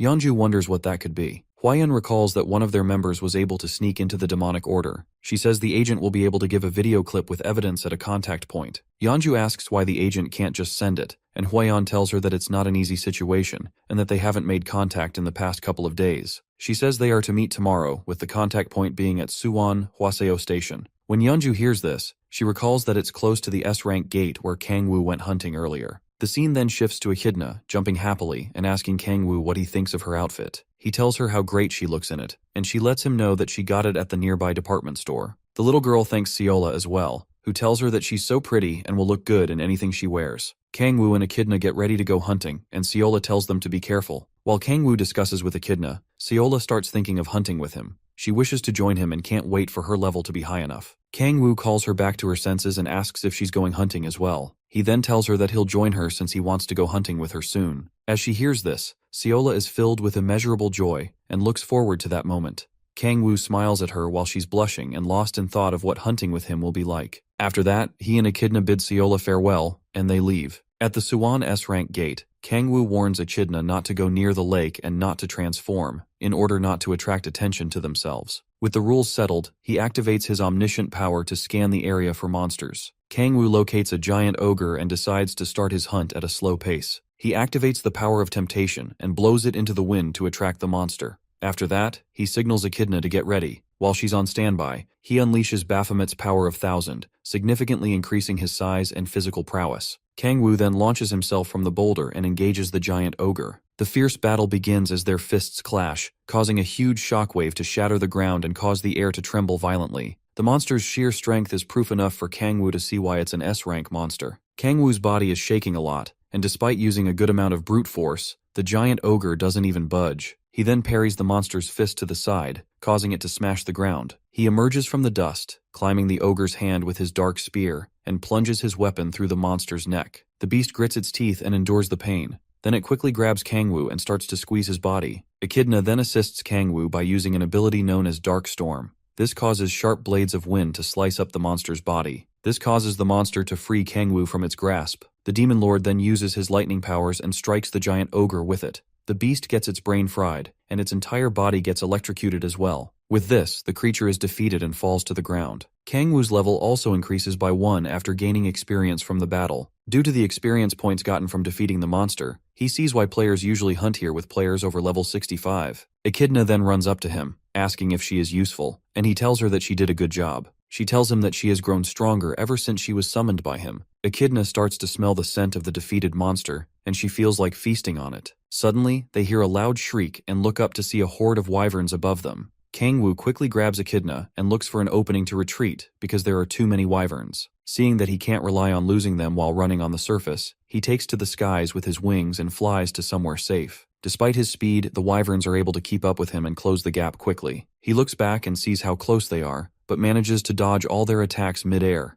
Echidna's eyes light up when the monsters tear her dress, and she slowly starts losing her composure. Kangwoo wonders what's wrong with her. It's more upsetting for her because Kangwoo complimented that dress. She gives in to her anger and transforms while killing some wyverns in the process. At the sight of her menacing look and terrifying roar, the wyverns become very scared and try to run away. But Echidna quickly teaches them why it's not good to make a little girl angry. She squashes them one by one, while Kangwoo just watches the chaos go on. He slightly dodges her claws when she reaches for one of the monsters close to him. She continues to lash out recklessly for a while, and Kangwoo wonders if she's the same dragon that nearly died to Reynolds and his party. She's a lot stronger and more terrifying than he thought, and this makes him feel troubled. While he wonders if she is stronger than him, Echidna lets out a loud roar as she takes down the last of the monsters. Some time passes, and she wakes up in Kangwoo's arms. He tells her that they're still inside the gate and asks how she's doing. Echidna clings onto him tightly, saying that there's no strength left in her body. She used up too much of her strength in her dragon form and lost consciousness when she transformed back. Luckily, Kangwoo was there to catch her as she fell. However, she's still very upset about her dress, but her master tells her that they can always buy a new one.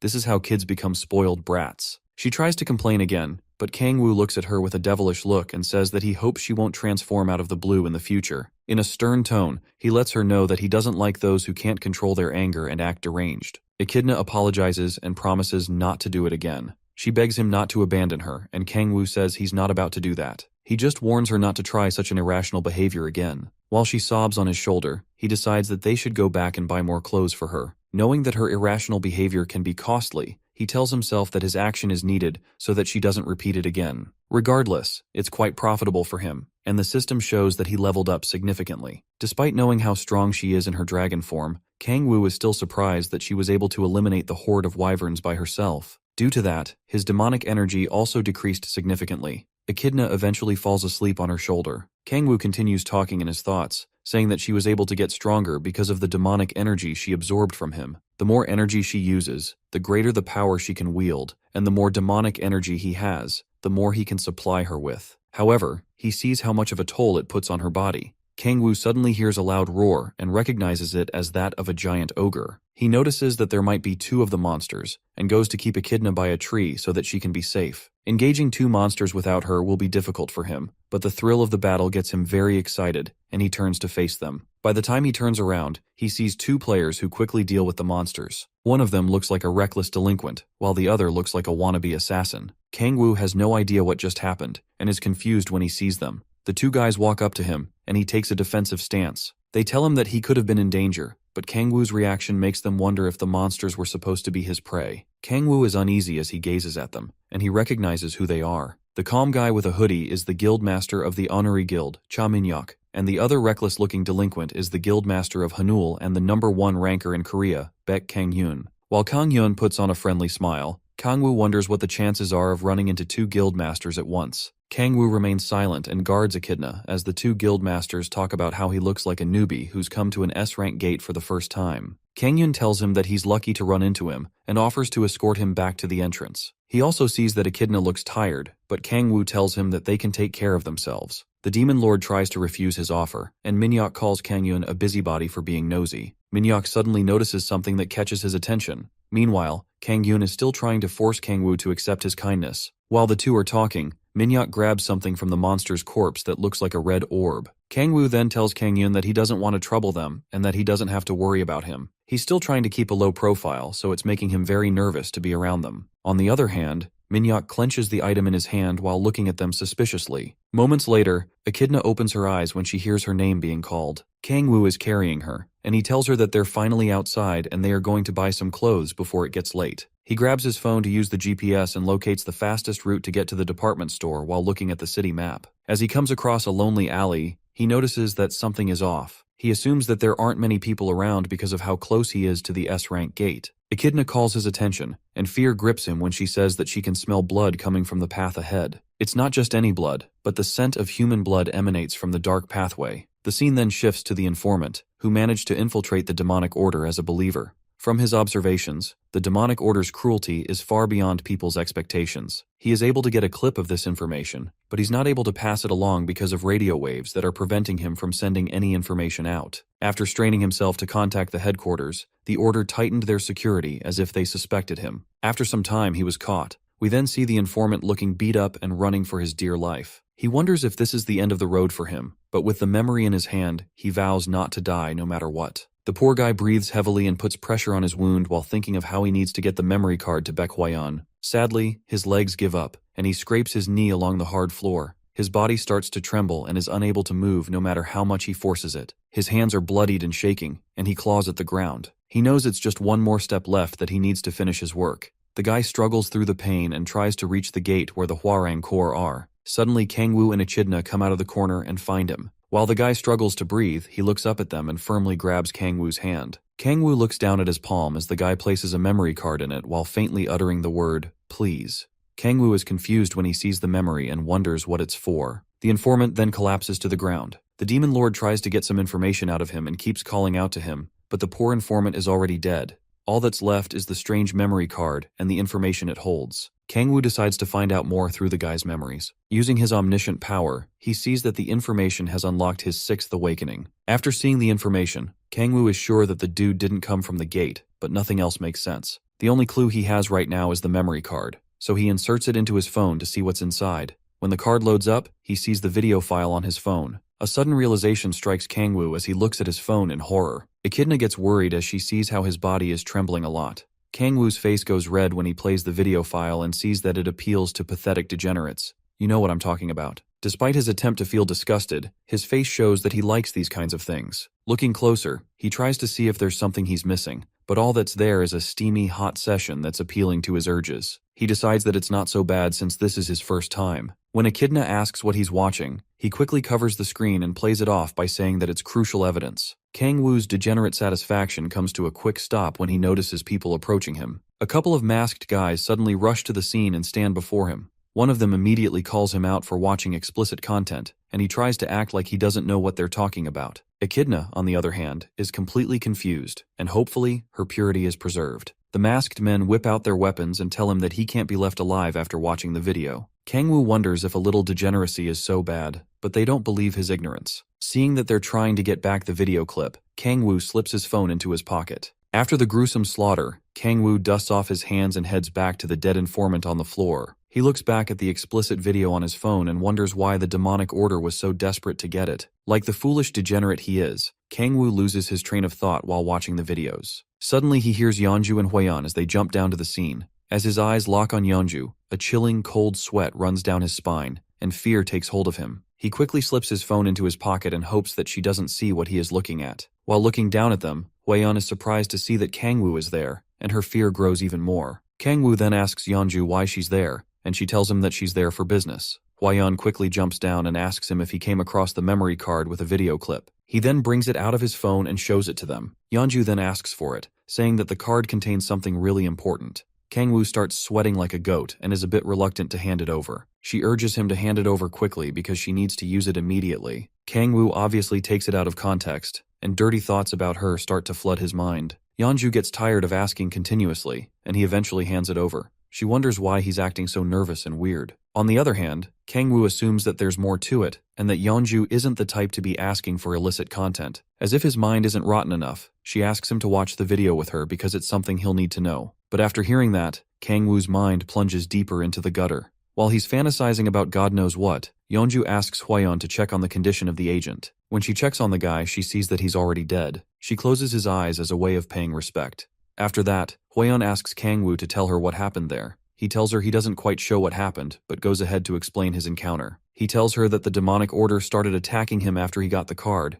and she assumes his involvement is just a mere coincidence. Hwaeyeon then suggests that he should watch the video with them, but she suddenly notices Yeonju acting strangely. Yeonju then shows them the explicit content and asks Kangwoo what the hell it is. Both of them are red all over their faces, and Kangwoo tells her that he's innocent while making sure that Echidna doesn't get spoiled at such a young age. However, Hwaeyeon isn't even moved by it, and she says that it's a fake video. She explains that they'll have to use a decryptor at their headquarters to reveal the real video. Not only that, but their headquarters also recommends using adult content as fake videos. Maybe the Hwarang Core are the real crackheads in this manhwa. While listening to them, Kangwoo realizes that the real video has something to do with the demonic order. After that, Yeonju starts scolding Kangwoo because he watched the video, but didn't tell her anything about it. Echidna then rushes out to defend him and tells Yeonju to stop being so mean to her master. When she sees the little brat and asks who she is, Kangwoo tells her that Echidna is his familiar. Echidna isn't too happy about meeting Yeonju and makes mean faces at her. However, Yeonju wonders how a little kid is Kangwoo's familiar, and feels his style is more suited to a demonic, scary monster. Hwaeyeon interrupts their conversation, saying that they need to go to the headquarters immediately to check out the video. By nightfall, the scene switches to a huge building, which is the Hwarang Core headquarters.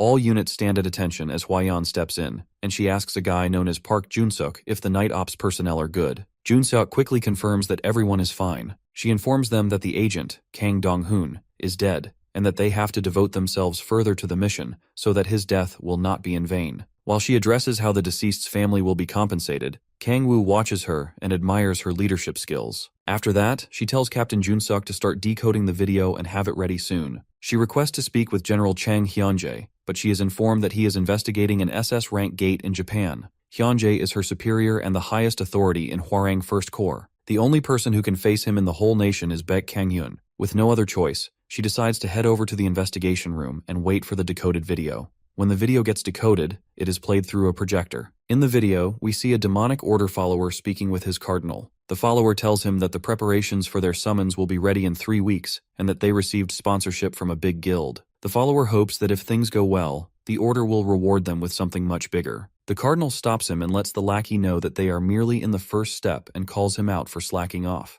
While being stepped on like a piece of garbage, the follower apologizes for his actions. The cardinal reminds him that they still have a long way to go, and that he should keep quiet until preparations for the summons are complete. After that, he notices the camera watching them, and the clip stops there. Hwayeon, Yeonju, and Kang-woo are sitting in the investigation while watching the clip to the end. Kang-woo sees that the cardinal is the one recruiting people into the demonic order and is sure that there has to be more than one of them. Nevertheless, he is able to deduce 3 things after watching the video. Firstly, if the one with the star-studded mask is the cardinal, then he's sure that there's someone with an even greater power to who he answers. Secondly, the order is preparing to summon something on Earth. And lastly, one of the big guilds is sponsoring them. He suggests that they have to investigate the big guilds, and Hwayeon wants to know his reason. Kang-woo lets her know that since the spy has been caught, they'll do everything to hide their plans about the summons. This will make it difficult to find evidence related to the main order. All that's left is to find out which guild is sponsoring them, but the Red Rose Guild is already an exemption from this. Hwayeon is very impressed by his deduction skills and compliments him, causing him to feel like the next best thing on the planet. However, Yeonju tells her that he's usually quick-witted.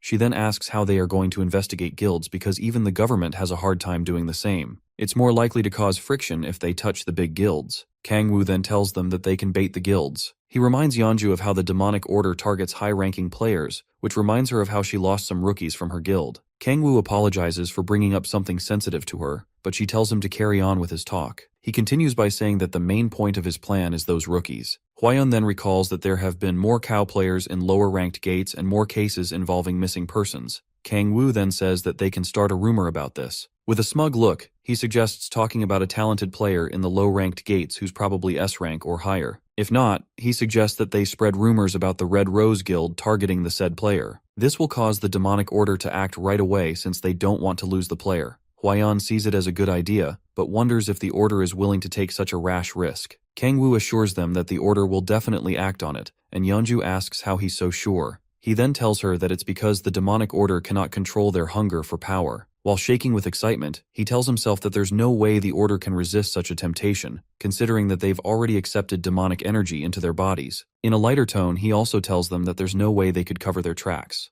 Hwayeon adds that despite the patrols, there hasn't been any decrease in the number of cow players.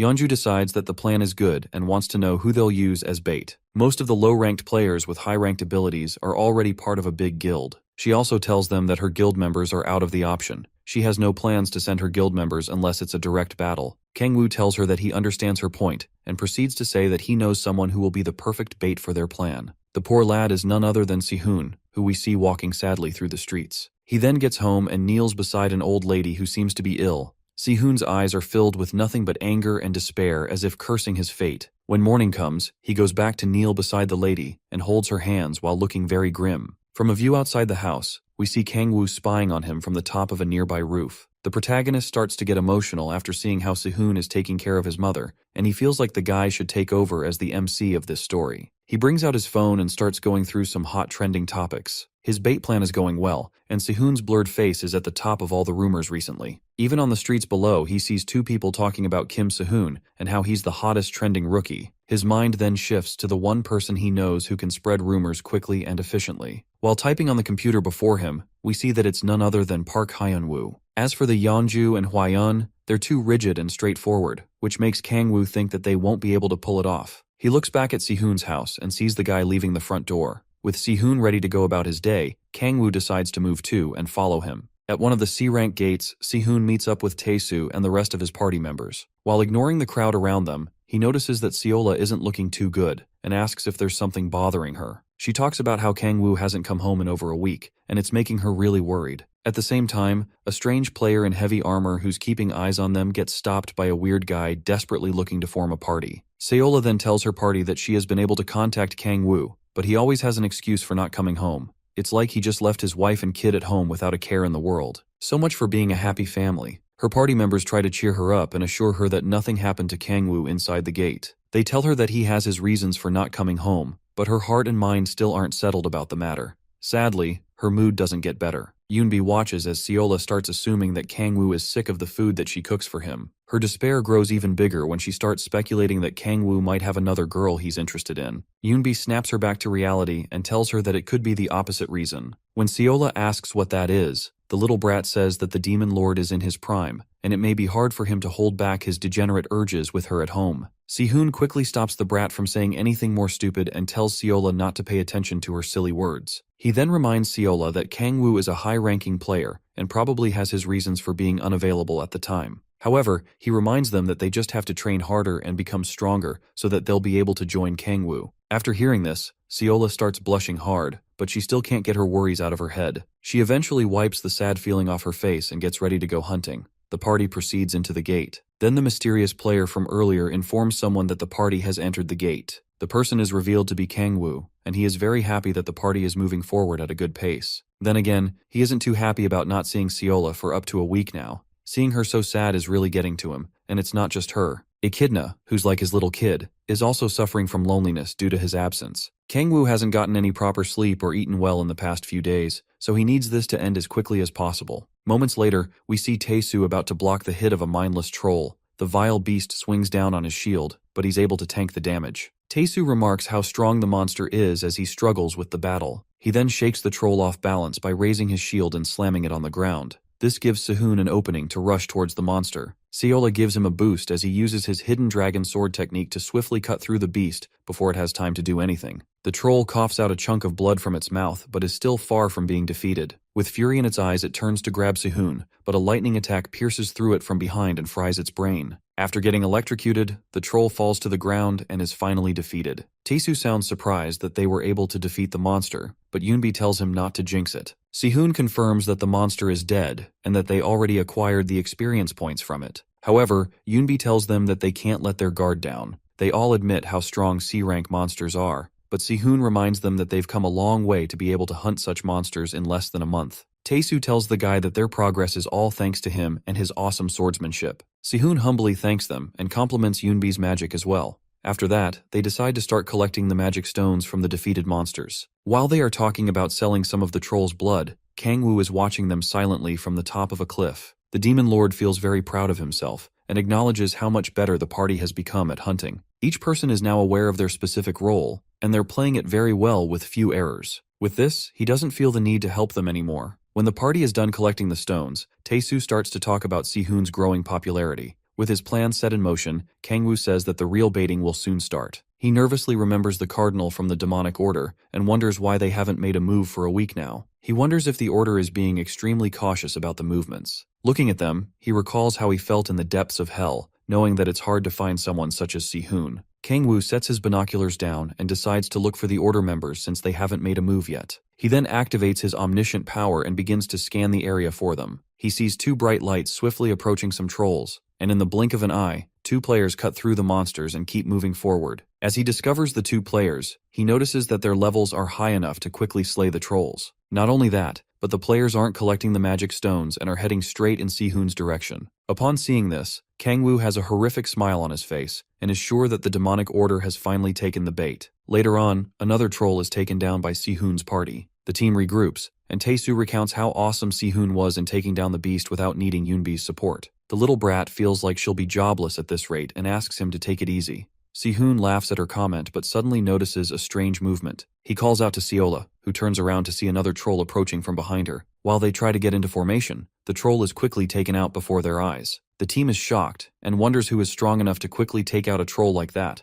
Sehun quickly recognizes the person mocking them when he looks up. Standing before him is Kim Young-hoon, who is happily bathing in the monster's blood. Tae-soo and the rest look at Si-hoon and ask him how he knows the Vice Guild Master of the Mir Guild. Young-hoon is the son of the Guild Master of the Mir Guild, and a spoiled kid who was born with the shiniest silver spoon in all of South Korea. His talent is barely admirable, but he uses good old daddy's money to outperform other players and rise to the top. Si-hoon wants to know why he's there, and Young-hoon tells him that it's obviously to hunt. His teammates start feeling a bit disturbed when the two guys start arguing. Si-hoon immediately loses his temper once Young-hoon refers to them as brothers. Daddy's kid mocks his outrage, saying that Si-hoon is the one with cheap blood running through his veins. The swordsman further loses his cool and reaches for his sword to attack Young-hoon. The spoiled brat provokes him further, telling him to try and attack if he can. Si-hoon is able to hold himself back momentarily. Then Young-hoon tells them that there have been rumors about his dear brother lately. Si-hoon is struck with fear when he hears his brother talking about his special ability, which is supposed to be an S rank. While shaking with anger, he asks Young-hoon what he means by his statement.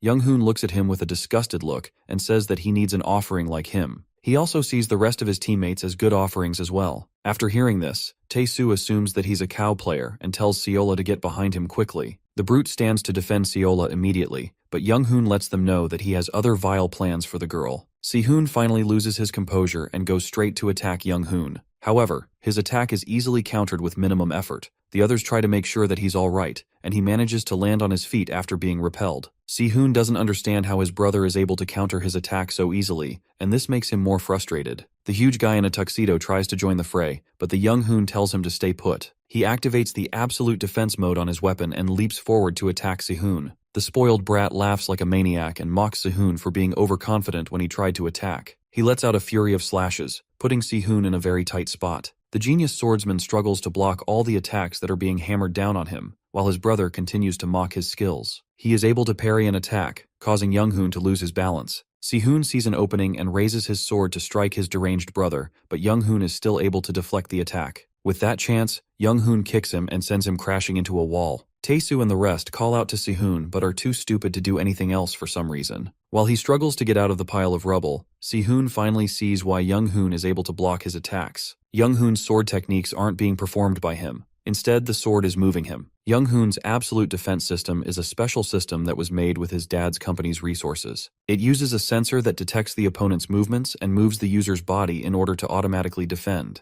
Meanwhile, back on the battlefield, Young-hoon calls Si-hoon an impudent vermin and tells him to crawl on the ground where he belongs. After that, he rushes to land a killing blow, but Tae-soo jumps in at the right time to block the blade with his shield. As the musclehead struggles to keep his defenses up, Young-hoon wonders who the hell he is. Regardless, Tae-soo is using every ounce of strength in him to keep Young-hoon's blade at bay. He vows not to let Young-hoon have his way with Si-hoon so long as he is alive. After that, he musters up all his strength and begins to push Young-hoon back. As he continues to push back with his shield, he suddenly notices that there's no response from his opponent. Tae-soo looks above the shield to see Young-hoon surrounded by a barrier and unaffected by his futile efforts. Young-hoon calls him an imbecile for daring to face him with such useless equipment. He then activates the demonic energy from his defensive suit and sends Tae-soo flying away. When the brickhead crashes into the ground, Young-hoon tells him that his interference wouldn't have made any difference in the end. With an unimpressed expression, he then sees Si-hoon charging up an attack and Seola giving him a boost as well. Si-hoon activates his hidden dragon technique again and bolts with incredible speed to put an end to his brother. The aura emanating from his blade takes the form of a dragon as he lands his attack. Young-hoon quickly blocks the attack, and their blades clash.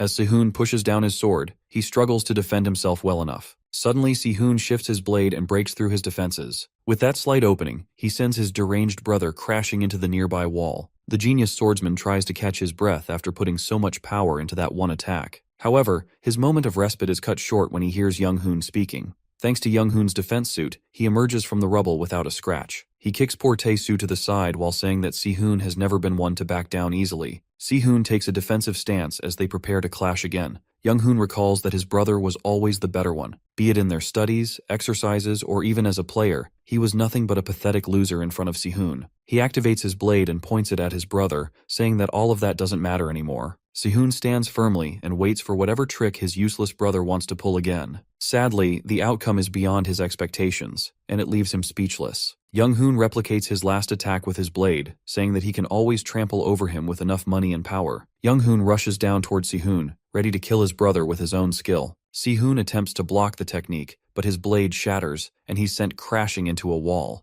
Young-hoon laughs like a maniac while feeling superior to Si-hoon. Seola quickly rushes to heal the swordsman, while Yoonbi tries to defend them. Now they want to act like they can help. Yoonbi attacks with her lightning magic, but it's completely useless in the face of Young-hoon's defenses. The son of a gun completely ignores the attack and continues to mock Si-hoon. He tells his brother that no matter how hard he tries, there are things that he'll never surpass. Meanwhile, Seola tries to tell Si-hoon that she can't heal him more than she already has. After providing him with first aid, she tells him to try and get up quickly while she goes to help Yoonbi. However, Si-hoon looks like he has lost all hope and says that he doesn't have any strength left in his body. Young-hoon slowly walks toward him while ignoring all the attacks that Yoonbi and Seola are putting out. The two girls are trying their best, but it's no use against Young-hoon's defenses. Tae-soo is also still knocked out on the floor and can't help. Looking at all this, Si-hoon curses himself for being too weak to protect his comrades. With his mind clouded in despair, he hears a strange voice speak to him and ask him if it is strength that he desires. Meanwhile, Kang-woo is watching the chaos from the top of a cliff. Having seen everything that happened, he is sure that the Mere Guild is the one associated with the demonic order. He is also surprised to find out that Si-hoon is the son of a concubine and has an older brother. After contacting the necessary people, Kang-woo decides to go help them out,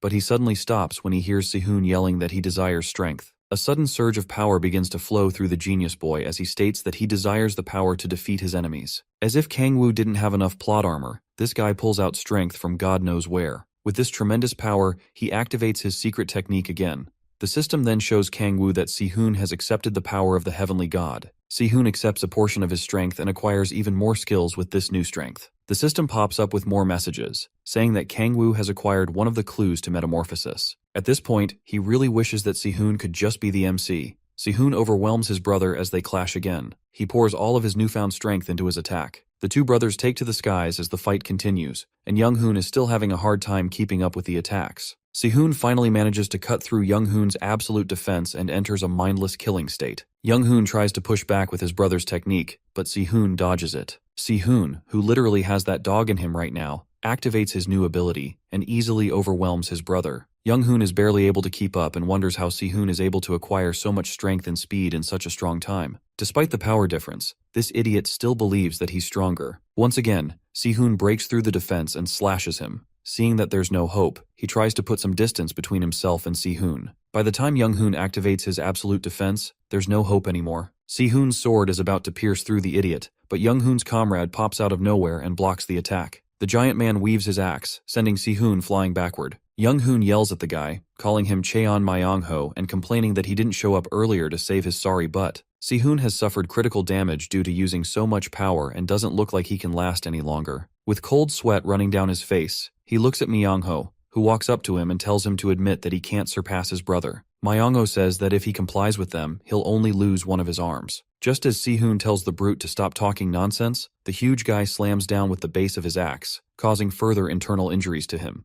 Myong-ho quickly stops on Si-hoon's hand, forcing him to admit that his useless brother is stronger. Si-hoon struggles with the pain, but his body has lost all strength. As Myong-ho raises his axe to chop off our prodigy's arm, he tells him that the weak only have the right to suffer. As Si-hoon tries to muster a bit of strength, he recalls how his mother apologized for giving birth to him. At that moment, he tells his mom that he can endure, and that he's always wanted to thank her for birthing him. Si-hoon loses all hope and begins to cry like a wimp and apologizes to everyone for being so weak. Yoonbi tries to help out, but she has no mana left, and Seola is too busy healing Tae-soo. Si-hoon then accepts his fate and closes his eyes as the axe comes swinging down at him. Suddenly, his eyes open up when he hears a familiar voice. He turns and sees Kang-woo, who is blocking Myong-ho's axe despite all the strength the brute is using. As his arm blades crack the big guy's weapon, he tells Myong-ho that he agrees with his theory about the weak. He kicks the guy away, while Young-hoon is hiding like a loser and watching from afar. Kang-woo joyfully tells the brute that he'll help him fully exercise his rights as a weakling.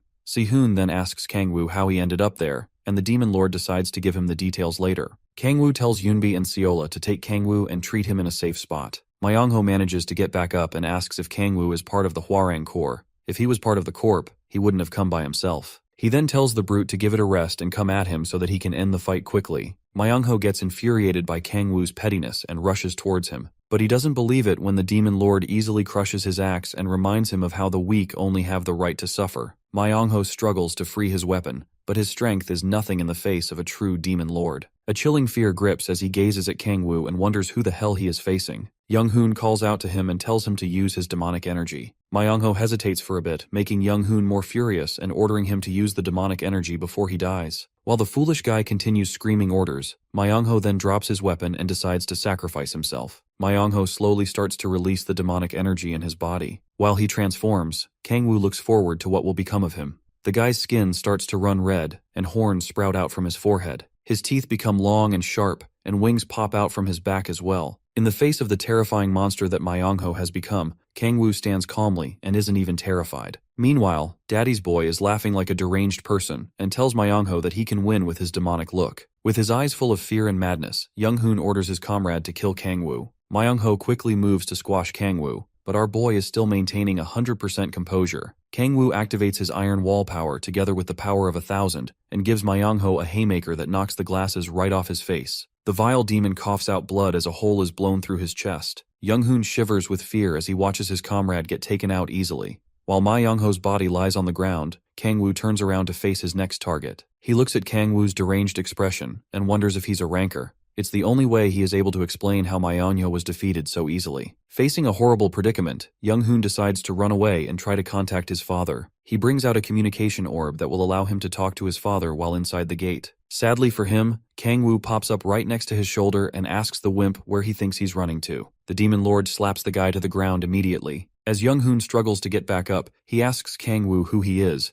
but the demon lord stomps down on the idiot's head. Kangwoo notices that all his opponents always ask him the same question and wonders if it's something that they teach in the demonic order. He sees the orb in Young-hoon's hand and immediately figures that the guy is trying to contact his father. Young-hoon tries to lie his way out, but Kangwoo tells the spoiled brat to contact his father. This will only make things more interesting for him. We see Jae-hyun seated in his office when his orb lights up. Expecting his son to be on the other end of the line, he suddenly hears Kangwoo's voice and demands to know who he is. Kangwoo tells Jae-hyun that his son is being held hostage. Then Jae-hyun hears his useless son's voice screaming for help. Jae-hyun remains silent as Kangwoo continues to rough up Young-hoon and mock the way the boy was raised. Finally he responds, and Kangwoo sees that the man does care a bit about his pathetic offspring. Young-hoon gets beaten to a pulp and restrained with Kangwoo's chains. Jae-hyun then asks Kangwoo what he wants. The Demon King tells him to come to the Mokdong C-rank gate immediately if he wants to save his son. He starts laughing at Jae-hyun when the guildmaster assumes that he has to come alone. He already knows what Jae-hyun is capable of, so he tells him to come well prepared while letting him hear the screams of his son. When the old man starts complaining, Kangwoo tells him not to make a fuss and to come alone by all means. Feeling furious, the old man threatens Kangwoo, saying that he can't get away with this because he belongs to a group cooperating with the government. However, Kangwoo tells him that he has no ties with the government. When asked if he is alone, the Demon King mockingly says that he's still single. This guy just loves looking for trouble at any opportunity. Jae-hyun finally snaps and wonders where our boy got the guts to pull something like this. Regardless, Kangwoo doesn't even care about any of that. He goes ahead to provoke Jae-hyun even further by telling him that he has no idea who he's dealing with. He continues to torture Young-hoon in the process and tells the old man that he needs some sense beaten into him. Kangwoo smashes Young-hoon's head into the orb, leaving the boy on the brink of death. The poor guy is in a lot of pain and wishes for his suffering to end. His father then tells Kangwoo that it's enough. The Demon King gives him 20 minutes to show up, and if he doesn't, Jae-hyun won't be able to imagine what will happen. Kangwoo listens closely as the old man tells him that if he did all this to get a ransom, then it's already too late for him. Jae-hyun swears to find him by any means necessary and rip him to shreds. However, Kangwoo wishes him luck and proceeds to smash the orb with Young-hoo's skull. With that settled, he decides to move on to the next thing. He suddenly hears Young-hoon's faint voice, asking for help and pleading to be saved. The poor guy offers to give Kangwoo as much money as he wants if he saves him. However, Kangwoo kicks him and says that money isn't what he wants right now. Desperate to be saved, Young-hoon asks what he wants, and Kangwoo tells him that he wants peace and prosperity for all the kimchi stew on Earth. Daddy's boy feels like the Demon King isn't being serious. If only he knew what that meal meant to Kangwoo. As he tries to tell Kangwoo to be serious, the Demon King grabs his face and shuts him up. His eyes suddenly light up when he hears that Kangwoo is preparing for a meeting with his father. In his head, he feels like his dad will save him by any means. However, Kangwoo uses his power on Young-hoon and says that he is glad that Jae-hyun loves his son so much. Before Young-hoon has a chance to say anything, Kangwoo uses his demonic powers to torture his mind. Later on, Kangwoo leaves the gate with Seola and her party. While he addresses them on what to do, he hears someone calling out to him. He turns to see Yeonju and Hwayeon, and Yeonju tells him that she brought all the troops he told her to bring, but she feels like there was no need to bring the soldiers. Seola and the rest are surprised that he knows the two famous girls, but he tells them that it's not a favorable relationship. Yeonju is ready to bite his head off for that statement, but she pushes it aside. She goes ahead to ask who his friends are, and Seola introduces herself. Yeonju assesses her looks and immediately starts feeling jealous of her jugs. She then asks Seola what her relationship is with Kangwoo, but Seola throws the question back at her. Before a catfight breaks out, Kangwoo calms them down and says that they'll do their introductions later. He tells Seola to take her 3 party members and leave in the meantime. Hwayeon then asks Kangwoo if the thing he's dragging on the ground is supposed to be the bait. He raises the chains up and shows them Young-hoon's half-dead face. The troops and other players in the scene start getting worried when they see how Young-hoon is being treated. They all know how Jaehyun will react to this, but Kangwoo already has this in mind. Yeonju makes up her mind to face Jaehyun head-on since the Mir Guild is related to the demonic order. Hwayeon lets Kangwoo know that it could be a tough fight with their numbers, since they aren't prepared to face Jaehyun head-on. She feels they are being too hasty, but Kangwoo assures her that everything is alright. He tells her that the battle will be easy against someone who has lost their rationality. While kicking Young-hoon's head, he tells them that the love a father has for his son is infinite. Regardless, Yeonju doesn't believe that Jaehyun will lose his cool that easily, but she doesn't know that Kangwoo has successfully made the old man lose all composure. However, he knows what he has planned, and he's looking forward to how things will turn out. A lot of black vans suddenly pull up to the scene, and Jaehyun slowly steps out. He says that he knew Yeonju and Hwayeon were behind all of this. The two girls then take a defensive stance in front of Kangwoo and get ready to face the old man. Jaehyun laughs at their meager numbers and wonders if they really thought that taking his son as his hostage would end the matter. His menacing aura starts to pour as he demands to know who spoke with him over the orb earlier. His eyes shift to Kangwoo as the demon signals and walks over to him, saying that he looks much better in person. Seeing how Kangwoo is casually dragging his son on the ground makes Jaehyun lose his temper even more. He thanks Kangwoo for not running away as the demon lord tosses his useless son to him. The guards rush to catch Young-hoon and try to check if he's alright. The old man is shocked when Kangwoo easily hands over his son. Even Yeonju and Hwayeon wonder what Kangwoo is thinking by giving back their hostage. After seeing this, Jaehyun feels there's more to this and asks Kangwoo what he's plotting. However, Kangwoo continues to act like he's innocent and says that he's only handing back Young-hoon because the old man is probably worried. At this point, the old man is starting to get nervous as he holds his half-dead son. When he starts to call out to his son, Kangwoo begins to laugh and enjoy the show. Jaehyun tries to make sure that Young-hoon is alright. He looks down desperately at his son, waiting for his son to say something. The fear and nervousness in his eyes grow, and Young-hoon finally responds with a shocking question. The poor lad looks up at his father and asks who he is. Upon hearing this, Jaehyun's heart is shattered. Young-hoon asks the same question again, and his old man tries to remind him that he is his father. But when he desperately shakes Young-hoon, the boy screams out in pain and tells his father to stop hurting him. Young-hoon pushes himself away from his father, and the guards try to calm him down. Seeing his own flesh and blood deny him renders Jaehyun speechless. Mixed feelings start to grow inside of him, and he doesn't know how to react to this. Meanwhile, Kangwoo is enjoying every bit of this as Young-hoon continues to scream for his father to let go of him. Jaehyun's rage can't be contained any longer, and it finally bursts out after seeing the state of his son. Yeonju moves forward to defend her troops and tells them to get back immediately. Jaehyun, in his uncontrollable rage, demands to know what Kangwoo has done to his son. In the blink of an eye, he rushes toward the demon lord, but Yeonju gets ready to take on the old man. She charges up her powers as well, and the two guild masters go at it. Jaehyun reveals his 9th awakening special ability, while Yeonju activates her bloodthirsty chain to try and restrain him. They both yell with fury in their eyes as their powers are about to clash. Jaehyun tells Yeonju to move out of the way, and an explosion goes off as his fists land on her. But luckily, she's able to dodge and weave her chains to leave him in a trap.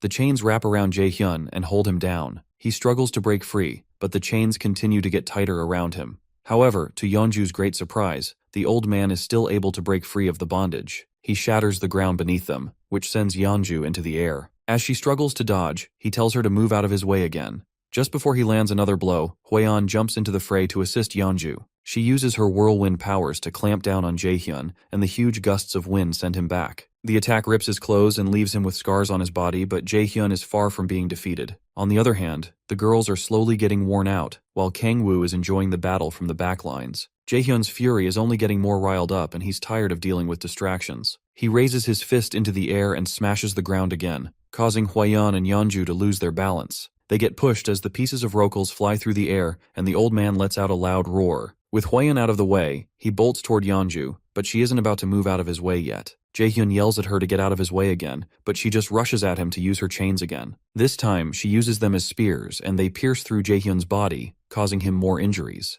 Regardless, the old man is unfazed by her petty tricks, and he sends her flying away in an instant. Yeonju thinks the guy is crazy and didn't expect to move through her spears carelessly. However, with the chains still attached to his body, she weaves them around his body and tugs at them to keep him in place. Since Jaehyun is still a ranker like her, Yeonju plans to keep on adding damage to him until he can't deal with them anymore, but she underestimates how much Jaehyun wants to kill Kangwoo. As he struggles to break her chain, she thinks of how they'll be able to land a critical hit on him. Just as Hwayeon staggers to get up, Jaehyun breaks free of Yeonju's chains, leaving the Red Rose Guild master short of words. After breaking free of her trap, he removes the spears from his body and tosses them to the ground. Now, he's finally face to face with Kangwoo, but he's also heavily injured. Seeing Kangwoo's excited smile drives Jaehyun closer to the brink of total madness. He mindlessly rushes toward the Demon King and gets ready to land a haymaker on our boy. Sadly, he doesn't see when a blade is thrust through his body. The attack catches him off guard and he coughs out a ton of blood. He slowly turns around and sees that Hwayeon is the person who stabbed him. She stands firm with an exhausted expression on her face. Meanwhile, Jaehyun's guards can't believe their eyes while still trying their best to hold down Younghoon. Hwayeon removes her sword from the old man's body, but he plants his feet firmly on the ground, refusing to be defeated. While trembling and struggling with the pain, he slowly walks towards Kangwoo. The girls watch as the old man continues to stagger his way forward. Jaehyun is finally within arm's reach of Kangwoo's face, and he raises his fist to punch the guy. However, Kangwoo has a sinister smile on his face when Jaehyun's fist barely touches him. The old man finally falls to his knees when his body gives up. Kangwoo grabs him by his hair and jeers at the old man for saying that he would kill him. He then asks Jaehyun if he knows just who he is. Later on at the Hwarang Corps headquarters, Yeonju tells Kangwoo to explain himself and asks what exactly he did to Younghoon. She is shocked to hear that Kangwoo is capable of altering someone's memories. He starts gloating about being multi-talented and feels like he's the best thing ever. Yeonju looks at him with a serious expression and tells him to stop the crap. She wants to know who or what exactly he is, but Kangwoo tells her that there's no need for her to know or understand everything. All that matters is that she's helping him, and he's doing the same in return. Yeonju clenches her fist out of anger when Kangwoo asks if cleaning up the demonic order isn't more than enough for her. She feels infuriated as he stretches out his hand to her and offers to continue their cooperation. While letting out a heavy sigh, Yeonju feels like she made a mistake in offering Kangwoo her help in the first place. But she shakes his hand and agrees with him, knowing that it's too late for her to have regrets. Despite her fears, she agrees to keep working together with Kangwoo. Later on, we see Jaehyun in a dark room being restrained with some seals on his body. Hwayeon walks in to ask some questions and starts by asking when he started working with the demonic order. Yeonju and Kangwoo are also in the room, and Kangwoo asks the old man what a summon is. While the questions keep coming, Jaehyun smiles and remains silent. Out of anger, Hwayeon slams the table and tells the old man to answer her questions. Jaehyun's smile disappears when she tells him that he's no longer the guild master of the Mir Guild or the CEO of his company. Right now, he's just a criminal who helped a deranged cult. He then responds by asking if she thinks that he'll actually answer her questions. He refers to the Hwarang Corps as the government's dogs and sees them as nothing less. Hwayeon doesn't find his remarks funny, but he threatens her by saying that he has their necks by his hand. As he lashes out, Yeonju's spear hits him and shuts him up.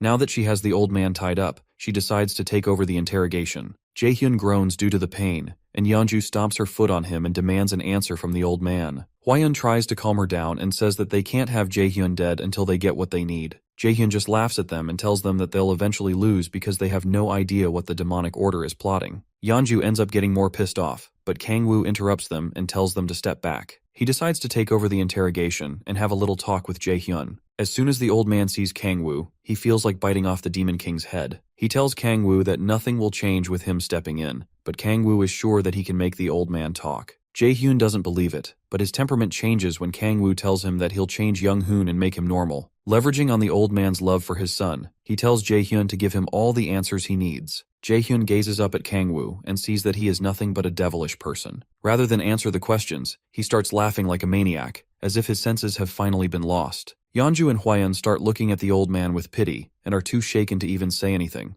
However, Jaehyun swears that Kangwoo will fall into the depths of hell. The poor man doesn't even know that he's basically talking to the king of hell. Kangwoo doesn't even see his words as a threat. Without a choice, Jaehyun starts answering their questions. He tells them that he met a man 8 months ago, and they confirm that the person is the cult cardinal with a crimson mask. But he doesn't even know the true identity of the crimson masked man. Kangwoo tells him to carry on with his story and keep talking. Jaehyun then tells them that the masked man offered to turn him into a devil if he provided the order with resources for their ceremony. Yeonju thinks he's crazy to have accepted such an offer, but Jaehyun tells her that she doesn't know anything about devils. According to him, devils can live eternally if their necks are intact and their hearts don't explode. Hwayeon then questions why he believed that he would gain eternal life, and he tells them that the order has existed for over 1,000 years. Not only the girls are shocked when they hear this, but even Kangwoo can't believe his ears. According to Jaehyun, the order has existed for a far longer time than that, and they've been expanding their forces while hiding throughout the world. It's only recently that they've been very active. After hearing this, Kangwoo realizes that the demonic order must have much deeper roots, and this is going to make it harder to deal with them. Jaehyun then admits that he kidnapped players for the sake of acquiring eternal life. Yeonju looks at him with a disgusted expression and calls the old man a lunatic for doing something so devilish. However, Jaehyun laughs at her and says that she really doesn't know anything. He explains that the physical body of a devil retains the mind, but she still doesn't see it as a valid reason for his evil deeds. He lets them know that with a devil's body, one will be able to maintain their youth and live forever, but Yeonju still doesn't believe that something so ridiculous is even possible. The old man assures her that it is and says that he wouldn't gamble on something that isn't certain. This only manages to make Yeonju more pissed off. However, after seeing how confident Jaehyun is, Kangwoo understands how the demonic order is expanding its forces. The thought of living with a burning, unquenchable desire reminds him of his horrid days in hell and how he had to feed on the bodies of demons. He keeps his gaze focused on Jaehyun, who continues by saying that he had a few of his guild members accept demonic energy during the cult ceremonies. Hwayeon asks if demonic energy is like mana, and Jaehyun explains that it's similar but different as well. After hearing that Jaehyun has no demonic energy, Yeonju asks why he didn't accept it. He tells her that the masked man said they needed further preparations to transform him into a complete devil. If one accepts demonic energy, it can turn them into a mindless monster. When Yeonju asks why he let his guild members accept it, he tells her that it's useful for disposable pawns. Hwayeon then chips in and asks what the demonic order is trying to summon. They are shocked when they hear it's a demon, and even Kangwoo starts trembling when he hears this. Regardless, Jaehyun has no idea how or where they are going to do it, but he says that the demonic order told him that the dimensional wall that prohibits them from summoning the demon has started to get weakened. Upon hearing this, Kangwoo becomes more uncomfortable and nervous. Meanwhile, Yeonju asks Jaehyun what the dimensional wall is and how recently it started weakening. The old man tells her that it started weakening about a month ago, which further makes Kangwoo more nervous and soaked with cold sweat running down his spine. At that moment, he realizes that this whole chaos is because of him. The reason the demonic order is now more active is because he broke the Gaia system when returning to Earth. Kangwoo tries to remain calm, but Yeonju notices that there's something off with him. He thinks the system will recover naturally, but those hopes get shattered when Jaehyun says that the dimensional wall is steadily getting weaker. At this rate, everyone in Hell, including the people from Eleanor, might cross over to Earth. Kangwoo's mind is going haywire, but he looks very calm on the outside. Since he can't do anything at the time, he decides to focus on the demonic order for now. He then asks where the headquarters of the demonic order is. Jaehyun tells them that the location he knows is irrelevant, because the order could have already finished their preparations for the summon. Yeonju then asks why they wanted to capture Sehun because they thought it was to use the swordsman as an offering, but Jaehyun says he knows nothing about that. His words don't make any sense to Yeonju because if his guild is providing offerings, it doesn't make sense that he doesn't know if the cult has enough. He then tells her that his guild is performance-based. Upon hearing this, Kangwoo realizes that the situation is worse than they thought. His worries grow more as he tells them that it's not just the mere guild that's working with the demonic order. This means that their fight is far from over. Meanwhile, in what seems to be the demonic order headquarters, the Crimson Masked Man informs his followers about the capture of Jaehyun. He is disappointed that Jaehyun was defeated easily, but one of his followers tells him that there won't be any delay to their plans since they still have offerings from other guilds. However, the masked leader is still confused as to why Jaehyun got involved directly. While looking at the orb, he sees Kangwoo and immediately recognizes him. He decides to confirm some other things from his followers, and asks about the additional support from the order. The followers confirm that it has arrived and also tell the cardinal that they have received a crystal that contains suppressed demonic energy. This will be enough to amplify the masked man's powers and finish their plan. Lastly, they also tell him that there have been no instructions from the order. The cardinal assumes it's because the order wants them to take care of their business. He then tells his followers that the plan will proceed as scheduled, and they should start with El Cuero. Later on, outside the Hwarang Corps headquarters, Yeonju is frustrated because they are back to square one, and Hwayeon tries to cheer her up. Hwayeon then tells Kangwoo that the government is going to give him additional rewards. It's a way to thank him for his efforts in discovering the Mir Guild's connections and capturing Jaehyun easily. Kangwoo hopes to get something that isn't useless, like plaques and trophies. Then Huayan tells him that she'll contact him later in regards to the awards. With the way she is hyping up the reward, Kangwoo looks forward to it being something that he's really going to like. After a long while, Kangwoo finally returns home to Seola and Echidna. They scream his name as soon as they see him, and Echidna starts tearing up when she finally sees her master after so long. The little girl starts crying and asks her master where he's been all this time. He apologizes for being away and tells her that he has some stuff to take care of. Echidna feels that Kangwoo left because she did something wrong, and she doesn't want him to leave her. She promises to do better and begs her master not to leave her.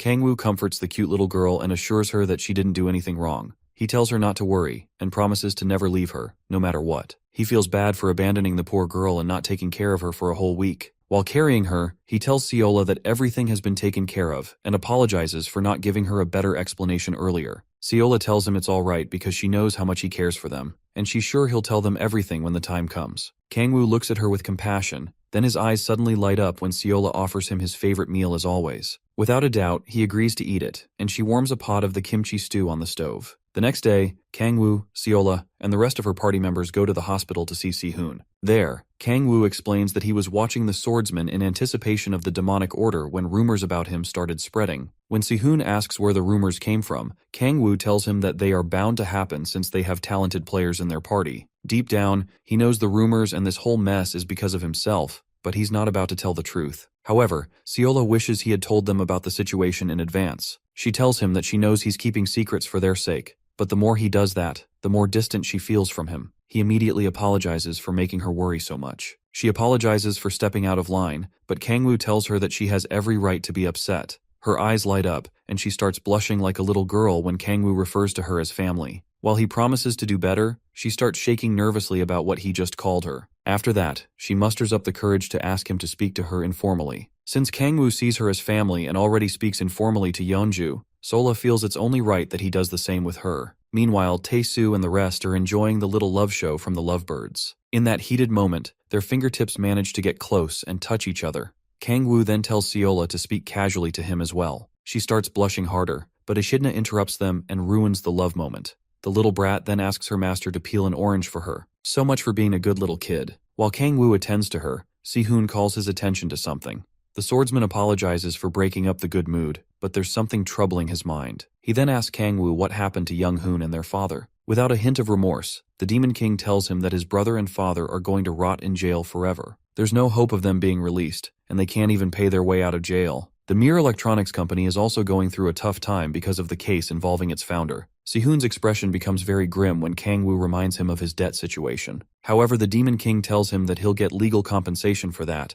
and his sick mother will also be transferred to an advanced facility. Si-hoon thanks Kangwoo, while tears start to trickle down his cheeks. Even Tae-soo and Yoonbi start to get emotional after seeing his reaction. In that emotional moment, Si-hoon calls Kangwoo his savior and says that he is so lucky to have met him. If only he knew what the Demon King had done to him. Si-hoon decides to start calling Kangwoo his brother as well, and to serve him. But this only makes Kangwoo feel very guilty about his evil deeds. Regardless, Kangwoo decides to accept the situation and start speaking to the swordsman casually. He and Seola are intrigued when Si-hoon says that he has something earnest to say. Yoonbi and Tae-soo are also curious when he says that he has been hiding something from everyone. Si-hoon then reveals his SSS rank ability to them, but he can't fully use it because of his low level. Nevertheless, the ability allows him to use the martial arts god, Cheon Taehuang's powers. They're all shocked to hear that he got such an awesome ability from his first awakening. While everyone is asking him questions about his ability, Kangwoo isn't surprised because he already knows about this. But his expression changes when Si-hoon says that he was selected as a protector due to the malfunction of the Gaia system. It's quite surprising that Si-hoon knows about the Gaia system when even Yeonju doesn't know about it. Kangwoo then asks him about the date he awakened as a player. When Si-hoon tells them, Seola remembers that it was the same day that she met Kangwoo for the first time.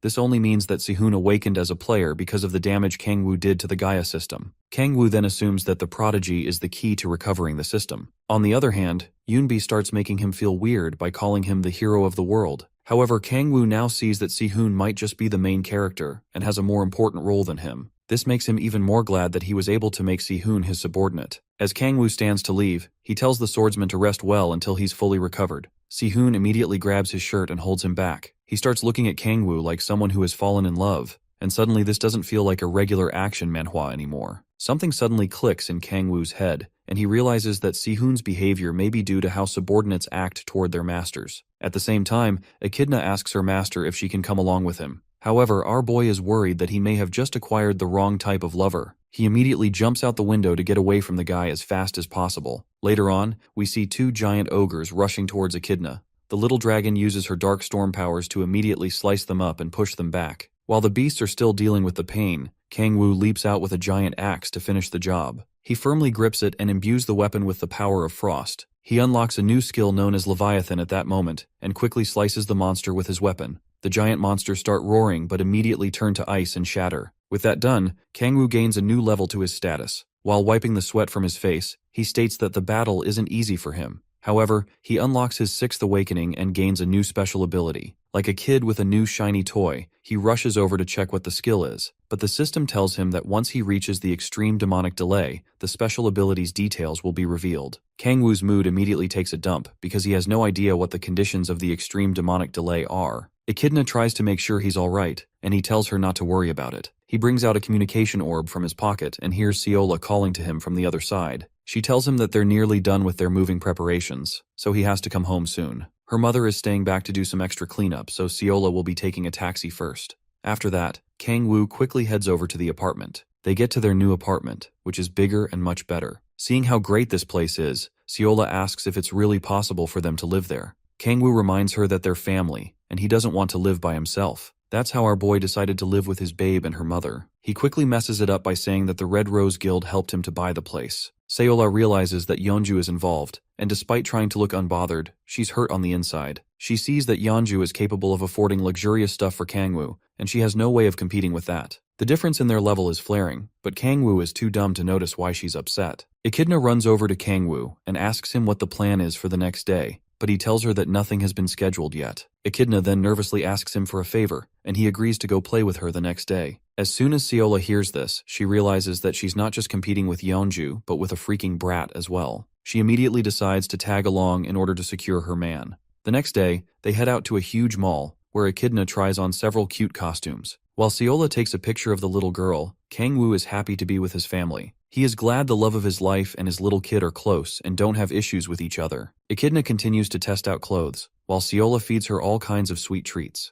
The two bond like mother and daughter, which makes Kang Woo happy that Echidna has someone else she can depend on aside from him. Of course, he quickly realizes how exhausting it is to shop with women. The two girls just keep on dumping more and more shopping bags on him. His expression becomes more joyful when they get to a food court where he can eat anything he wants. While Kang Woo starts drooling at the thought of different meals, Seola tells him that it's not really a special place. She wonders if he's never been to a food court before. The sight of different kinds of meals being prepared makes him feel like he's in heaven or hell in his case. He can finally enjoy a variety of delicacies after enduring so many disgusting meals in hell. He decides to order every single meal he comes across, but Seola tells him to calm down. After some time, their table is laid out with a huge feast, and they start to dig in. Kang Woo starts off with the kimchi stew, and he admits that it doesn't taste as good as the one Seola cooks. He then grabs a slice of pizza and dips it in the stew, causing Seola to think that he has lost his mind. However, it ends up tasting very good to him, so he decides to mix up a bunch of food. Seola covers Echidna's eyes and protects her from the atrocities that Kang Woo is committing at the moment. While the Demon King enjoys his feast, Seola tells the little girl not to try such mixtures ever in her life. After enjoying his meal, Kang Woo notices someone walking up to him. Cold sweat starts to drop his face when he recognizes the person's face, and it's none other than Kang Yun. The guildmaster of the Hanul Guild says that it's been a while since they last saw each other. Kang Woo wants to know what Kang Yun is doing there, but the guy tells him to stop with the formalities. Kang Yun tells him that he has good news, so they can speak casually. He brings up the fact that Kang Woo is at the Red Rose Guild, and the Demon King confirms that he's just cooperating with them. When he hears this, Kang Yun grabs his shoulder and tells Kang Woo to join his guild. He offers him 5 billion won with a car and a house, plus many more things. Seola is surprised that someone can offer so many items without batting an eye. Kang Hyun also tells him that he'll give him an executive position in the Hanul Guild. However, our boy tells the dude that his offer is way too little. Kang Hyun doesn't believe his ears, and he nearly snaps. He calls Kang Woo a funny person for his words, but the Demon King isn't joking. After that, Kang Woo lets Kang Hyun know that he has no plans of working under anyone at the moment. Kang Hyun then decides to add to his offer, and Kang Woo listens closely. The Go-Lucky Guildmaster offers to give Kang Woo one piece of legendary equipment for free if he accepts. Legendary equipment is extremely rare and can't be purchased with money. They are usually made with parts of monsters from S-rank gates and higher, and they form a bond with the owner once the equipment is worn. Not only that, but there's also a chance that the equipment can reject the owner if certain conditions are not met. With such a tempting offer, Kangwoo admits that he's interested in it. Regardless, he still refuses Kanghyun's offer. After this, Kanghyun accepts and decides to back down. However, he leaves his contact card in case Kangwoo decides to change his mind. After that, he adds something else to Kangwoo's kimchi stew and says it'll improve the flavor. Echidna sees this, but Seola tries to protect her eyes from the horrific sight once again. Kanghyun then takes his leave and bids them farewell. Kangwoo tries to take a spoonful of the mixture, but he doesn't look interested in the meal anymore. Later on, he meets up with Yeonju, who asks him why he turned down such a tempting offer. He tells her that he doesn't want to work under anyone at the moment, and she calls him a weirdo. On the other hand, Kangwoo is sure that even if he doesn't join the Hanul Guild, he'll still be able to obtain legendary equipment from the rewards he gets from protecting other players. As they get to an elevator, Yeonju tells him that she has crossed paths with Kanghyun since they're both guildmasters. She tells him that the guy is someone unexpected, and he asks if there have been rumors about him. Yeonju then talks about the one time that Kanghyun was enraged. During the world ranker evaluations, Kanghyun lost to a Japanese ranker, and he was disqualified. The ranker's name was Fujimoto Ryoma, and he possessed a mythical weapon known as Susanoo's Eye. Due to this, the media wasn't favorable towards Kanghyun. Yeonju tells Kangwoo that's all she knows about Kanghyun. Meanwhile, he hopes that he won't regret turning down the guy's offer. She assures him that Kanghyun is the type to just laugh it off. After that, they meet up with Hwayeon. The Hwarang Corps commander tells Kangwoo to come into the room because they've been waiting for him. They walk into a lab, and she tells him that they found a special item while investigating the Mir Guild. Yeonju mentions that Hwayeon must have suffered quite a bit, and the commander says that even her higher-ups were against it. Kangwoo looks at the special item and sees that it's a legendary piece of equipment. It's a cool-looking coat with good stats, and luckily, the item hasn't made a bond with anyone yet. Yeonju highlights that the item's effects don't seem all that great, and Hwayeon concurs with her. When they consider the inherent stats and special effects, the coat is really awesome, but she doesn't know any players who have inherent stats. However, she turns to Kangwoo and sees a creepy and excited expression on his face. Yeonju is surprised when she finds out that he's an inherent stat user. Considering that he has such a trait, the coat is easily the best for him out of all legendary class equipment. Kangwoo gazes passionately at the coat and tells them that he loves it. He thanks Hwayeon for it and promises to do his best to defeat the demonic order. After that, he grabs the coat, and Yeonju tells him to put it on the same way he puts on the gargoyle armor. Our boy equips the trench coat and immediately looks like $1,000,000. Time for Seola to up her game. As the system tells him that the coat has recognized him as its owner, power begins to surge through his body. It scans his inherent stats and increases his demonic energy by 5 points. With that, the coat successfully imprints on him and is now bonded to him. Yeonju asks him how the new equipment feels, and Kangwoo immediately requests for 10 more. Hwayeon then tells him that he can only equip up to 5 items regardless of the class. If any more items are added after the 5th, the effects will be invalidated. Kangwoo takes note of this and says that having 5 items will still be effective for him. He starts showing off his looks and talking about how much he loves legendary class equipment. After that, Yeonju asks him to check out how much stronger he has gotten. He turns back to her, and she requests to fight him. They head into the combat room, where Hwayeon says that it'll be okay for them to be rough with it. While Kangwoo warms up, Yeonju wonders just how much stronger he has gotten. She remembers how he mopped the floor with Youngho and knows that it was mostly due to his stats. She plans to use this opportunity to figure out what's so special about Kangwoo. At the same time, Kangwoo has been meaning to test out his strength as well, and he sees her as the perfect opponent for this. Hwayeon acts as the referee as they get ready, and she tells them to start the match. In the blink of an eye, Kangwoo leaps straight for Yeonju, but she manages to dodge his fist. She turns to land a counterattack, and Kangwoo dodges as well. She corners him with more attacks, but he blocks them. He sees that she's using close combat as a start, and the whole thing starts to piss him off. Kangwoo parries her hand and tries to counter, but she evades the attack. He quickly grabs her hat and tells her that she's underestimating him. He uses the hat to block her vision and attempts to land a punch, but she smashes through the hat with her special chains. Kangwoo is glad that she's finally serious and asks her if she's trying to kill him. While continuing her attacks, she tells him that he's not a regular player. Kangwoo evades the chains, which ends up wrecking the walls of the room. Before he has time to react, she closes in on him and hurls down another attack. Kangwoo evades in the nick of time with his wings and initiates his coat's special ability, known as Kraken's Wrath. This boosts his stats and adds an additional 5 points to his demonic energy. Despite his surging powers, Yeonju is unfazed. She continues her barrage of attacks, but Kangwoo keeps flying around to evade. Meanwhile, Huayan is worried about what will happen if Yeonju goes any further with her rampage.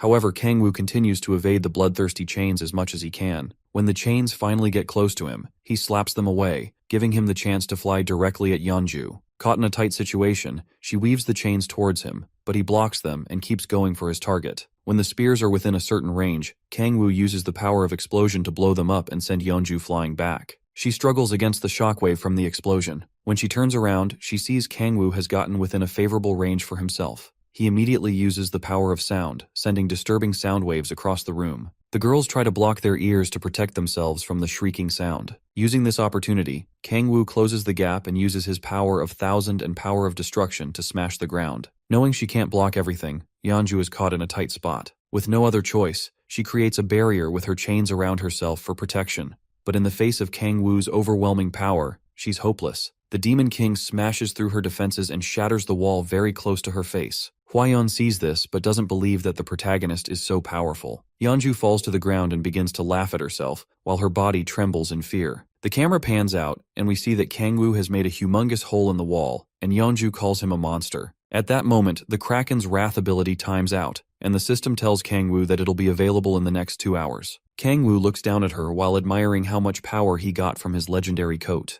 As Yeonju laughs, she slowly retracts her bloodthirsty chains into her gauntlet. Kangwoo extends his hand to help her up while she struggles to catch her breath. He tells her that his power is all thanks to his new equipment, but she reminds him that she also has legendary items as well. Kangwoo has a sinister look on his face as she asks if he's even human. He assures her that at least he isn't her enemy, but she still doesn't see him as someone trustworthy. The two of them turn to Huayan, who yells at them for destroying the room, and says that it cost billions to build. Kangwoo and Yeonju start to feel bad and apologize for their mindless rampage. However, Huayan is seething with rage because she's stuck with two insane people who don't know when to stop. While they both argue about the damage they caused, Huayan tells her people that usage of the training facility will be prohibited until they can get it fixed. Yeonju feels like they should have fought inside the gate, despite how annoying it would have been. Meanwhile, Kangwoo is thinking of how to cover the cost with giant ogre magic stones, but he feels it will be a waste. Yeonju confirms that high-rank boss monsters drop ingredients for legendary equipment when he asks about it. After that, he suggests that they should go and defeat the monster, El Cuero.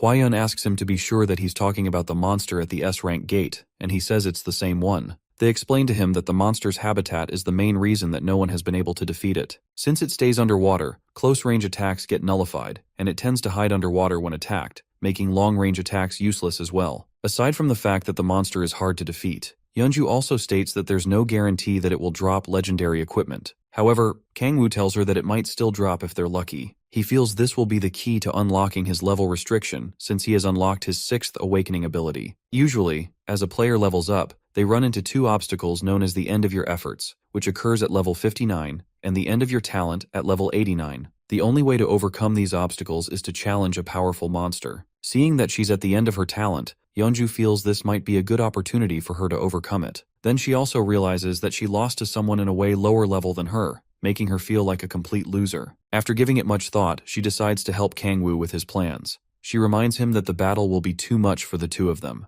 Kangwoo then tells her that he has a plan while looking at Huayan with a devilish gaze. He tells them that his plan requires a class with great close combat abilities. Upon hearing this, Huayan offers to tag along in his plan. She sees it as a way to make up for the damage caused to the facility since she permitted them to use it. Yeonju admires Huayan for her onerous ways, unlike Kangwoo, who is a thorn in her flesh. Huayan is also curious about Kangwoo's plan to hunt El Cuero. Apart from the three of them, Kangwoo says that Echidna will also be tagging along. He also wants to add another close combat class and thinks of who will be suited for this. Huayan calls his attention and tells him that she knows someone who is skilled in close combat. Later on, the scene shifts to the S-rank gate, where Kangwoo is taking down a giant ogre with Echidna. After he lands the killing blow, his level goes up to 59. The system then restricts his level, and will add any additional experience when the restriction is released. Kangwoo sees that the level restriction is a real thing, and he's not an exception to the rule. Meanwhile, Yeonju feels like he's wasting too much energy, but he lets her know that he didn't waste that much. He also sees Huayan and the new guy who she introduces to him. The guy introduces himself as Ku Hyunmo, the Hwarang 2nd Corps commander. If you ignore his title, he looks like a typical oblivious fool. Kangwoo exchanges greetings with him and notices that the guy is a dual-blade warrior. Hyunmo calls Kangwoo a rookie and wonders why he's going around hunting ogres. He also wonders why a child is with him, and Kangwoo tells him that Echidna is his familiar. This only confuses the guy more, but Huayan says he can find out more about it later.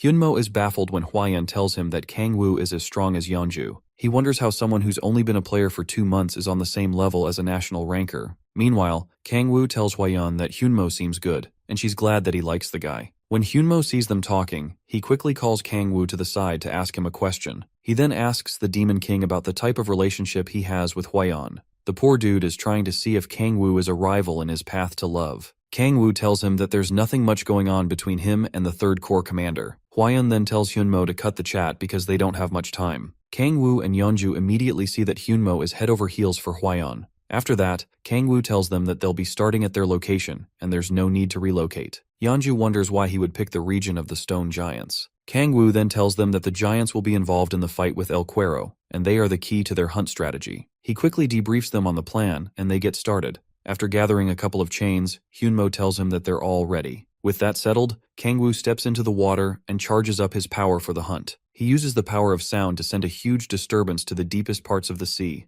The waters are quiet for a moment until a huge rumbling suddenly starts. Kangwoo notices that the creature is coming and prepares himself. As El Cuero charges towards him, he signals his teammates to get ready. The water slowly rises, and El Cuero emerges from the sea with a loud roar. Its sharp horn and deadly eyes make it look truly terrifying. The monster spreads its wings and starts flying above the sea. Suddenly, it brings out poison needles from its fins and fires them at Kangwoo and his party. Once he sees this, Kangwoo signals Echidna to play her part. The little girl puts up a demonic barrier, but she finds it hard to keep up with the needles. Kangwoo tells her to hold on a little longer, while Hyunmo and Hwayeon get to work with the chains. He heads over to them and tells them to hold on tight as he releases his wings. Kangwoo takes to the skies and starts flying at an incredible speed. When they get above the sea monster, he drops them, and Hyunmo starts screaming for his miserable life. They dive straight down and manage to land on the monster safely. Due to how slippery El Cuero's body is, it's hard for them to hold on. Kangwoo hands them some extra chains and tells them to take each side of the monster. They need to move quickly before the monster dives back into the water. They attach the hooks of the chain to the monster's body, causing it to scream out in pain. The monster starts tossing and turning, making it harder for them to stay on it, but they still manage to hold on tightly. El Cuero lets out a strange roar, which Kangwoo immediately takes note of. He tells them to hold on tight because it's about to start running away. After tossing its body violently, El Cuero takes to the skies, and a strange electrical pattern shows up on its body. Kangwoo and the rest do their best to hold on tight when they see that the monster is attempting to dive deep underwater. Kangwoo moves out to try and block the beast, and he tells the rest to attach the remaining chains. He dives into the water and activates the power of destruction and the power of thousands simultaneously. He punches through the water as El Cuero gets close, preventing the beast from going in. Hwayeon and Hyunmo struggle to hold on because of the shockwave from Kangwoo's attack. However, Kangwoo's attack is weakened because he launched it from underwater. He sees that the attack only sent the monster back into the air. In a bid to injure the monster more, he notices El Cuero's gills. Kangwoo lets out his wings and flies to attack the monster in that weak spot. The creature cries out in pain as the Demon King slices it up. Suddenly he notices yellow sparks around him. When Hwayeon sees it too, she recognizes it as El Cuero's spark. On the other hand, Echidna calls out to her master and activates her barrier. With all the chains in place, Hwayeon decides it's time for them to hop off. She tells Hyunmo that Kangwoo is stronger than them, and they just need to make sure that they're not in his way. They manage to jump off in time just as the monster releases its electrical sparks. While diving down, Hwayeon looks back at the beast and wonders if Kangwoo is inside it. We then see Kangwoo surrounded by Echidna's barrier while inside the beast. He figures that the little girl protected him when she sensed her master in danger. However, putting a barrier from that distance is taking its toll on Echidna. Kangwoo clenches his fist and busts his way out of the monster's body. Thanks to his familiar, he feels empowered. After slicing through, he manages to plunge El Cuero to the ground. He takes out the chains and calls out to Yeonju. She sees his signal from far away as she stands on the stone giants. She then starts attacking the stone giants to get their attention. Yeonju continues provoking the giants, and she's loving every bit of it. Like a deranged lady, she starts laughing like a maniac while attacking them with her chains. The beasts start chasing her, making the chains connected to them pull El Cuero out of the sea. Kangwoo uses his powers to keep the chains connected to the sea monster. It's only a few more steps before it reaches land and they can properly deal with the beast. Suddenly, El Cuero starts to struggle with the chains, causing the stone giants to be pulled back as well. Kangwoo struggles to keep the monster at bay because it doesn't seem to be getting weaker at all. Despite its injuries, El Cuero manages to position himself in the right spot. With its fin facing the stone giants, it shoots out poison needles at them, but Echidna blocks the projectiles with her barrier. The situation is dire right now, and Kangwoo wonders if he underestimated the sea monster. While Echidna struggles to hold up the shield, he tries to think of a way to weaken El Cuero. Kangwoo doesn't see many options, so he tells Yeonju to bring out the thorns. She tries to warn him about getting caught up in it, but he yells at her to hurry up. Yeonju is pissed, but she doesn't have any other choice than to do as he says. With her arm braces, she activates her special ability, Energy Drain. As the effect reaches Kangwoo, he activates the Gargoyle Armor's Petrification ability. Despite having a unique item, he finds it hard to endure the attack of Yeonju's special ability. But as long as he can weaken the monster, he's okay with it. El Cuero continues to rage and struggle, but it slowly gets weakened until it can barely move. After that, Yeonju puts the stone giants back to work, provoking them to use their power. The stone giants have a unique trait known as tough skin. It enables them to take little to no damage from sharp attacks. The giants start moving once again, causing El Cuero to be dragged out of the sea. The monster continues to scream, but there isn't anything much it can do again. Eventually, its body is dragged onto the land. Kangwoo then cuts off the chains from his body and is relieved that they succeeded. Echidna immediately runs to check up on her master without a second thought. Kangwoo yells that it's not safe for her yet as El Cuero tries to attack her. Luckily, Hwaeon shows up to protect the little girl, and Hyunmo carries Echidna out of the way. The monster then gets ready to attack after Hwaeon attacks it. Kangwoo then moves with his party members to finish off the beast once and for all. Echidna sees that Kangwoo is safe, but her so-called master puts her to work straight away by asking her to take care of the stone giants. Meanwhile, Yeonju is having fun while treating the stone giants like a pack of mules. Kangwoo tells her to stop bullying the monsters and join them, but she yells back at him and says she's doing what he told her to do. Hwaeon and Hyunmo then rush forward to teach El Cuero a lesson. Since they don't have to fight underwater, they both have the chance to go all out. They both hit the monster at the same time, dealing a lot of massive damage to it. El Cuero's blood gets spilled everywhere, but the attacks being dealt to it aren't stopping anytime soon. The two core commanders hack away at the monster's body while being in perfect sync with each other. Yeonju finally joins the party and impales the beast with her bloodthirsty spears. El Cuero roars out because of the pain, causing a shockwave that pushes them back. Its loud roars are starting to irritate Kangwoo and his party. Despite the fact that the beast is out of the water, Kangwoo admits that it's still a boss monster. He looks inward into his myriad demon palace and notices 3 sealed doors. He doesn't see the need to go as far as unlocking them, so he decides to drink from the waters he is surrounded by. With this, his body feels invigorated with tremendous power. The Demon King uses his powers to conjure up his Bident, but it's not enough. He pours more power into it using the Kraken's Wrath ability. Kangwoo adds the power of Shattering as well, and when all this mixes into the spear, he gains a deadly weapon and new skill known as Gay Bulg.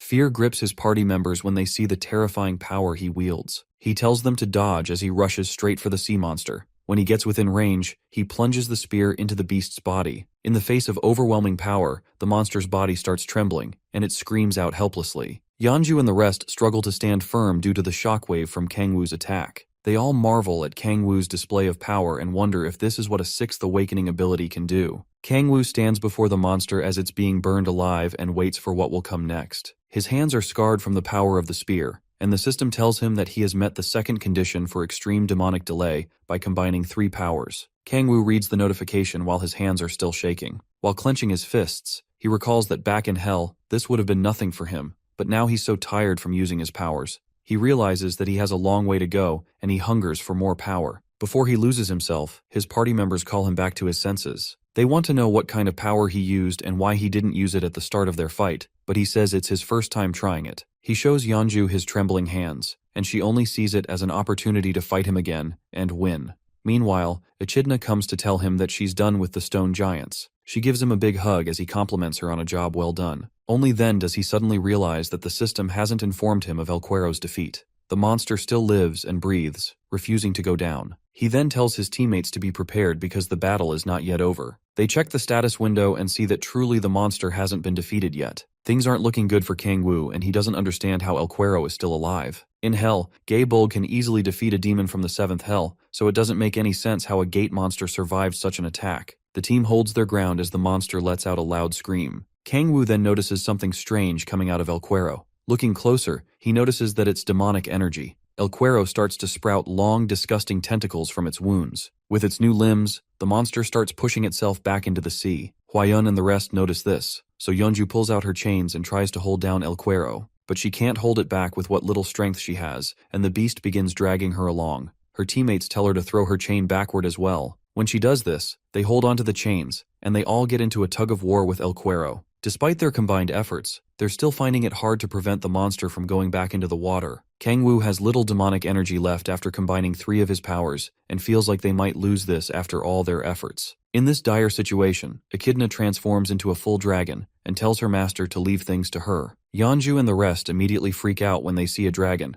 but Kangwoo tells them that it's Echidna. The majestic dragon swoops down and holds the monster in place with its sharp claws. Echidna's claws easily pierce into the monster's body. In a bid to hold the monster down, the dragon causes more damage to El Cuero. Yeonju and his party can't believe how ridiculous things are looking right now, as Echidna lifts the monster into the air and tosses it back to the ground. After a huge tussle, Echidna stands as the victor over her defeated opponent. She then joyfully asks her master if she did well. El Cuero is finally defeated, and Kangwoo gains most of the experience points because he contributed the most. However, his level restriction is still active, so he doesn't level up immediately. Echidna transforms back to her human form and runs back to her master. Meanwhile, Yeonju and her comrades finally understand why a little girl is Kangwoo's familiar. She then asks about the tentacles that popped out of El Cuero's body, but Hwayeon tells her that it's the first time she's witnessing such a thing. Kangwoo steps on it and tells them that it's not a special characteristic. He says he has seen something similar before and tells them that it resembles what the demonic order looks like when they transform into demons. Yeonju figures it was caused by demonic energy, but he tells her they'll be sure once they check. They all climb onto El Cuero's body and start checking around. Kangwoo finds where the tentacles started growing from and reaches inside to look for clues. Surprisingly, he finds something inside the beast, and his teammates are shocked that there's actually something there. He brings it out and reveals a gemstone to them. Hyunmo feels it's different from magic stones, and Hwayeon wonders if this is the cause of El Cuero's strange behavior. Kangwoo tells them that he's not sure, but he already knows that the gemstone contains high amounts of demonic energy. Unlike how natural a magic stone looks, the gemstone's surface looks very artificial. Realizing that this was intentionally created, Kangwoo assumes it's the work of the masked cardinal. He understands what's going on, and tells his teammates that the demonic order is most likely the culprit behind this. Yeonju has a worried look on her face when she hears this. Kangwoo then tells them to analyze the looks of the gemstone and where it was located inside the monster's body. It's obvious that the gemstone was buried inside El Cuero and it lost control due to the demonic energy within it. The only organization that can pull off such a stunt is most likely the demonic order. It's just a hypothesis, but Hwayeon begins to understand Kangwoo's point of view. While Kangwoo looks back at the stone, Hwayeon tells Hyunmo to start investigating the demonic order from Pohang. Meanwhile, Kangwoo begins to salivate after seeing that the demonic order is able to create good amounts of demonic energy. Yeonju wants to take a photo of the gemstone, but Kangwoo uses his lightning powers to subtly trigger the beast. While El Cuero causes a ruckus, he calmly absorbs the energy of the stone when no one is looking. When Yeonju turns back to ask for the gemstone, she sees that it's gone from his hands. Kangwoo starts acting like he has no idea what happened as she lashes out at him. He maintains an oblivious look on his face, despite how nervous he feels. At the same time, he decides to check his stats, and he sees that his demonic energy has gone up by 3 levels. His joy knows no bounds when he sees this because the stat didn't change after he hunted over 100 ogres in the past 3 days. Echidna then turns back to him to ask if it's time for them to leave. She is a bit worried when he doesn't respond, and when she turns around, she sees a depraved expression on her master's face. Later on, they arrive at the Hwarang Corps headquarters, and Echidna is dozing off without a care in the world. They head inside, and Hwayeon gives them the money that's left over from the repairs. Since it's the first time El Cuero has been captured, they manage to rake in a lot of money. She also plans to investigate the gemstone with Hyunmo's team and find out if similar situations have occurred in other gates. She says they'll have to work hard to capture the stone without anyone touching it. This is all because they have no idea that Kangwoo is the culprit for the disappearance of the first gemstone. Yeonju and Kangwoo get curious when Hwayeon tells them that she has some good news. The commander tells them that parts of El Cuero's body can be used to make legendary equipment, and a sword will be created with the monster's tailbone. Their nervousness grows when she says that she has information about the estimated specifications. Sadly, their hopes crash to the ground when Hwayeon tells them that the weapon will either increase strength or dexterity. However, Hwayeon says she can't use it either because the awakening conditions are too complicated. Only a player with internal chi will be able to use the legendary sword. It's a rare trait that's found among warrior players, and most of them are usually found in China. Yeonju suggests that they sell the weapon to China, but Kangwoo tells them that he'll have the weapon. If the weapon needs an internal chi user, then he knows the perfect person suited for that. The scene shifts to Si-hoon and his party, and we see them exploring the depths of a B-rank gate. Despite it being a labyrinth dungeon, they manage to discover a new path inside. Tae-soo asks Si-hoon if he's sensing anything, and the swordsman tells him that he's just feeling uneasy about something. Si-hoon immediately senses something and tells his party to get ready for battle. From the dark path ahead of them, a wounded minotaur suddenly runs out. The beast is immediately caught by another minotaur that looks even more deadly. Si-hoon and his party are shocked when the monster is torn to pieces before their eyes. Tae-soo then moves forward with his shield to tank the next attack. Si-hoon drags him out of the way when the monster nearly pummels Tae-soo into the ground. He tells the musclehead not to charge in so recklessly. Looking closer at the beast, they see that its features are different from a regular minotaur. Si-hoon then tells Tae-soo to try and make an opening after receiving buffs from Seola. Yoonbi tries to distract the monster so that their tank can receive the buff he needs. She uses her lightning magic to attack the beast, but it quickly recovers without a scratch. Si-hoon moves in to try and get the monster's attention, and the minotaur gazes at him with its deadly eyes. Seola then gives Tae-soo the buff, and he moves into position. Tae-soo starts charging forward and taunting the monster, causing it to charge directly at him. Seola continues to provide buffs, and he thanks her for the awesome support. As the minotaur raises its hands to smash the tank, Si-hoon charges in from its blind spot without it knowing. With his eyes on his target, he uses his special ability to instantly decapitate the monster. With the monster defeated, all of them start glazing Si-hoon and his awesome abilities. They turn back to inspect the minotaur's body, and Si-hoon says there's no information about the ferocious beast in the player guides. When he looks closer, Si-hoon is shocked by what he sees. A shiny red object glows from the point where the monster was decapitated, and he wonders if the item is what he thinks it is. The next day, Kang-woo is welcomed to the Hwarang Corps headquarters. He goes inside to receive the new legendary blade that was made with El Cuero's tailbone. Looking closer at the weapon's awesome stats, we see that it also enables the user to walk on water. So not only is Si-hoon already the next best MC, but he's also going to be Jesus as well. Kang-woo checks out the blade and tells them that he would have loved to use it if he could. Hwayeon tells him that the difficult part of getting legendary equipment is obtaining the ingredients. Once the materials are acquired, it doesn't take long to forge the equipment. Yeonju worries about the cost to forge the weapon, but Hwayeon tells her not to worry about it. According to the commander, both Yeonju and Kang-woo are showing far better results than the Hwarang Corps can deliver. Yeonju starts basking in her fame after receiving compliments, but all Kang-woo can think about is how much demonic energy he wants to absorb. Hwayeon then tells him that she has one more thing to inform him of. After expecting something serious, Kang-woo is shocked when she asks if it isn't time for him to start addressing her informally. Considering he's so informal with Yeonju, she feels it's awkward for them to be so formal with each other, especially now that they're equal comrades. Hwayeon is happy when he decides to start being more friendly with her. Seola's competitions just keep growing by the day.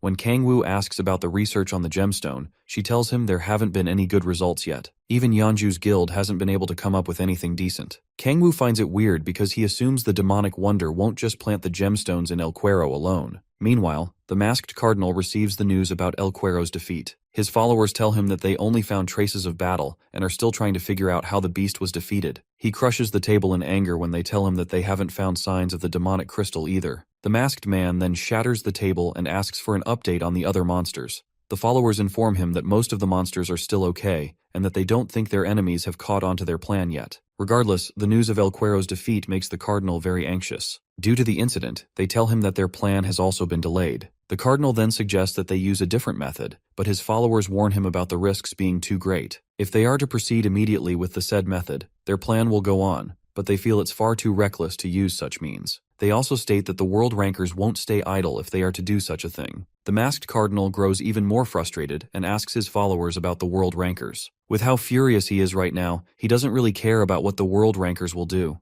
He starts overwhelming them with his demonic aura and reminds them that he doesn't fear the world rankers. The poor followers apologize while suffering under their leader's scary, murderous intent. The cardinal manages to calm down and then asks if they have demonic crystals left. When his followers confirm that they do, he orders them to plant it inside more monsters, and if their plan is delayed any longer, they can kiss their meager lives goodbye. After that, one of them tells him that Yeonju is the one who defeated El Cuero. The cardinal tries to calm his boiling anger once more, as he remembers that Yeonju is the same person who interfered with Jaehyun. Seeing that she's a big problem for them, he tells his followers to prepare the shadows to deal with her. His lackeys tell him that Yeonju is very powerful, and it will be hard to eliminate her with just the shadows. He then tells them that the target isn't Yeonju, but he plans to use the shadows on Kang-woo. He really had to pick the worst possible option. He plans to capture Kang-woo and take him as a hostage. Meanwhile, the Demon King is happily enjoying a ride in his car. Later on, Si-hoon and his party are seen leaving the B-rank gate, and they're thanking the genius for his efforts. While they're walking out, Kang-woo waves over to them. The MC is looking as cool as ever with his slick trench coat. The party is happy to see him because it's been a while and he sees that they're doing well on their hunts. He then tells Si-hoon that he has a surprise gift for him, but they all assume that the gift is for Seola until he tells Si-hoon to take it. He hands the blade over to the swordsman, while Seola adds another name to her hit list. The party members are completely baffled when Kang-woo mentions that the blade is a legendary piece of equipment. Tae-soo wishes he was the one who got such an awesome item. Si-hoon feels like he's not worthy of such a gift, but Kang-woo says that he'll be the judge of that. The Demon King tells him that he's going to become much more powerful and will be able to compete with rankers very soon. Upon hearing such kind words, Si-hoon starts to get emotional. He thanks Kang-woo from the bottom of his heart. Kang-woo starts to feel nervous when Si-hoon tells him that he sensed a great deal of resistance when they first met. The situation gets more awkward when he says that he feels like their souls are connected. As if it's embarrassing enough, Si-hoon grabs his hands and kneels down as if proposing to our boy. Then he swears in his name to serve him all his life. At this point, Seola is ready to rip off this guy's head. Kang-woo kindly asks him to let go of his hand, but Si-hoon says he has something for Kang-woo as well. He reaches into his pocket and brings out the gemstone he got from killing a monster. He figures Kang-woo will know something about it and hands it over to him. Kang-woo quickly grabs his hands and starts looking at him like a lost puppy. All of a sudden, he wants them to stay together forever. He then asks the swordsman how he got the gem. Si-hoon starts narrating how he got a strange feeling while they were hunting inside the gate. Kang-woo is surprised to hear that the feeling is similar to the resistance Si-hoon felt when they first met. Si-hoon continues by saying that he tracked down the ferocious minotaur and found the gemstone after defeating the monster. Kang-woo wonders if this prodigy is capable of detecting demonic energy. He then asks if Si-hoon felt anything when he saw Echidna at the hospital. Si-hoon recalls the moment but tells him that he didn't feel any strange resistance then. Kang-woo gazes at the gemstone while trying to figure out what he has in common with the ferocious minotaur. He finally realizes that it all has to do with the Gaia system's crack. Since Si-hoon is the protector, he can detect beings from the crack. After finding this out, he grabs Si-hoon's shoulder and creepily suggests that they do something together. Later on, Tae-soo and Yoonbi are seen dozing off inside a bus, while Si-hoon is staring out the window. Meanwhile, Kang-woo and Seola are walking together. He tells her that she'll have to hunt with just Yoonbi and Tae-soo, while he and Si-hoon will be sieging gates together.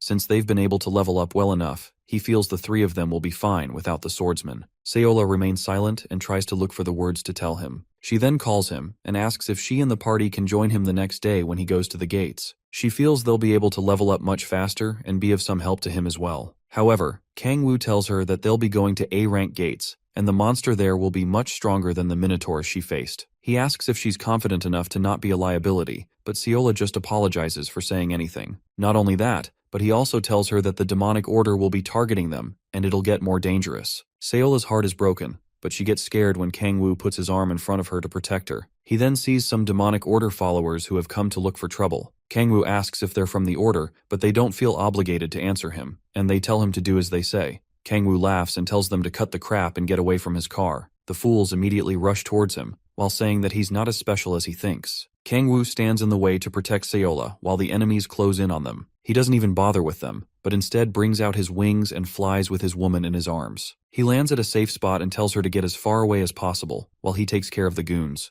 Feeling very flustered at the moment, she helps out by giving him a buff. Kang-woo sees how useful her ability is as she tells him not to get hurt. He then assures her that there's no way he'll be injured. Before Seola can move, the goons are already close to them and threatening to rip Kang-woo to shreds. Kang-woo leaps into the fray and lets them know that he has no plans of running from the likes of them. He easily dodges their weapons, but they come back at him from behind. Kang-woo watches their movement as he dodges their long chain attacks. Despite how much the cult goons are tossing their chains around, he sees that none of the chains are getting tangled. This only means that he's dealing with very skilled people. But compared to Yeonju, this is nothing for him. A bluish starts gathering in his hands, and he unleashes his shockwave powers. This sends the chains flying away from him and pushing his enemies back as well. The cult followers suddenly realize that they bit more than they could chew on, and decide to report the matter to their cardinal immediately. Unfortunately for them, Kang-woo freezes their legs, preventing them from running away. They all get trapped in ice, and Kang-woo starts to walk towards them slowly. Meanwhile, Seola is watching the chaos from a safe spot behind a barricade.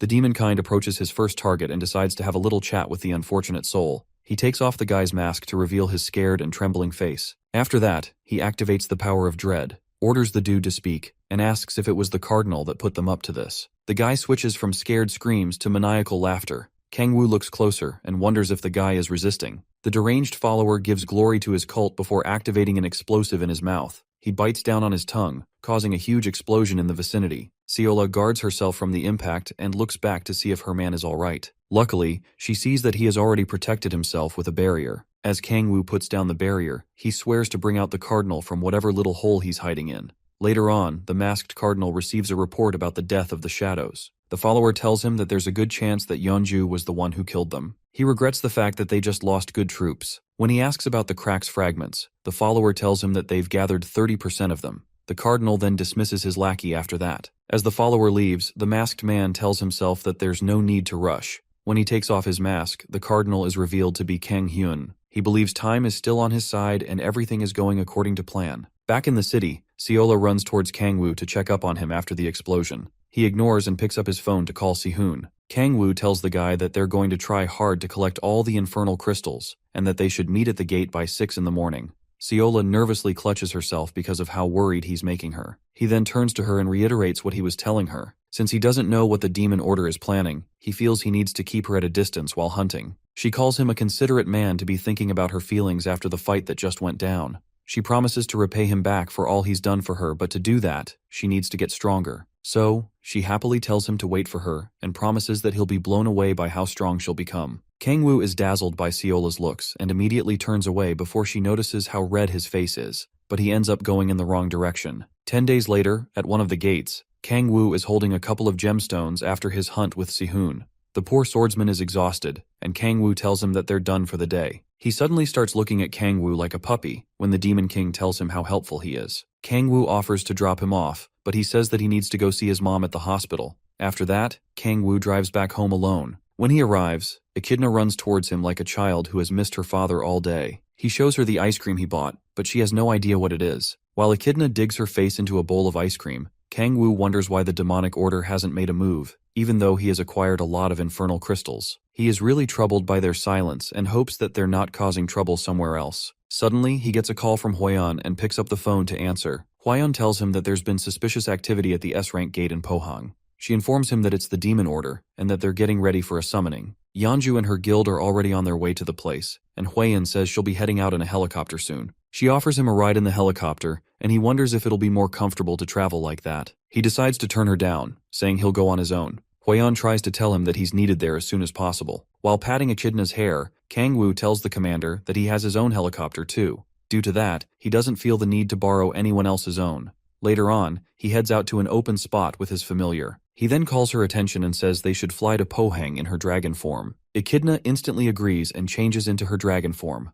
While he gets on, she asks him to get more ice cream once they're done with their mission. Echidna gets overly excited, but he tells her to calm down. To prevent anyone from seeing them, he makes her transparent and explains that it'll prevent her from standing out. Echidna then takes to the skies and heads to their destination. Meanwhile, Kangwoo is worried that he doesn't really know how many people are in the demonic order and wonders how far the cult's influence has spread. The worst of all is that he doesn't know the guild that has betrayed them. They finally get to Pohang, and Kangwoo points out a good spot for Echidna to land. They manage to land far from the gate, giving Echidna time to become visible again. After that, he tells her to change back to her human form. While she does that, her tail mistakenly hits something, and they hear someone's voice. Kangwoo quickly turns around and gets ready to attack the invisible person. The guy begs him not to attack and wonders if he's really looking at a real dragon. On the other hand, Kangwoo notices an infernal crystal in the guy's pocket. They both lock eyes, and Kangwoo recognizes the guy as Minhyuk, Onuri's guildmaster. Minhyuk tells him that he is following a suspicious shadow.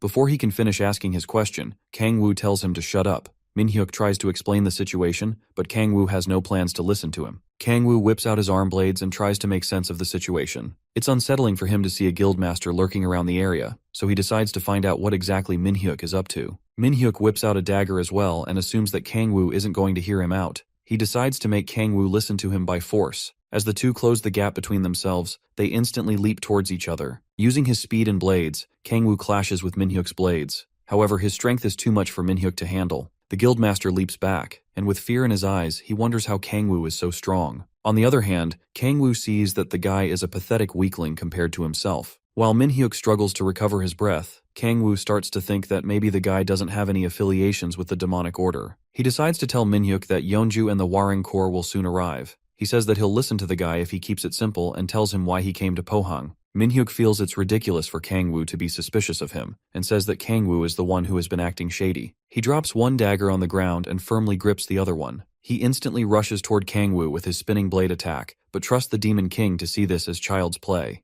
Kangwoo easily evades him and asks if it's normal for thieves to battle one-on-one. Later on, he receives a message on his phone, saying that Yeonju and Hwayeon will be there in 10 minutes. He goes to a coffee machine and buys one for Minhyuk after he takes all of the poor guy's money and gemstones. While grabbing another cup for himself, he tells the guildmaster to explain himself quickly because he doesn't have much patience. When he asks Minhyuk why he's in Pohang, the guy tells him that the Onuri Guild is investigating the demonic order independently. He reminds Kangwoo of the term thieves-only bandage and says it's because thieves like him are considered the most useless party members. Regardless, thieves tend to hear rumors quickly, and Minhyuk says they've known about the demon order for some time. We see him in a brief flashback, talking to a couple of his guild members and fellow thieves. He then tells Kangwoo that they decided to investigate the order separate from the government and the Red Rose Guild to prove that thieves are more capable than just bandaging wounds. After that, he says he found Kangwoo acting suspicious, and that's why he followed him. He feels the Demon King won't believe someone as pathetic as himself, but Kangwoo says that he believes the guy.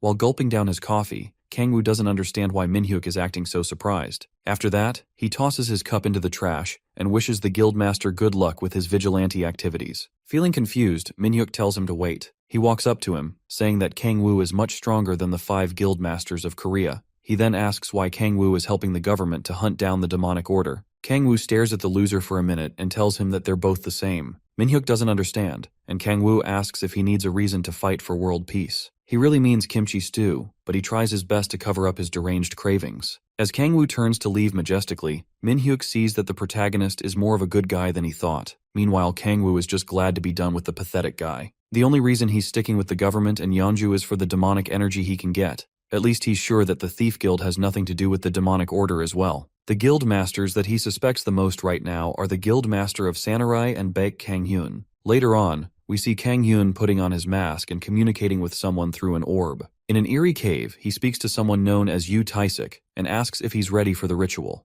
This is the first step in their grand scheme, and they need to succeed by any means necessary. He tells Taisik that they must get more sacrifices if necessary. After that, Taisik pulls down his hood and gives glory to the demonic order. One of the followers there informs him that all the blood from the sacrifices has been scattered all over. With a creepy glance on his face, Taisik steps onto the demonic symbol. After inspecting the blood, he tells them that more is needed. He orders one of the followers to come forward. The poor guy walks up to him, only to get stabbed, and his blood is spilled everywhere. The remaining followers gasp at the horrid sight of their fallen brethren, and they demand to know why Taisik has done such a thing. The insane Taisik tells them that there isn't enough blood and they should blame their incompetence for not providing more sacrifices. He begins to slaughter all of them like a madman and spills their blood all over the place.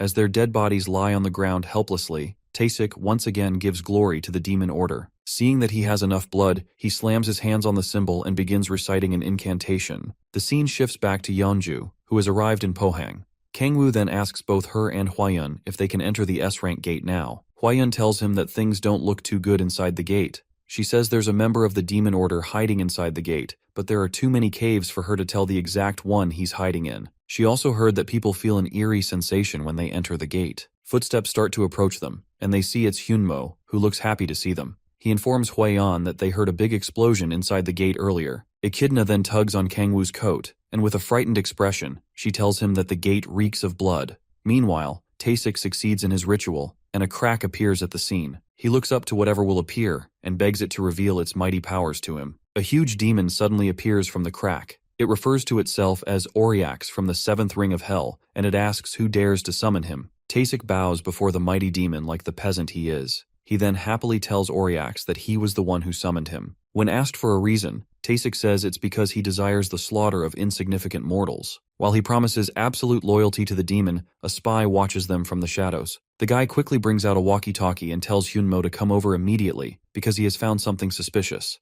When Hyunmo tries to get a proper explanation for what's happening, he doesn't get a response. Kangwoo tells them that they need to get moving and stop wasting time. As they step towards the gate, they perceive the hideous scent of blood. Inside the gate, a couple of players witness Oriax bursting out of the cave. Rather than run away, the fools stand there until Oriax sees them. The demon lands before them and says that they will be decent sacrifices for his slaughter. The players decide to stand their ground and not be intimidated. They attack the monster with all they have, but their efforts are as useless as their brains. However, Oriax is pleased with their futile attempts. The demon slaughters them all with one swipe of his weapon. Hyunmo and the rest show up at the scene and witness the horrid sight of players being killed. Meanwhile, Taisik shudders at how much power he has gained with his first summon. With the dimensional gate getting weaker, he'll be able to summon more powerful demons, and the world will fall into the hands of the demon order. On the other hand, Oriax isn't satisfied with how much he has killed. His devilish expression makes the players very hesitant to get any closer to him. They hear Hyunmo's voice telling them to wait, and he charges in to help them.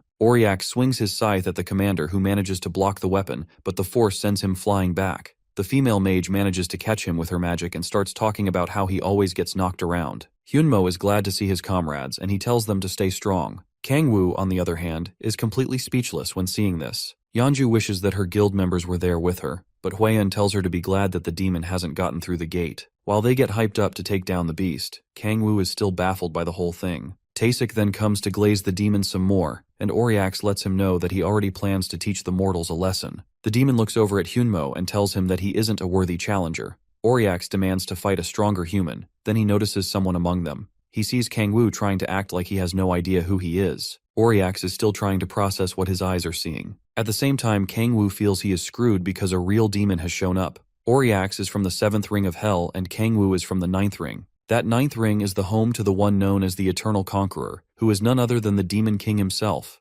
Auriax finally figures out who he's seeing and starts screaming. He wonders why the hell the Demon King is there of all places. At the same time, Kangwoo is trying to hide his face and maintain maximum composure. Out of all the demons that can show up, it had to be the one that knows Kangwoo's true identity. Taesik looks at Auriax quivering like a scared dog and wonders what's going on. The demon quickly turns to him and demands to be unsummoned at once. Auriax grabs the fool and tells him that he doesn't want to fight Kangwoo. He just wants to be sent back to hell immediately. Taesik tells him that he can't do that, but assures him that Kangwoo's team is made of puny mortals. Auriax can't believe the stupid words coming out of this idiot's mouth. He wonders why anyone would see Kangwoo as a weak being. He calls Taesik a fool and tells him that he has no idea who Kangwoo is or the kind of things he has done. Meanwhile, Kangwoo's team is confused as to why the demon and Taesik are bickering like annoying siblings. Kangwoo steps ahead of them and says that he'll take care of the situation. He says the demon has misunderstood something about him, so he wants to use it to their advantage. Kangwoo then fires a projectile at them to grab Auriax's attention. He calls Auriax and communicates with the demon telepathically and orders him to only speak in a way that he can hear.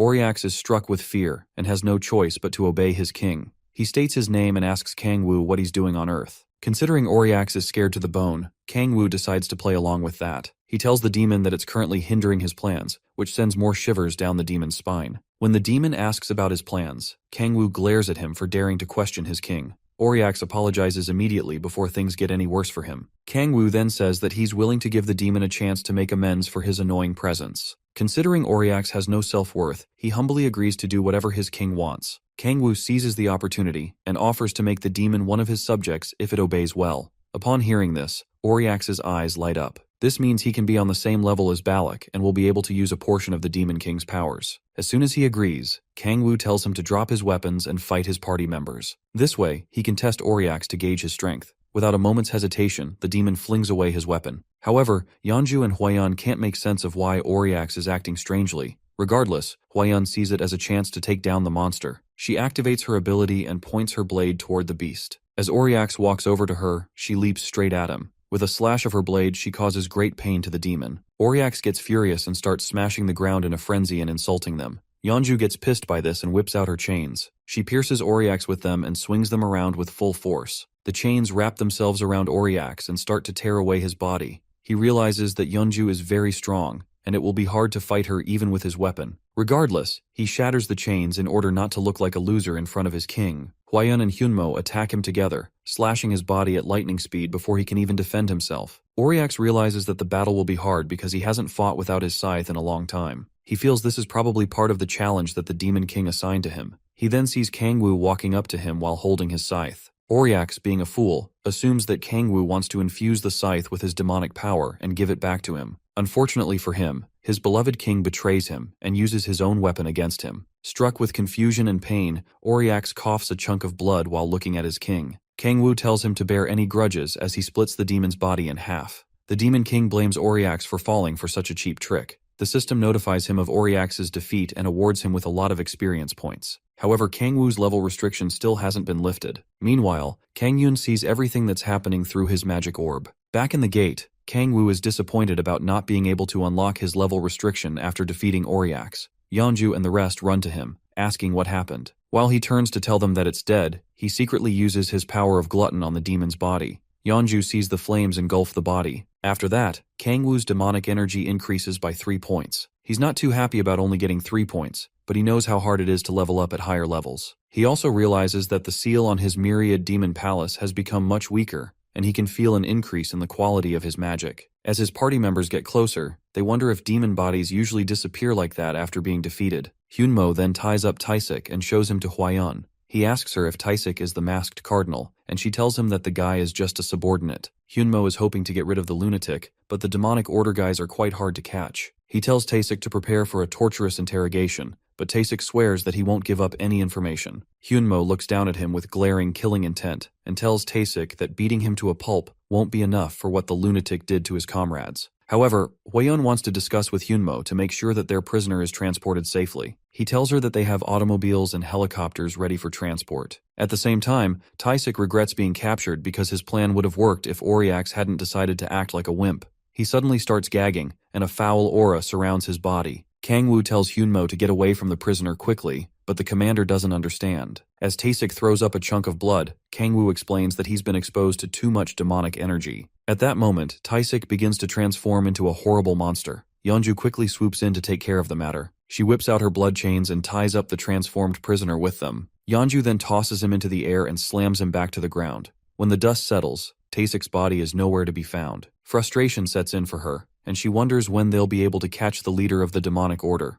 She admits that her anger got the best of her in this situation, and wishes that she just knocked out the guy to question him later. However, Kangwoo disagrees with her. He tells her not to be so hard on herself, and that they'll have another chance. It's obvious she likes his compliment, but she doesn't outright say it. Kangwoo then goes to check his status window. While looking through, he sees something very shocking. The system states that the first step to becoming the demon god has been acquired. It then shows him that the clue to the final condition is for him to form a large infernal crystal. Back at the demonic order hideout, the followers congratulate the Kang Yoon on his successful summoning. Due to this, they tell him that the order has promised additional support. They will be able to carry out their main plan now, but Kang Yoon isn't pleased at all. The fact that the summoned demon got taken out easily is very upsetting for him. When he asks what the order plans to support him with, they tell him that it will be with more infernal crystals. It'll be enough to execute their plan and also boost the Cardinal's power. Despite this, Kang Yun can't help but wonder why the demon was defeated so easily. He feels it has something to do with Kangwoo. Kang Yun doesn't understand why Oriax behaved strangely with Kangwoo, because he thinks the Demon King is just a clueless kid. One of the followers interrupts him, saying they have one more news for him. Kang Hyun's expression grows grim when they tell him that the world rankers like Fujimoto Ryoma are starting to collaborate with the Japanese government. Kangwoo quickly gets up from his seat and obliterates the informant in an instant. He starts yelling at them for giving him that kind of news as if it's nothing. He asks them if they think that all the setbacks that have occurred are someone else's problems. Kang Hyun tells them that they'll be switching to another strategy immediately, and one of them tries to object. The lackey is worried that they'll be turning the whole world against them. Kang Hyun walks up to the fool and starts to strangle the life out of him. He makes it clear that he knows the risk and tells them not to make him repeat himself. After that, he orders them to prepare the thing at Isu Station. A few days later at Isu Station, while the citizens are going about their business, they suddenly see a bright purple light. When they look, they see a crack forming in the middle of the station. Meanwhile, Kangwoo is enjoying peace and quiet at home. While playing with Echidna, he thinks that things are actually too peaceful. After the incident at Pohang, the demon cult has been unusually silent, and all he's been able to do is collect demon stones with Si-hoon. While riding in the car with Sin-hoo, he gets a call from Yeonju. At the same time, a system window pops up in Si-hoon's face. He quickly informs Kangwoo, and they both start panicking. While they try to figure out what the system is saying, Yeonju is yelling at Kangwoo for not taking her calls.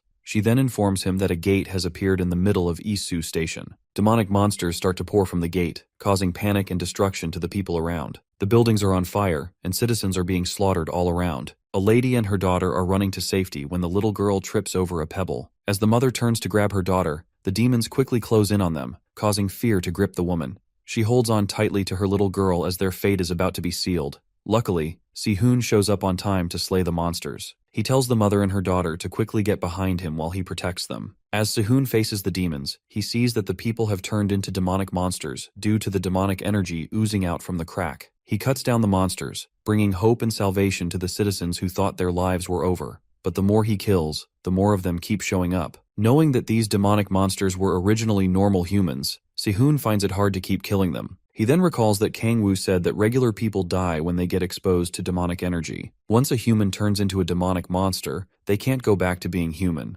So Kangwoo tells him to think of them as mindless zombies. In order to save the remaining people, he must not hesitate. After remembering this, Si-hoon sprints forward to take on the horde of demonic monsters. Suddenly, the system pops up with a message for him. It generates a guardian's quest for him and tells him to kill all the demonic monsters and the fissure fragment. He will gain more experience points if he does this with a party, and the system warns him not to let a greater disaster happen. Si-hoon starts with the first monster in front of him. As he swings his sword, he counts the quest number and sees that almost 3,000 people have become demonic monsters. He pushes the thought aside and continues to slaughter the enemies before him one by one. Fortunately, they aren't that strong, which makes this easier for him. With this in mind, he calms his mind and unleashes his special ability, the Cloud Dragon's Beam. Si-hoon starts to slice through the monsters at an incredible speed. With a stern focus, he urges himself to move faster and faster. While he does that, the crowd cheers him on. Eventually, he enters a trance, and the system tells him that he has gained a special attribute known as Swordman Unity. It also tells him that he has fulfilled one of the conditions for transformation.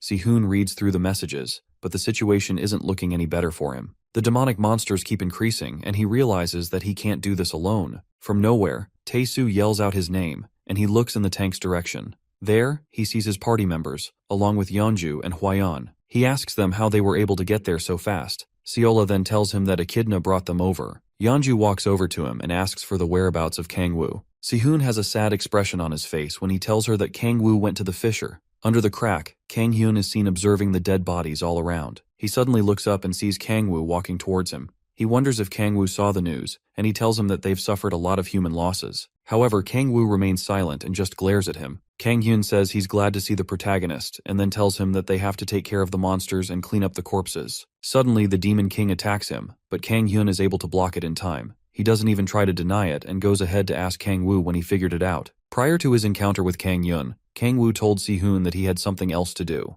As Si-hoon runs off, Kangwoo moves to a different area to look for the person who started this whole ruckus. With so much demonic energy in the air, he knew the person had to be close by. With his observation powers, he scans the area and locates Minhyuk fighting with the demonic monsters. He is surprised at how quickly the Onuri Guildmaster got there, and is impressed with his information network. Seeing that Minhyuk is headed in a straight direction, he decides to follow him. Minhyuk follows a tracking device via his phone and locates the culprit around the fissure. He sees Kang-hyun using demonic energy to kill someone, which confirms his suspicions. However, Kang-hyun quickly notices his presence and even knows that Minhyuk was pretending to be his friend all along. Before Minhyuk can run away, Kang-hyun grabs him by the neck. When he asks how Kang-hyun found out, the devilish cardinal tells him that the path of evil leads to power far beyond his comprehension. Kang-hyun tells him that he should have known his place and not tried to act like a hero. Minhyuk tells Kang-hyun that he's also drunk and reminds the guy of how he lost to Fujimoto Ryoma. He says that Kang-hyun is crashing out because he couldn't become a world ranker. Upon hearing this, Kang-hyun snaps Minhyuk's neck and tosses his body to the ground. He starts regretting immediately, and wishing that he made the thief suffer more. That's when Kang-hyun leaps into the scene and attacks Kang-hyun. When Kang-hyun asks how long he's known, Kang-woon throws up the middle finger and says he won't waste time talking to trash. This gets Kang-hyun provoked, and he releases a large amount of demonic energy around his fists. Kang-woo whips out his dark weapon, and the two sprint towards each other. As they are about to clash, he adds the power ice and unleashes his Leviathan skill. Kang-hyun's fists start to freeze up, but he manages to block Kang-woo's attack. He struggles to overwhelm his foe and realizes that Kang-woo is stronger than he thought. The Demon King brings out his arm blades and starts slashing everywhere, but his foe maintains a defensive stance. Meanwhile, Seola and the rest see a huge explosion going off in the distance because of the fight. Kang-hyun then lifts up a truck and tosses it at the Demon King. As the truck heads straight for Kang-woo, he slices it into two just when it's about to hit. Kang-hyun emerges from the space he cut through, and he calls him a sly deviant. Kang-woo leaps into the air as well and starts popping off with multiple powers at once. With the combination of his divine power and destructive void, he hurls his fist at Kang-hyun. When their attacks clash, a huge explosion goes off, destroying parts of the city. The impact sends Kang-hyun back with a lot of force. As Kang-woo walks toward him, he finally realizes that it wasn't Yeonju who was interfering with his plans. He then asks Kang-woo to say who he truly is. The Demon King feigns ignorance and asks what Kang-hyun means.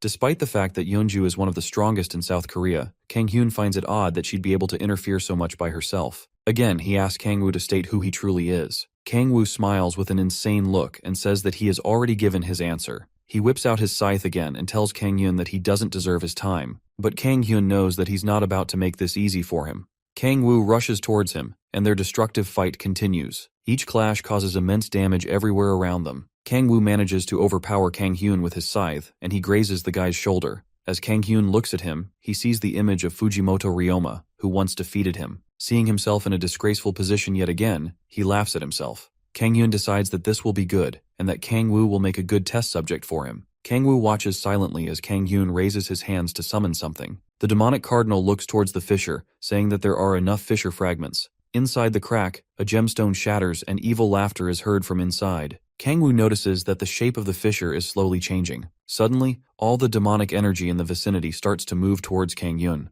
By the time Kang Woo realizes what's happening, it's too late to stop it. As Kang Hyun absorbs more of the demonic energy, his body starts to transform into something else. Wings sprout out from his back, and he grows a tail. Horns pop out from his forehead, and he starts to resemble a full-fledged demon. Kang Woo is in complete shock when he sees that Kang Hyun has successfully summoned a demon into his body. He assumes it might be more than one soul that the guy summoned. In that instant, Kang Hyun's attack narrowly misses him and completely destroys the building behind the Demon King. Kang Woo remains speechless in the face of the monstrosity before him. Meanwhile, Kang Hyun feels satisfied with the power surging through his body. His menacing aura towers over Kang Woo, and he's ready to start their fight again. Kang Woo curses at the situation he finds himself in and doesn't understand how Kang Hyun's crazy plan succeeded flawlessly. The demonic Kang Hyun lunges towards him without a moment's delay. With his ugly and terrifying look, he tries to instill fear in his opponent. However, Kang Woo remains calm and silent, unfazed by the monstrosity he is facing. He flies away instantly as the attack lands, causing Kang Hyun to smash the ground. While looking down at the monster, he vows to end Kang Hyun within a minute. With the combined powers of his Kraken Rage and Divine Power, he rushes towards the demonic monster and attacks. Despite being hit, the demon isn't moved by the attack, and Kang Woo wonders if his hits are so ineffective.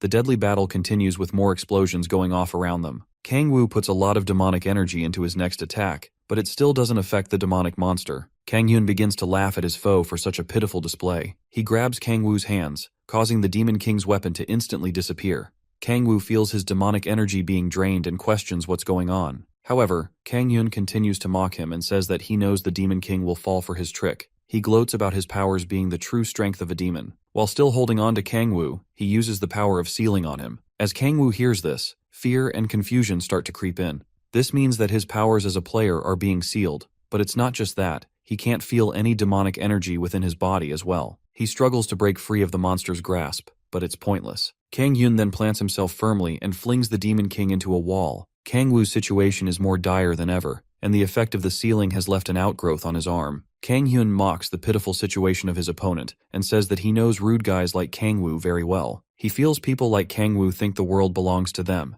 and he says that they have no morals. Looking at Kang Woo, he sees the image of Ryoma, which makes him more mad. After rambling, he grabs the Demon King's face, saying that it's time for him to pay the price. He starts squashing Kang Woo's face with all his strength. Suddenly, Echidna comes rushing in to save her master. Kang Woo fears for the little girl when she shows up, but she's currently his only hope. She charges up an attack to send Kang Hyun away from her master, but her powers suddenly disappear. Thanks to Kang Woo's demonic energy being sealed, she isn't able to use any of her powers as well. Kang Hyun recognizes the little brat and sees that she's very close to Kang Woo. He decides to leave Kang Woo and go after the little brat. Kang Hyun quickly grabs the girl so that he can see what kind of reaction Kang Woo will make. On the other hand, Kang Woo picks up a blade from the ground and tells the demonic monster to be quick. Echidna can't even believe what her beloved master is saying. However, Kang Woo points the blade toward Kang Hyun and tells him to stop being so cringe. With his powers sealed, the demon believes that there's nothing Kang Woo can do. To their great surprise, Kang Woo raises his blade and slashes off his corrupted arm. While bleeding out, he decides that he'll finally tell Kang Hyun who he truly is. Seeing Kang Woo cut off his own arm sends shivers down Kang Hyun's spine. He didn't think Kang Woo would do something so drastic. With his arm cut off, the demonic energy starts to kill Kang Woo's body again. However, he used too many powers and has now lost an arm, which still puts him at a disadvantage. Kang Hyun flings Echidna away and asks Kang Woo if he really thinks he'll be able to do anything. Looking at how tough the situation is, Kang Woo decides to use the one thing he didn't want to. As his wound bleeds out, he looks into his myriad demon palace and decides to use the authority of predation. He looks over to where the 3 doors are and moves to open the first one. As he silently opens it, his physical body starts to change and become coated in a thick black liquid. As Kang Hyun tries to make sense of what he's seeing, Kang Woo becomes a black shadow before his eyes. Regardless, he doesn't feel threatened since his gauntlet has regenerated. He rushes towards his foe and smashes the shadow's head. He laughs at Kang Woo's transformation and wonders if the Demon King became a pathetic slime. On the other hand, Echidna cries out to her master, Kang Hyun soon realizes that he's in a deep mess when Kang Woo's head regenerates back. He looks at his hands to see the black, slimy substance engulfing him. In a matter of minutes, it starts to grow mouths all around his body. The black slime starts to devour him, scarring Echidna with such a terrifying sight. Kang Hyun finds himself drowning in Kang Woo's myriad demon palace and calls out to the summoned demon to help him out. He tells the demon to get out of the place because he can't let things end so soon. The demon sees that Kang Hyun has been pushed into a corner and asks for permission to control his consciousness. Kang Hyun agrees, despite the risk of losing his body. The demon looks through his summoner's eyes and screams out when he sees the Demon King. He asks Kang Hyun why he fought such a monster, and says that it would have been better for him to fight Satan instead. Kang Hyun doesn't understand and asks if Kang Woo is stronger than one of the 7 archdukes. The demon calls him a bumbling idiot and tells him that there are no longer 7 archdukes. He tells Kang Hyun that the dukes were devoured by Kang Woo, the Demon King. Kang Hyun is shocked to hear this and doesn't believe that the Demon King would actually be on Earth. Despite being in disbelief, Kang Woo lands before him and continues to devour his poor soul. Eventually, even Kang Woo begins to drown in the sea of his own power. While drowning in the sea, he doesn't remember a single thing. He looks back and sees Kang Hyun being devoured by his predatory skills. Seeing that the guy is barely conscious, he tries to get out of there quickly, but as he gets closer to the door, he starts to question everything. Suddenly, the shadowy hands grab onto him and start dragging him back underwater. He doesn't remember who he is and questions why he has to struggle so much. He believes it would all be easier if he just gave up. While lost in thought, he gets surrounded by shadowy hands. Suddenly, he hears his name and fights his way out of the deep sea. When he emerges, his eyes open, and he sees his comrades calling out to him and crying their hearts out. Kang Woo struggles to clear up his mind. Then he tells them that it's fine, and says it's normal to put your life on the line to look cool. However, Echidna, who is his familiar, knows that he was about to disappear. He apologizes for nearly abandoning her again and leaving her to be lonely. He lets out a heavy sigh, knowing that he was pushing his luck by opening one of those doors. Opening the doors is a method used to force the 10,000 demon core to explode. It's a method he avoided using in Hell because he could get devoured by it if he's not careful. As comforts Seola and Echidna, he swears to avoid doing it again until he's sure that he can control it. Moreover, he can't die and leave behind his lovely family. He vows to protect them at all costs. After that, the system notifies him of the defeat of the demon from the 8th Hell. His level is still restricted, but his demonic energy stat increases by 5, and he also obtains the authority of sealing.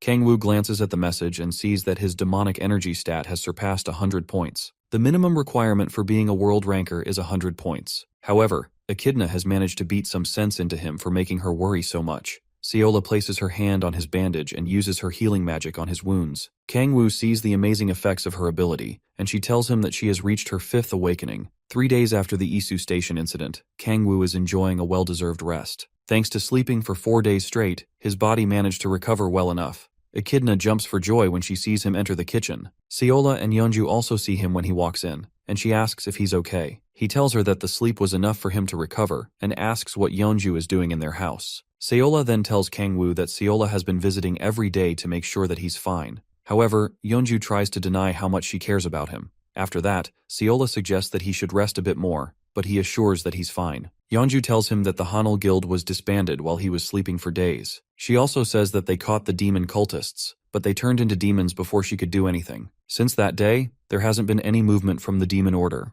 According to international reports, it also seems most of the national demon cultists have been cleared up. Yeonju also tells Kang Woo that the damage caused in Korea by the cultists is much, and they're still fixing it up. Kang Woo picks up his phone to check the news and sees people talking all about the demon cult and how Sihoon is a hero. Later on, Yeonju asks if Kang Woo is leaving the demon cult issue alone after what happened. He laughs at her question and says he won't stop until all the cult members are 6 feet under the ground. Yeonju is glad that he's still very much interested in the matter. She then tells him not to bully Sihoon since the genius has become a trending hot topic. She brings up more news by telling him that one of the World Rankers Guild representatives came to Korea. The person is from a Chinese guild known as Thousand Sword Gate, and they came to scout Sihoon. Kang Woo thinks about how the Gaia system is constantly losing power and doesn't even know what the demon cult will try next. His frustration grows more when he remembers that he still has a level restriction. Without being able to level up, he starts to think of the most effective way to refine his techniques. He then remembers Sihoon and wonders if he can profit from the martial god's descendant. Later on, at the Red Rose Guild headquarters, Sihoon is glad to see him when they meet up. While they are talking, a bunch of Sihoon's fangirls are losing their minds over the hot boy. Sihoon tells Kang Woo that the crowd has made it difficult for him to go hunting recently. He also doesn't like how the situation has turned out. Si-hoon doesn't feel he's deserving of the hero title, knowing that it was Kang-woo who resolved the Isu Station incident. However, Kang-woo wants him to bask in the glory because he doesn't want to be the one at the center of attention. He tells Si-hoon how receiving attention is just annoying when there's nothing to gain out of it. After that, our new hero asks Kang-woo why he called him. Kang-woo then says that he wishes to learn martial arts from the prodigy. They quickly head off to a training room to begin the lessons. When Si-hoon asks what his main weapon is, Kang-woo tells him that he usually uses anything that fits the situation. Kang-woo then brings out his arm blades and asks if they will be good enough. Si-hoon ignores this and hands him a sword instead since most of his martial arts techniques revolve around a sword. Kang-woo then takes the sword from him. Si-hoon then starts by showing him the basic techniques of the Sleeping Dragon sword style. He dashes forward and swings his sword, unleashing the 8th form of dragon sword style.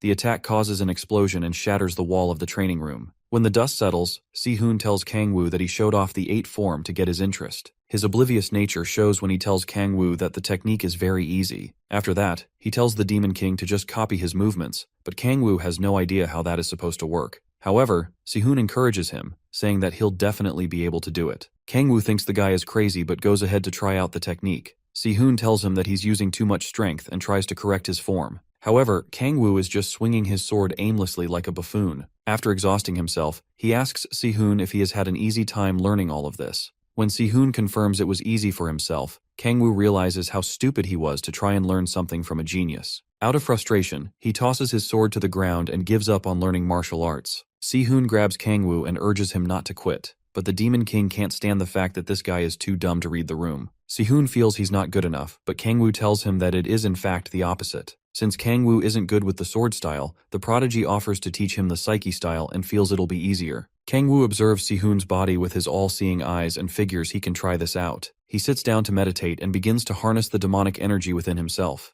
In the process, he activates the Ruler of Demonic Energy ability and increases his control of demonic energy. After a while, the system tells him that he has learned the Celestial Dragon's Psyche style. In the process of meditating, he manages to create a demonic energy stone and obtains a hint regarding the last condition for the extreme demonic energy body. When Kang-woo sees this, he looks at Si-hoon, but the swordsman doesn't understand what's making him so excited. Out of joy, he tells the swordsman that he loves him. Si-hoon's face then lights up like a puppy. The system window then shows that the last hint is for Kang-woo to create a demonic stone of a certain size. Kang-woo is surprised to find out about this, and he wonders if the stone is the same kind that the demonic cult used. He analyzes the energy from the stone and sees that the concentrated power is slightly different from that of the demonic order. To him, they're kind of like an Americano and espresso, but with similar quantities. He looks over at the test dummies and decides to test out his powers on them. As he walks over, he charges up a punch and lets it out on the training dummies. His power completely operates the dummies and obliterates their heads. Si-hoon is completely baffled when he sees this, and wonders how Kang-woo is able to use the Psyche style so well. After testing his power,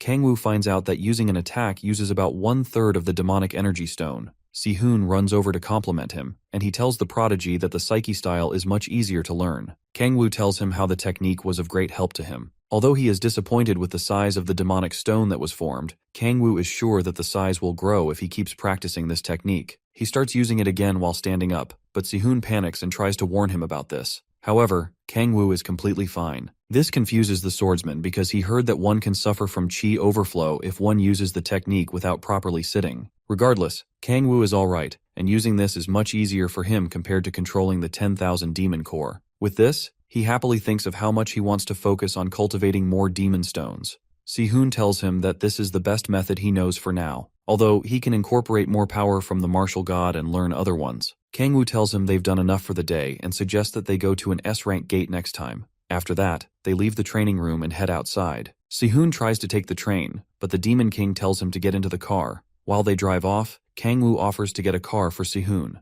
The swordsman humbly rejects it because Kang-woo is already doing enough by helping with his mother's hospital bills. However, Kang-woo wants to get him a car because it'll be more convenient for both of them. When Si-hoon hears this, he starts getting emotional and looking at Kang-woo in a creepy way. Suddenly, Kang-woo detects a strange power outside. He then sees two hefty-looking men standing outside a building. He quickly steps out of his car with Si-hoon, and the swordsman asks the guys who they are. The one with a scarred eye introduces himself as Nam Gung-jin of the Thousand Sword Gate. He tells Si-hoon that the Sword King wants to see him and orders him to follow them. The swordsman is surprised by this and asks if the guy means Cheon-mu-jin. Once Gung-jin hears the Sword King's name, he warns Si-hoon not to mention the name so lightly. After that, he tells the genius to shut up and follow him. He then informs Sehun that there's a plane ready to take him. Kangwoo immediately stops his subordinate and steps in to confront the bald brute. He asks Gungjin where he learned to speak Korean. The hefty man immediately feels infuriated by Kangwoo's presence. However, the Demon King warns him not to speak so informally. With a seething rage, Gungjin demands for Kangwoo to state who he is. When Kangwoo calls himself Sehun's brother, the brute starts to think that he is Young Hoon.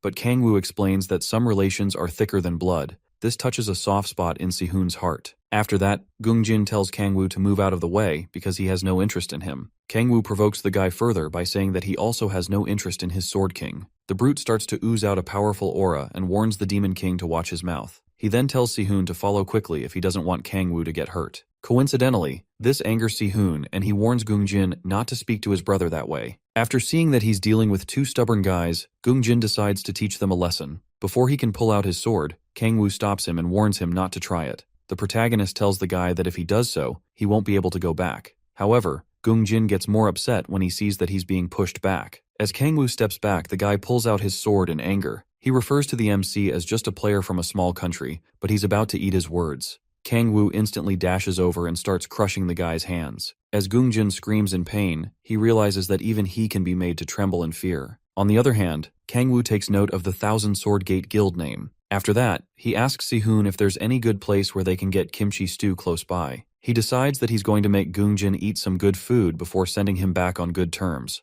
They head over to a restaurant where Kangwoo orders 10 bowls of kimchi stew. After beating some sense into the Chinese players, he tells them to enjoy the meal and says he's letting them go because he's in a good mood. However, Gungjin feels shameful that he's being treated like a dog by a Korean player. The waitress then steps out with a steaming pot of food. She sets down the delicious meal before them, and Gungjin is curious as to what this meal is. Later on, Gungjin returns to the Sword King in a pitiful state and informs him of what happened in Korea. The Sword King looks down at him and highlights that Gungjin fought with Sehun's group even though he asked the dumb brute to be polite. Gungjin quickly apologizes for his incompetence, but he never imagined that Kangwoo would be a true demon. His life nearly ended because of the way Kangwoo reacted to his remarks about the kimchi stew. A strange girl pops out from behind the Sword King's throne as Mujin starts to laugh like a maniac. After that, he blows Gungjin away and sends the guy crashing into the wall. He immediately expels the brute from the guild, saying that they don't need someone without proper martial etiquette. The strange girl, who happens to be Mujin's daughter, asks her father if he's going to South Korea. The man then tells his daughter that it's only right for him to go since he was invited.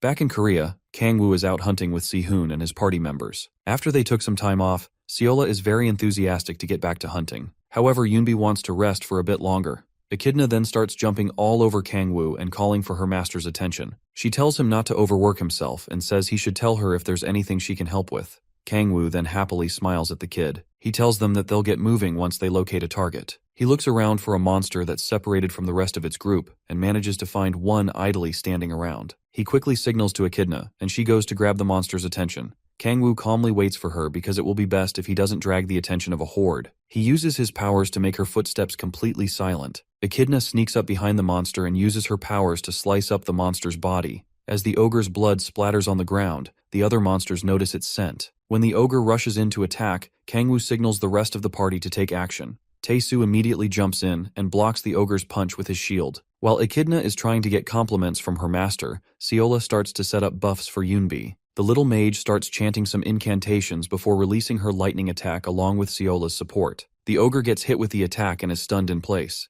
Sehun then jumps in and uses the fifth form of his dragon sword style to end the beast. Their battle ends, and the party members can't believe how tough it is to battle the monster. Seola and her comrades celebrate their efforts and are happy that they are able to take down an S-rank monster. Kangwoo feels that the team needs to gain practical experience aside from leveling up. On the other hand, Sehun doesn't even look fazed by the battle. Seola starts to heal Taesu, and the party gets ready to move on to the next target. Kangwoo suddenly hears the sound of some monsters close by. When he turns around, he sees 3 ogres rushing towards them, and he figures that they are attracted to the blood scent. The 3 beasts are a lot for them to handle all at once. So Kangwoo conjures his dark spear and decides to take care of the matter by himself. Before he can jump into action, he suddenly sees a bright beam of light. The light pierces through the monsters, instantly defeating them. Kangwoo then sees 3 figures in the distance, and one of them says that they've been looking for him. His expression becomes very serious when he figures out who he's looking at. The 3 people reveal themselves to be Mujin of the Thousand Sword Gate, his daughter, and an assistant who looks like he's about to piss on himself. Mujin then apologizes for the encounter they had with Gungjin last time. Sihun and Seola are shocked beyond words when they see the Chinese players.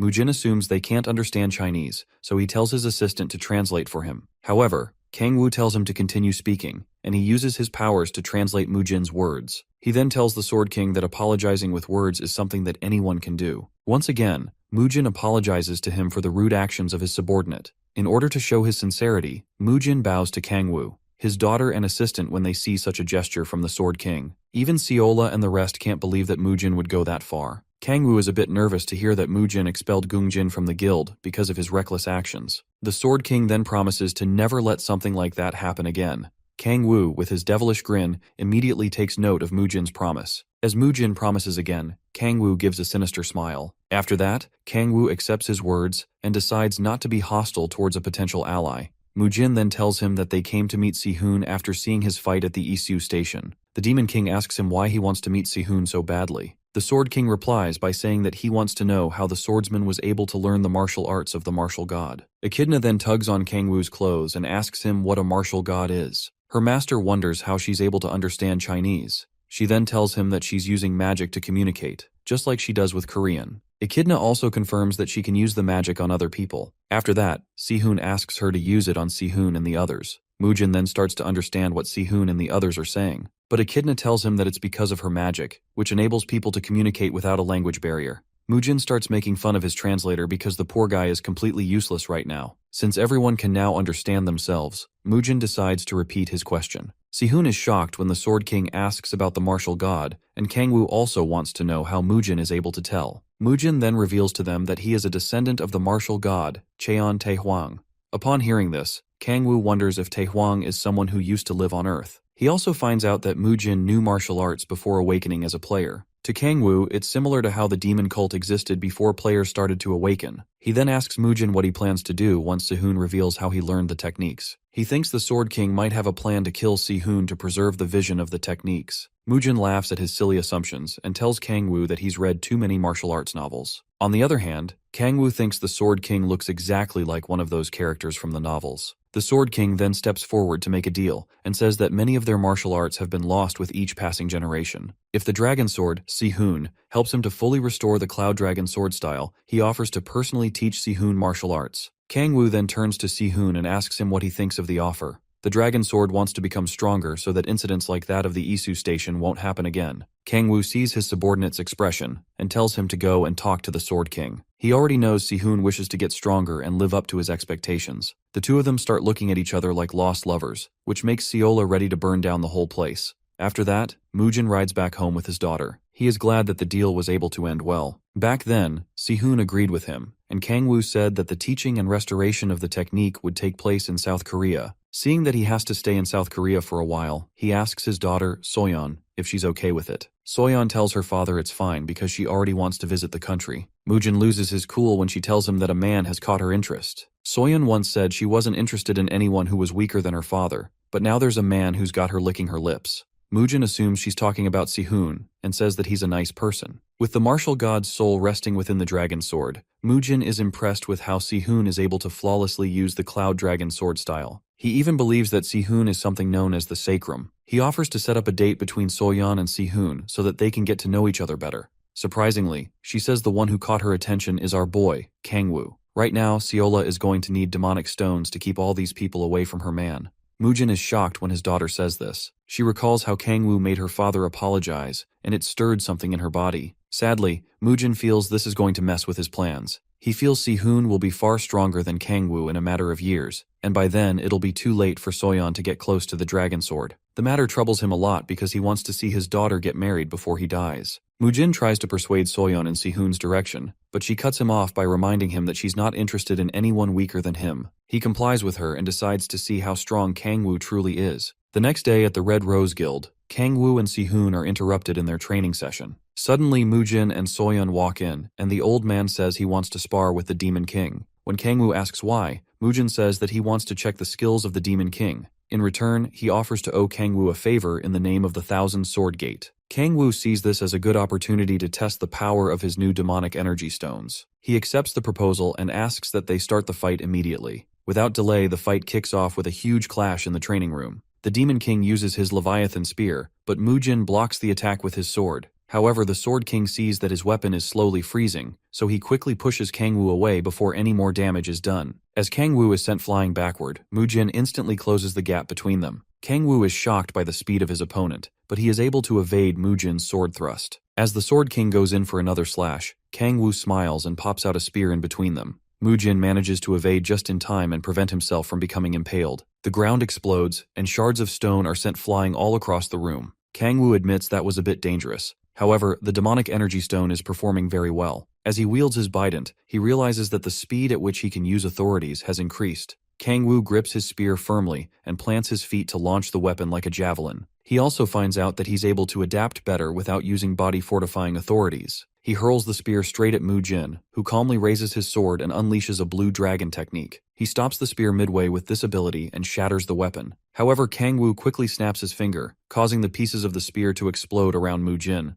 This is also a result of his increased destructive powers. Sihun and Soyeon call out to the Sword King in a panicked state after the last explosion. However, Mujin yells for them to stop and starts to release an even more powerful aura. Kangwoo detects killing intent from the old man, and it's strong enough to send chills down his spine. He sees what a world ranker's true strength finally looks like. At the same time, Mujin says he'll be taking things seriously now. This only manages to get the Demon King more excited as he brings out his blades and the power of Hellfire. He also adds the authority of Slaughter to the mix, causing him to conjure up a huge sword known as Gram. The air begins to vibrate violently as the two of them unleash their powers.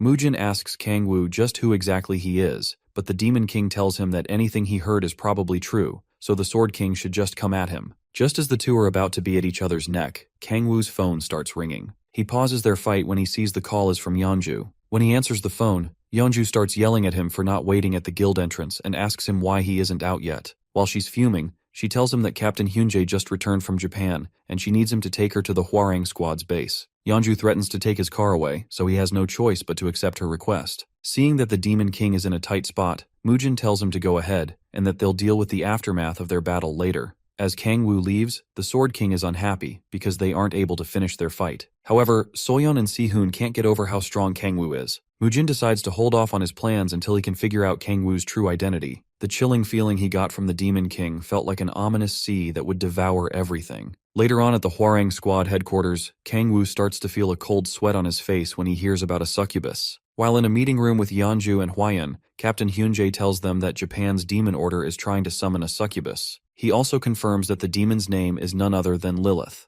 Upon hearing this, Kangwoo recalls some very horrible memories of that ugly monster. A few minutes prior to their meeting, Hyunjae introduced himself as Hwarang's first squadron captain. They exchange greetings with one another before taking a seat to commence their meeting. As Kangwoo sits down, he gazes at Hyunjae, who is supposedly on par with Kanghyun. At the same time, the captain apologizes for not being around to help with the incident in South Korea. Yeonju then tells him that Kangwoo was able to resolve the incident, and Hyunjae thanks him. After that, the captain says that he has news for them. When he mentions that it's related to the demon cult, Yeonju gets a cold shiver in her body. He then tells them of the plans of the demon cult in Japan. Yeonju confirms that she heard about Japan's demon cult being much bigger. Hyunjae tells Hwayeon that the Japanese government has asked for help because the situation is quite bad. Yeonju wonders if the government really needs their help, considering they have someone like Fujimoto Ryoma. However, Japan doesn't really have outstanding players except Ryoma. Yeonju is exhausted because she hasn't recovered from the ISU station incident, and the demon cult is already summoning another demon.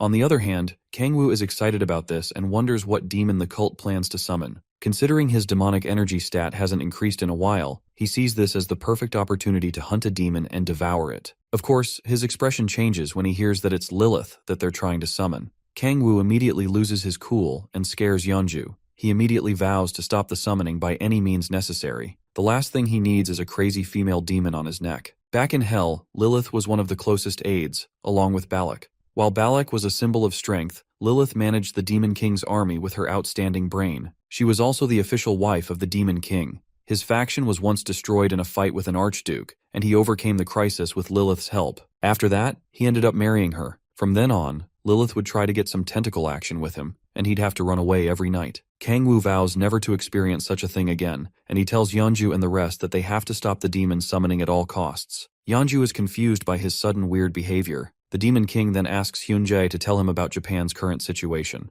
Hyunjae warns them not to inform anyone of this. Then he tells them that a girl known as Kurosaki Yuri has been kidnapped by the demon cult. The girls immediately lose their minds when they hear this and ask him if it's really true. However, Kangwoo quietly asks Yeonju who Yuri is. She tells him that 5 years ago, during the day of the cataclysm, an SS rank gate appeared in Sapporo Station. As monsters emerged and killed many of the Japanese citizens, the country almost collapsed. Kurosaki Yuri, also known as the Maiden of the Skies, showed up to help them. She's also the granddaughter of the Japanese emperor, and she poured buffs on the Japanese players, enabling them to push back the monsters to Hokkaido. To this day, Hokkaido still can't be accessed, but Yuri became Japan's anchor after her tremendous help. Yeonju also says that Yuri has an incredible ability. She can make Japanese mythological gods descend into her body, and this is how Ryoma's Sunsano eyes were made. Kangwoo feels that there must be a reason for the cult to kidnap someone so precious. He then recalls that the names of the 7 archdukes are linked to the 7 great sins. If he is right, he assumes that Yuri's ability involves calling forth the power of someone from another dimension. This means the demon cult is trying to summon Lilith to use her powers of illusion and domination. Hyunji then tells him that they can move 7 people at most because Japan still wants to keep the kidnapping case a secret. With Hyunmo added to the number of persons in the room, there are currently 5 persons, which leaves room for 2 more people. Hyunji also tells him that there's a plan at the airport waiting to move the people. Kangwoo tells him that they should use Echidna instead, but he has no idea who that is. Later on, we see Echidna bursting through the clouds at an incredible speed. There's a purple barrier on her back, and inside it is Kangwoo and the others. Yeonju checks the barrier and asks Kangwoo when he came up with something like this. He tells her that he made it when he thought about how he could ride with everyone. Meanwhile, Hyunmo is a bit airsick and is trying his best to hold it in. Echidna threatens to toss him away if he dares vomit on her back. Seola, who is surprisingly with the party, calls Kangwoo's attention and asks if it's a good idea for her to tag along instead of Sihun or Tae-soo. He then tells her that she'll be more useful than the rest, which causes her to start blushing uncontrollably. He plans to use her buff abilities to boost his demonic energy trait. After some time, Echidna informs her master that they've arrived at their destination. Seola's eyes are filled with a fearful expression when she sees the state of Sapporo Station. The entire place is in shambles with different kinds of demonic monsters roaming around the area. In the middle of the desolate city stands the SS rank gate that is yet to be dealt with. Kangwoo looks around and notices that there's demonic energy spread throughout the station. He asks Hyunjae if the demon summoning is taking place in the station, and the captain tells him that it's what the Japanese government believes. Seeing that they don't have much time, Kangwoo decides that they should join the Japanese group below. At the Sapporo base, there is a group of soldiers protecting a helicopter landing zone. An old man and a younger-looking guy look up to see Kangwoo and his team touching down on the helipad. The soldiers begin to panic and point their guns at the Korean players, asking them to identify themselves. However, the old man quickly recognizes Captain Hyunjae. The captain refers to the man as Prime Minister Yamada and tells him that it's only natural for them to come to Japan's aid. Kangwoo then tells Echidna to use her translation magic on all of them. After that, Hyunjae introduces his teammates to Yamada and guarantees their strength in helping out with the demon cult subjugation. The younger-looking dude then walks up and asks for permission to greet the captain as well. He stretches out his hand to greet him and reveals himself to be Ryoma.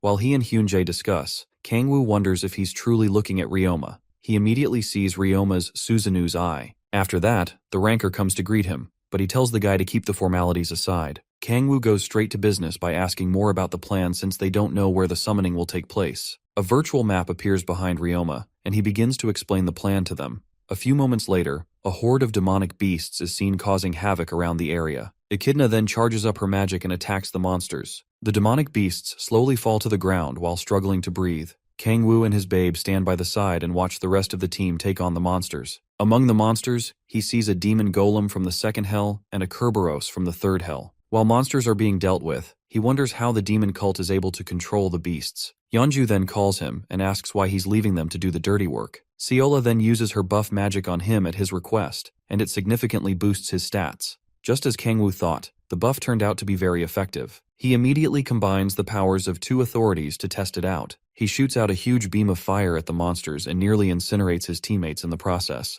As the monster is being burned alive, Yeonju shields herself from the impact of Kangwoo's destructive powers, but that's not what she feels she's supposed to be feeling. She then turns to the lovebirds and asks them if they've lost their minds. However, Kangwoo ignores and tells his darling that this is why she's perfect for the job. Seola feels they'll be able to wipe out the monsters with Kangwoo's destructive powers. However, he has been feeling a bit of uneasiness. He recalls Ryota's explanation of the plan when the ranker told them that they'd be splitting into 2 teams to deal with the demonic monsters. Since the Demon Order will be confused by the presence of the Korean players, he tells them they'll use their advantage to sneak one person into the Order's ceremony. When Hyunjae asks if the person will be going in alone, Ryoma confirms and says he won't be giving the captain such a dangerous task. Instead, Ryoma will be taking that role himself. Due to this, Kangwoo feels that the guy is trying to be a hero. He doesn't even notice when Seola tries to warn him about Yeonju approaching them. Suddenly, an explosion goes off on the roof of a building nearby. Yeonju freaks out when she sees this, and Kangwoo blames Ryoma for being too flashy with his appearance. The Demon King then activates his observation powers to locate Ryoma. He quickly locates the rancor and wonders if that's where the ceremony is taking place. While Ryoma runs around and kills the monsters, Kangwoo feels it strange for them to not have encountered any demon cult members with the chaos going on. He then quickly realizes what's happening and figures out where the demon summoning is taking place. Yeonju and Seola then ask him to explain what he's talking about. Kangwoo combines two of his authorities and smashes the ground. Yeonju flares up at him and asks what the crazy guy is doing. While they are checking up on him, two shadows are seen in the ground below. With their masks, you can already tell that they are members of the demon cult. They quickly bring out their weapons and ask Kangwoo how he found them. However, our boy and his two women look more terrifying than actual demons as soon as they see the enemies. The next scene shows the blood splatter and mask of the demon cult members. These guys were so weak, too weak to even stand a chance against the Demon King. After that, Yeonju and Seola run to him like damsels in distress. Since he managed to find where the cult members were hiding, they both decide to follow him. Sadly, he breaks their hearts by telling them that they can't come with him. He tells them that they need to help distract the monsters that are still wreaking havoc above.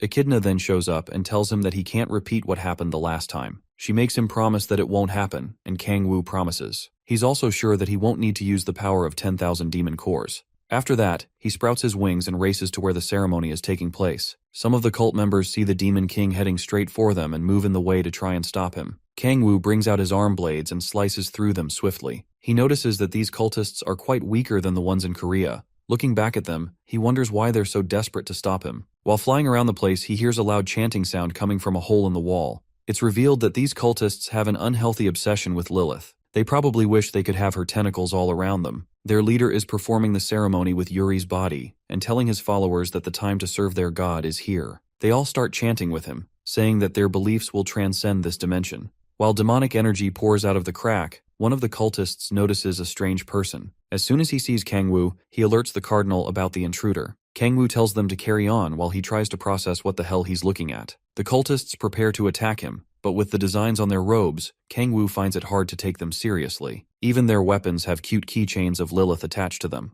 However, the cardinal refuses to stand still and do nothing when an intruder has interrupted them. Kangwoo's expression gets worse when the cardinal approaches him. As expected of a depraved fanboy, Cardinal Ichiro looks like a typical jobless fatso. The Demon King tries to understand their reason for wanting to summon the succubus queen. Ichiro then reveals his depraved desires and says that it's the same for all men. Kangwoo starts to look grim when he sees that these fools only see a succubus as an object of their depraved desires. Before Ichiro can say anything else, Kangwoo rushes him and smashes the fatso's mask with his knee. The cardinal gets sent back like a pesky fly, and Kangwoo calls them people who only think with their lower halves. The other cultists are shocked to see that their cardinal got taken out so easily. Kangwoo then warns them not to take hell lightly, and says that it's not anything their meager minds can comprehend. However, the cultists rush towards him and try to take him down. He quickly takes them out, but they keep pushing forward while protecting their cardinal. However, Ichiro tells his followers to run away because they can't face the Demon King. He decides to buy time for them, but they refuse to abandon him. The cardinal tells them not to worry because their beliefs and wishes will last forever. While they are all moved by his touching words, Kangwoo can't stand how pathetic these guys are. He calls their theatrics a piece of garbage because they are still responsible for kidnapping people and using them as offerings. Ichiro yells back and tells him not to insult their beliefs. As Kangwoo conjures his gram sword, he tells the fool that if his beliefs are so important, then he can die for them. The Demon King tosses his sword straight at the fisher, and Ichiro quickly moves to stop him. The cardinal ends up getting impaled by the sword, causing him to cough up blood. Some followers try to check up on Ichiro, while one of them decides to face Kangwoo and buy time for the rest. But Kangwoo uses his threatening gaze to scare them away. While the losers run away, he steps towards the fisher. He would have loved to kill all of them, but preventing Lilith from showing up is his biggest priority. The Demon King then fuses the powers of the Demon Stone and the authority of divine power to seal the crack. He grabs the fisher and starts pulling it together to close. Just as things are going according to plan, a tentacle suddenly creeps out of the crack and grabs his arm. It then holds him firmly, and Kang-woo immediately recognizes this sensation. More tentacles sprout out of the crack, and Lilith says that she's heading over to him. Kang-woo becomes terrified and begs her not to come anywhere close to him. While trying to fight back her tentacles, the energy in the demonic stone begins to deplete rapidly. He thinks of using the demonic energy sea but remembers his promise to Echidna. As much as he doesn't want to meet Lilith again, he doesn't feel it's worth risking his life for. Regardless, the situation calls for drastic measures.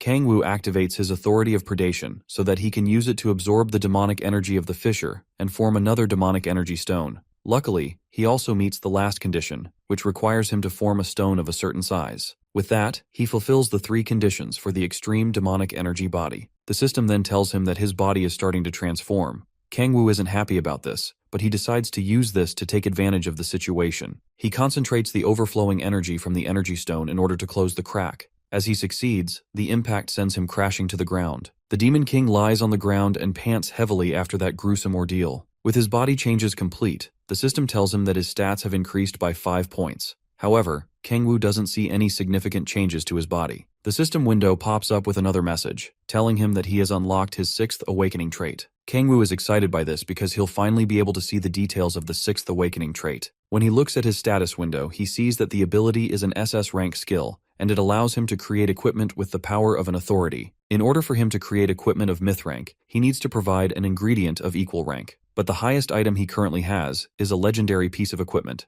Then he looks back at Yuri as he thinks about a myth-ranked item. He moves over to the table and wonders if she'll be able to create such an item with her possession ability. Kang-woo recalls that she was the one who made Ryoma's Susanoo's eyes. He decides to rescue her for now and figure it out later. Suddenly the ceiling explodes and Ryoma comes floating down. He then asks Kang-woo what happened and why he's there, because the place wasn't assigned to the Korean players. With Yuri in his arms, Kang-woo tells him that he came to save the kidnapped maiden. Ryoma takes it that he left his area without permission, but the Demon King tells him that it's all part of the chaos he was told to create. The Ranker isn't fond of Kang-woo's attitude and feels that he should have been informed before the Demon King took action. Nevertheless, Kang-woo tells him that he wasn't about to contact the Ranker based on a hunch he had. He excuses himself and heads back to the surface. While stepping out, Ryoma hears Kang-woo pondering how many myth-ranked items he can ask for as a reward. Kang-woo suddenly stops in his tracks when Ryoma starts screaming about the situation being an emergency. He sees the guy communicating through an orb and telling his people that Kang-woo is part of the demon cult.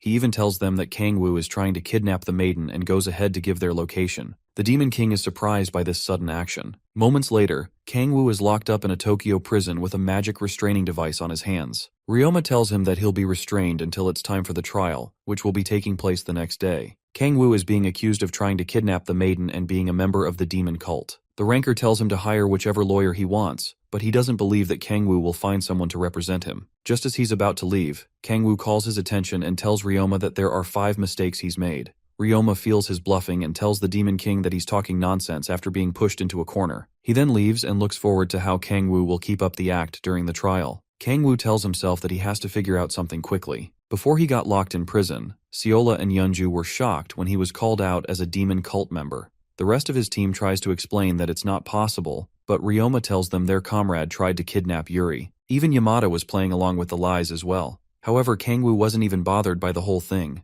Out of anger, Yeonju attempts to attack them for spouting nonsense, but Kang-woo tells her to calm down because he'll be back soon. He assures Seola that things always turn out okay whenever he says so. On the other hand, Seola and Echidna are really concerned and hope that he's really coming back soon. Kang-woo promises Seola that he will return and tells her to look after Echidna in the meantime. Back in the prison, he uses his powers to project his soul out of his body. His soul slips out, and he manages to materialize his full body outside the prison. Since magic energy and demonic energy are fundamentally different, the magic restraining device isn't able to block his powers. While floating above the city, he decides to move quickly to repay Ryoma for his evil deeds. The next day in Tokyo Court, the Korean players and Japanese people assemble for Kang-woo's trial. Ryoma is seated with an impatient look on his face because he didn't expect the trial to be held so late. However, he's hoping to become the hero when this is over and get married to the maiden. The so-called world ranker is just another hopeless and delusional romantic. He looks over to the other side and sees Kang-woo's teammates who want to rip his limbs apart. Regardless, he feels they won't be able to do anything. Ryoma also looks over to the judge, saying that he paid the man a hefty sum to preside over the trial. The judge's name is Wakabe Nobuhito, and he's trembling a lot as if he's just seen a ghost. After that, the first prosecutor is called to give his testimony for Kang Woo. As soon as the guy starts spitting lies about what happened during the mission, Yeonju immediately loses her cool and starts scaring everyone in the courtroom. Hyunjae kindly drags her out before she does anything more outrageous. At the same time, the judge asks Kang Woo if he has anything to say in his defense. With a cheerful smile, Kang Woo tells him that he is not a demon cultist. When Ryoma hears this, he tries his best to hold in his laughter. As the witness is asked to give their testimony, Ryoma puts on a sinister smile and is sure of his victory. Thanks to what happened in the underground passageway, he's confident that the witnesses will support him. The first witness, Prime Minister Yamada, is called up, but the man is also trembling as if his life is at stake. Ryoma assumes that Yamada and the judge are being affected by their old age, so he doesn't think too much about their weird behavior. He is shocked when the Prime Minister decides to reveal a truth that he's been hiding. In a shocking turn of events, Yamada tells the court that Ryoma has been threatening him. The entire courtroom erupts in endless noise as they hear Yamada. Ryoma slams the table out of anger and asks the Prime Minister what he means by all that he's saying. In response, Yamada then tells the court that Ryoma is a demon cultist. The courtroom becomes uncontrollable with people asking the Prime Minister more questions. Yamada goes further to say that he hid the truth because Ryoma threatened to use his family for demonic offerings. He also tells everyone that it was Kang Woo who really saved the maiden. Ryoma quickly cuts him off and tells everyone that Yamada doesn't have evidence for his claims. However, the ranker is surprised to hear that there's evidence against him. Yamada shows the courtroom a demonic energy stone and tells them what it is. He then tells them that this stone was found in Ryoma's home, and it's an item that can only be made and used by the demon cult. Ryoma then asks the Prime Minister how he can prove that the stone came from his home. While he tries to deny Yamada's claims, Soyeon suddenly appears in the courtroom and tells everyone that she's been in charge of investigating Ryoma's affiliation with the demon cult. She then says that she investigated Ryoma's home at the Prime Minister's request. A guy behind her then opens a case filled with demonic energy stones and daggers. Soyeon then tells the court that this is the evidence that was found in Ryoma's residence. She then swears in the name of the Thousand Sword Gate that Ryoma is a member of the cult. The situation isn't looking good for the world ranker, but he suddenly starts laughing at the whole thing. With a deranged expression, he wants to know the point of all these accusations. He starts yelling and telling everyone that this is part of the Thousand Sword Gate's plan to take over Japan. While trying to buy time for himself, a girl beside Soyeon takes down her cloak and reveals herself as Kurosaki Yuri. The reporters in the room are shocked by the maiden's sudden appearance. Yuri then moves to make a statement. Although she doesn't remember all the events of that day, she assures the court that the one who saved her was none other than our boy, Kang Woo. After that, she apologizes for being kidnapped and making the citizens worry, but they tell her that it wasn't her fault. Soyeon then turns to the judge and tells him to order for Ryoma to be taken into custody. As the judge makes the order, Ryoma slowly starts laughing and losing his mind. His maniacal expression is also mixed with fear and confusion. He believes that all these accusations were plotted by someone as he looks toward Kang Woo's stand. As he realizes this was planned in a day, Kang Woo smiles at him with a devilish and sinister look on his face. The ranker slowly rises from his seat and bolts out of the courtroom instantly. Kang Woo's party members start looking for ways to catch the crook before he escapes completely. Yeonju turns to Kang Woo and tells him that they should join the chase, but she suddenly sees his broken handcuffs, and the Demon King is nowhere in sight. Meanwhile, Ryoma flies through the bright night sky of the city and curses his messed up situation. While he thinks about how to leave Japan, a bright flame appears next to his face, and he is shot out of the sky. Kang Woo watches as the crook crash lands and burns. As the flames go out, Ryoma wonders who would dare to attack him. As he looks up, he sees Kang Woo holding a flame in his hands. The Demon King then asks Ryoma if he finally understands the 5 mistakes he made. In a seething rage, Ryoma admits that his plan may have been rushed, but he doubts that he made up to 5 mistakes. Kang Woo then tells him that the first mistake is that his lockup attempt failed because magic restraining devices don't work on the Demon King. As he quenches the flames in his hand, he also reveals that he can make the demonic energy stones himself.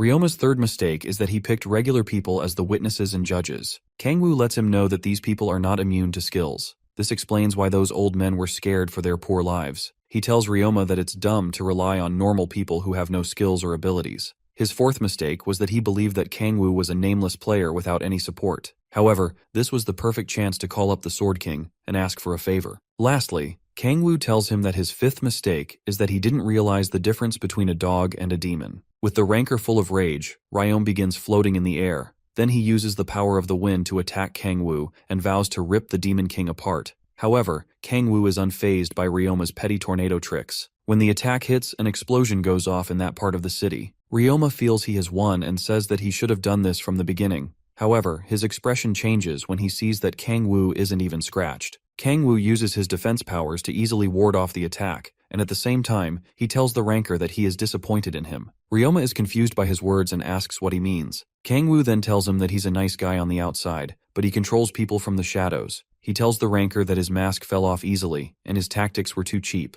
While Kang Woo tries to explain things to the dumb ranker, Ryoma is charging up another attack to unleash. He pours more energy into his skill, as Kang Woo calls him a dumb lad. Ryoma then hurls down another tornado while telling the Demon King not to judge him. After that attack, he is exhausted from using up so much energy. However, Kang Woo appears behind him and continues telling the ranker how obvious his reactions are. The crook ignores Kang Woo's words and rushes towards him mindlessly. Kang Woo as well rushes towards the fool, and the two players clash, causing a huge explosion. They keep clashing while moving through the air at lightning speed. It's like watching a fight scene from Dragon Ball Z. While their battle goes on, they circle around a tower until they get to the top. Kang Woo, who isn't taking the fight seriously, asks his foe if there's any good sushi restaurant in town. Ryoma doesn't find his mockery pleasing and wonders just how much the Demon King plans to make him look like a fool. He conjures up numerous tornadoes and sends them all at Kang Woo. While he swears to give his opponent the worst death possible, Kang Woo easily evades the attacks and laughs at him. He admits that Ryoma is better than all the other enemies he's faced until now. He continues evading the whirlwinds and promises to take the ranker to get sushi when they're done.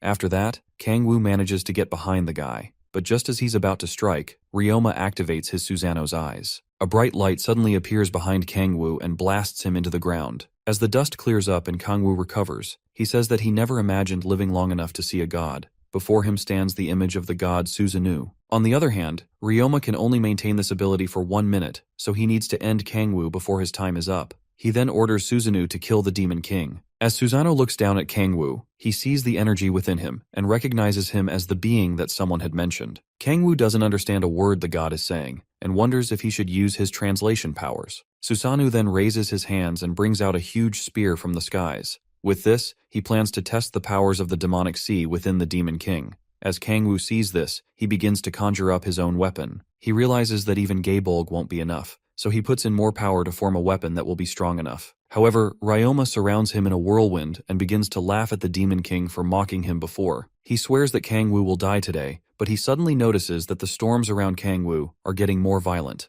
Kang Woo decides to add the power of the storms to the other ones he is wielding simultaneously. With all these powers combined, he forms a powerful spear known as Gungnir. Susanoo is pleased with the power he sees from Kang Woo and goes ahead to attack with his divine spear. Kang Woo rushes towards the god, and weapons clash against each other. The impact causes a huge explosion and a blinding light to shine around the entire city. Kang Woo's babes arrive at the scene and notice the very bright light in the sky. Meanwhile, Kang Woo is struggling to keep up with the strength of a good, and he's sustaining more injuries with each passing second. As his blood spills around, he notices that it is a black color. He wonders if the demonic energy fused with his blood when he gained the extreme demonic energy body. Seeing that the energy is highly concentrated, he decides to make it explode. In the process, he begins to overpower the god and crack his divine spear. Susanoo is struck with fear and says that the prophecy wasn't wrong. The Demon King then pierces through the god and defeats it. After that, Ryoma crashes to the ground and begins to cry out for help. He suddenly looks like an old man, and his body is slowly fading away because Susanoo drained his vitality and magic power. While he's hoping to restore his energy through Yuri, Kang Woo floats above the fool. He reminds Ryoma of the heavy price of summoning a god and gloats over the helpless guy.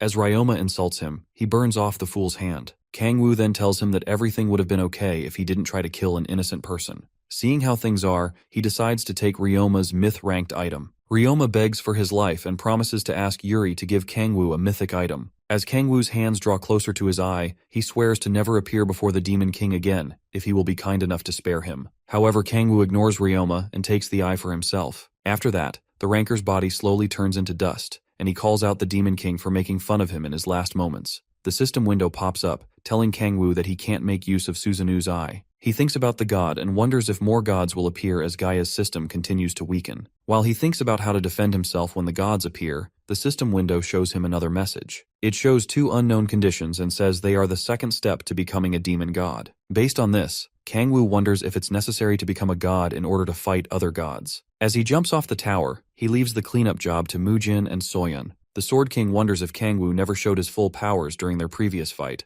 Seeing how skilled the Demon King is, he offers to arrange a marriage between Soyeon and Kang Woo, but his daughter refuses and says she'll go back to China. When asked for a reason, she tells her father that she wants to train. She wants to fill the space where Kangwoo lacks in terms of martial arts talent. As she watches the love of her life float down, she says that sneaking in would be hard now. Kangwoo then meets up with his friends, and they start asking him where he's been. Yeonju is visibly boiling with anger because he didn't inform them of where he was going. She also calls him out for not telling them that Ryoma was a part of the demon cult. While trying to avoid her devilish eyes, he tells her that he only just found out about it. But in reality, Ryoma was never part of the cult. Kangwoo tries to tell Yeonju that everything worked out, but this only gets her more angry. Seola tries to calm the crazy lady before she burns down the whole place with her rage. However, she tells Kangwoo that they were very scared about things going badly. Kangwoo becomes nervous as he sees how upset Seola is. The poor girl looks like she's about to cry her eyes out. Her eyes light up when Kangwoo suddenly hugs her and calls her his darling. Her entire face goes red in that sweet moment. He tells her that he wants to go back and eat his favorite meal. While they get into a sweet conversation, Yeonju is about to lose her mind. Meanwhile, the lovebirds are smothering poor Echidna, who is trapped in between them. While our boy grips his woman tightly, a thought crosses his mind. He wonders why Yuri helped him when he didn't even use his powers on her. It also doesn't make sense that the maiden said that she regained consciousness because he would have noticed if she did. However, his daydream is cut short when Yeonju pinches his cheeks. She tells him to follow because she knows a good place where they can get sushi in the meantime. While Kangwoo struggles with the pain, she drags him off and tells everyone else to follow her. On the other hand, Yuri is watching the whole thing from afar when her assistant comes to take her back to her residence. As she goes back, she says she'll keep watching Kangwoo from a distance and will pay him a personal visit soon. While walking back, her shadow takes the form of a certain demon who's obsessed over our boy. A week later, Kangwoo gets back home with his family and friends. While he and Echidna are excited, Yeonju can't wait to get some rest after the whole stressful ordeal in Japan. Seola tells her to take care on the way home, but Yeonju is barely able to walk straight. She and Kangwoo are very concerned about the Red Rose Guild Master. Kangwoo feels bad for her, considering how much they went through in Japan. Japan lost its hero after he and Mujin were announced as the ones who took care of Ryoma. Due to this, a lot of hatred was directed towards Korea, and Yeonju took all the hatred in Kangwoo's place. While lost in thought, Seola calls his attention so they can head back together. Rather than be with his babe, this guy tells her to go back first because he has something to do. They just got back, and he's already staying away from home. He allows Echidna to join him at her request, and tells her that they're going to a quiet place. When she asks for a reason, he tells her it's nothing important. He then brings out Susanno's eyes and says he's going to make a piece of equipment. After that, they head to a vast grass field and land there. They scan the area for a bit to make sure that there are no monsters nearby. Then Kangwoo brings out his status window to check details about his skill. He sees details about his 6th awakening trait, which lets him craft equipment with the power of an authority. The more authorities he uses, the stronger the equipment will be. Kangwoo recalls when he created Gungnir and confirms that his limit is 4 authorities at a time. When he uses 2 authorities at the same time, the needed amount of demonic energy multiplies as he adds authorities. 2 authorities will require 4 times the energy, and 4 will take 16 times the amount. Since he isn't in the middle of a fight, Kangwoo believes he can use up to 5.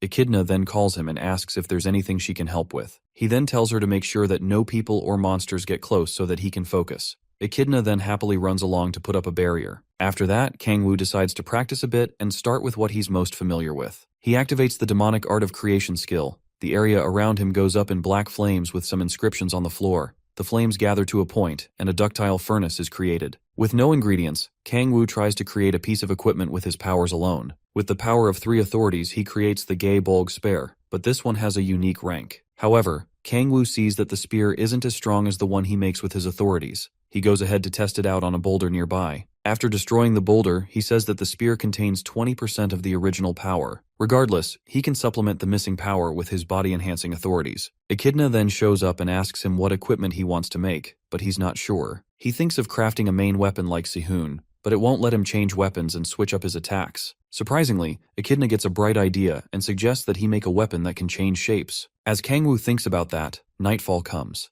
Seola is then on the field with him, and he gives her the signal to start. She uses her graceful light skill to buff him, and he adds the buff from Kraken's Rage. After that, he activates the creation skill and uses Suzanu's Eye as an ingredient. As he adds the authority of storms to it, he recalls when Echidna told him that he'll be able to make a variety of attacks with a weapon that can change shapes. Kangwoo adds a 5th authority to the process and fulfills all the conditions needed. The system then tells him that a myth rank equipment will be created in 10 seconds. As Kangwoo does his best to hold out until the end of the timer, he wonders if the myth rank is the highest. He wonders if he'd be able to make something like the dimensional rift he created using the equipment of the Archdukes. Just when the timer is about to hit the last second, Kangwoo pours in more power and adds the authority of predation, thereby changing the conditions. Seola and Echidna are weary about the aura emanating from where he's standing. At the same time, the system tells him that a transcendent rank equipment is being created. A blinding light shines through the field, and the girls call out to Kangwoo while shielding their eyes. The light shines brightly throughout the fields until it dies down and stops. The girls look up to the sky in shock, and Kangwoo also gazes upon his new equipment.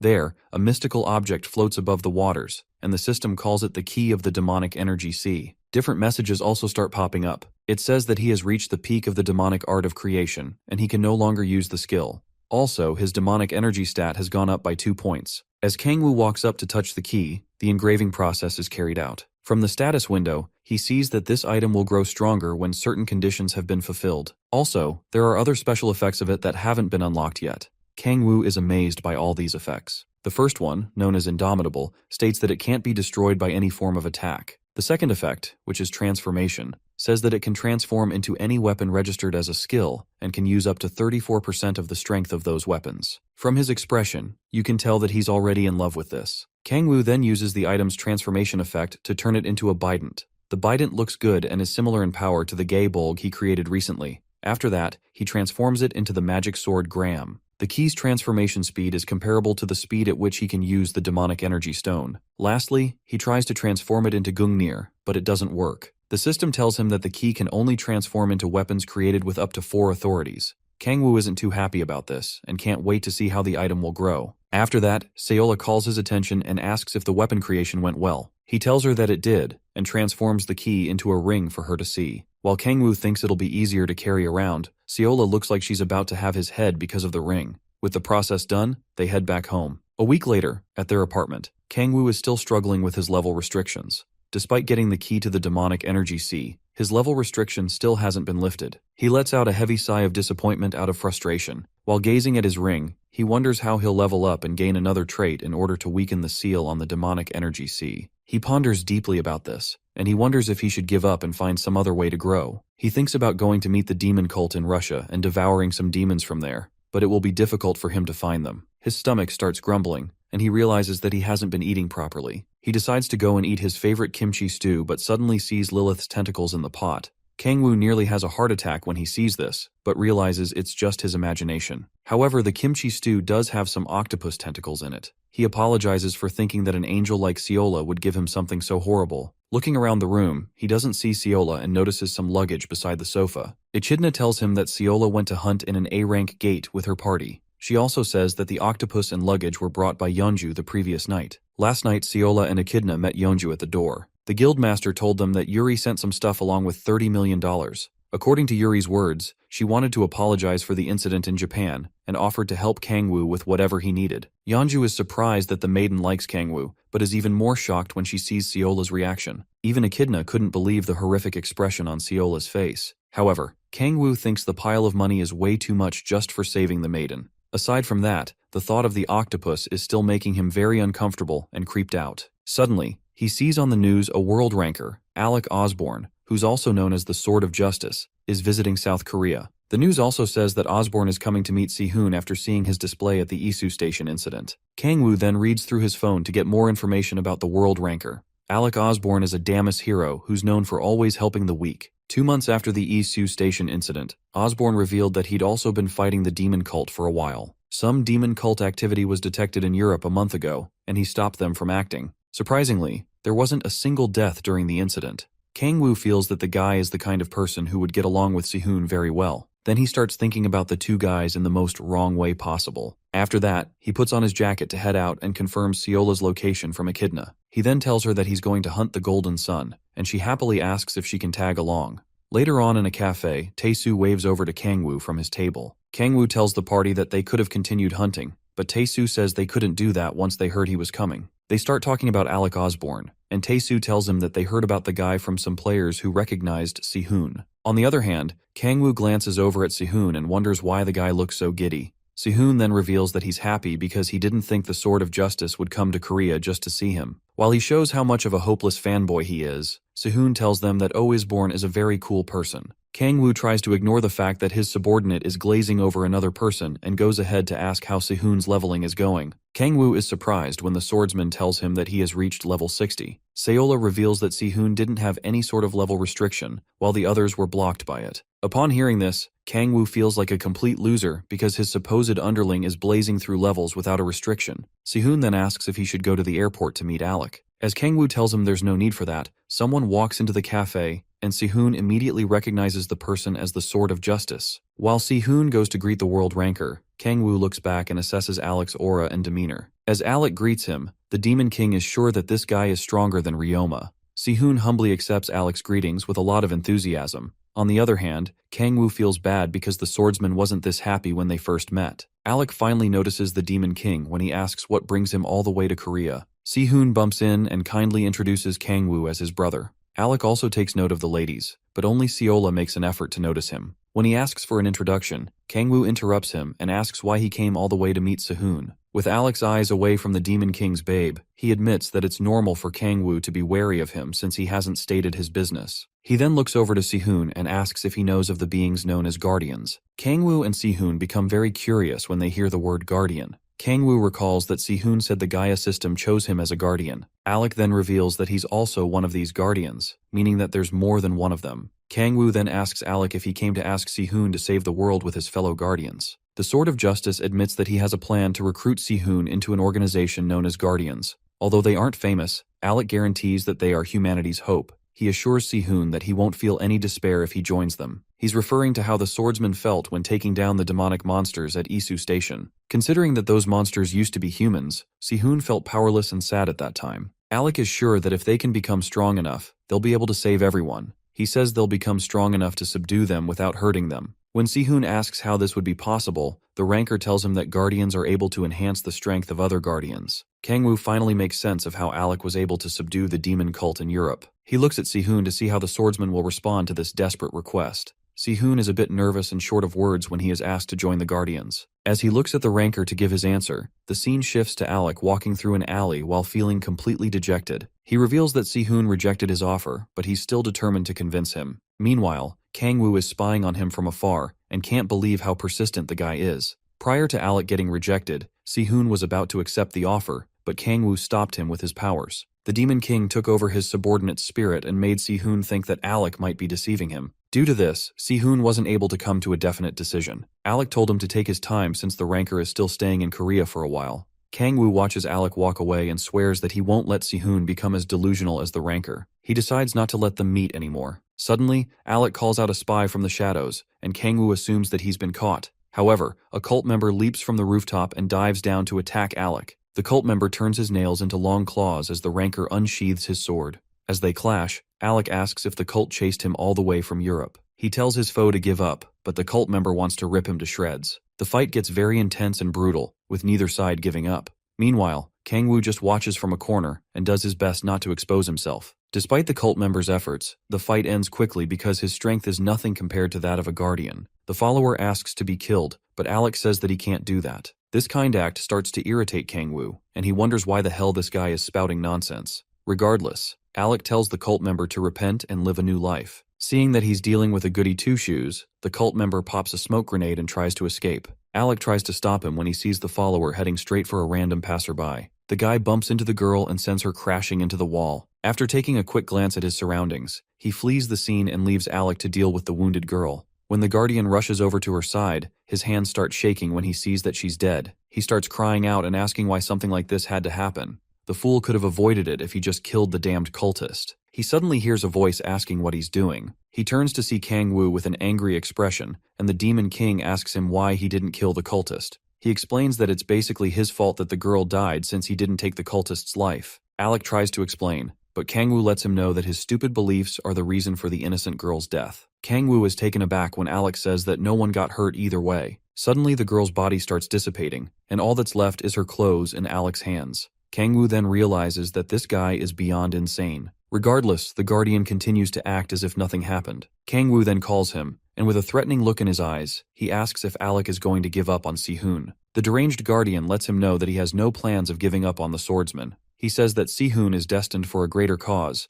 but the Demon King laughs at his words. With a lot of enthusiasm, he explains to Kangwoo that Sihun is made to protect a lot of lives. After that, he takes his leave and urges Kangwoo to try and convince Sihun to join the Guardians. However, Kangwoo knows it's all a load of crap, and Alec just wants to make Sihun as deranged as him. He knows he won't be able to stop his subordinate forever because of how much he admires the Sword of Justice. A thought suddenly pops into Kangwoo's head when he recalls that Alec wants Sihun to grow. He then starts plotting something sinister. Later on, at night, Alec is seated in his room and lost in his thoughts. He remembers Kangwoo's words and starts to feel bad. He then consoles himself by saying that Kangwoo wouldn't understand because he's not a guardian. He feels the Demon King will eventually understand him. For now, he sets his mind on convincing Sihun to join his organization. He suddenly hears a loud scream and quickly gets up to find where it's coming from. The voice screams for help, and Alec sees that the person is on the rooftop. He rushes to the rooftop and lands on the scene like a cliché superhero. When he looks up, he sees a cultist who is expecting him. The cultist reveals that he's the one who Alec encountered just a few hours ago. When Alec asks for the person's voice he heard, the cultist reveals that he was the one making those screams.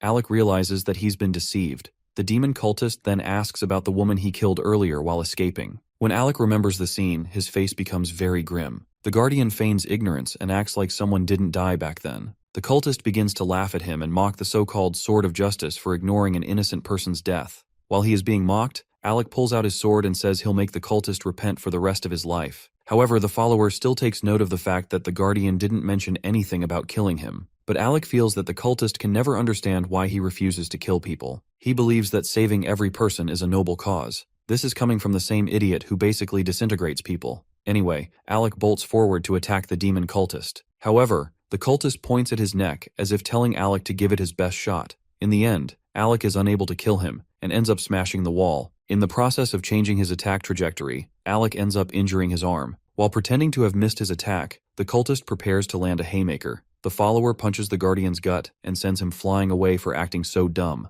Before Alec even lands, he gets attacked with numerous fireballs as well. The entire roof explodes in flames, but Alec manages to still survive. While he is trying to figure out how his opponent became so strong in less than a day, the cultist is about to swing down on him with an axe. He tries to block the attack, but the cultist's weapon suddenly disappears. Before he can change the trajectory of his attack, the enemy lands a punch on his face. Alec gets sent tumbling across the ground. As he holds his bruised face, he figures that he may not be fighting the same demon cultist, but it might be another person. However, he recalls how demon cultists tend to get stronger and assumes that his opponent is a demon. The masked cultist remains silent and just looks at him. As their fight continues, each clash causes a bright light to shine everywhere. The combatants are moving at lightning speed as they fight, and Alec is trying his best to overwhelm his foe. He tells the demon to accept defeat, but the cultist is growing tired of the useless fight. As he expected, Alec doesn't deserve the right to be a guardian. Prior to their fight, we see the demon cultist resting in a lonely area. As he plans how to ambush Alec again, the wall beside him explodes.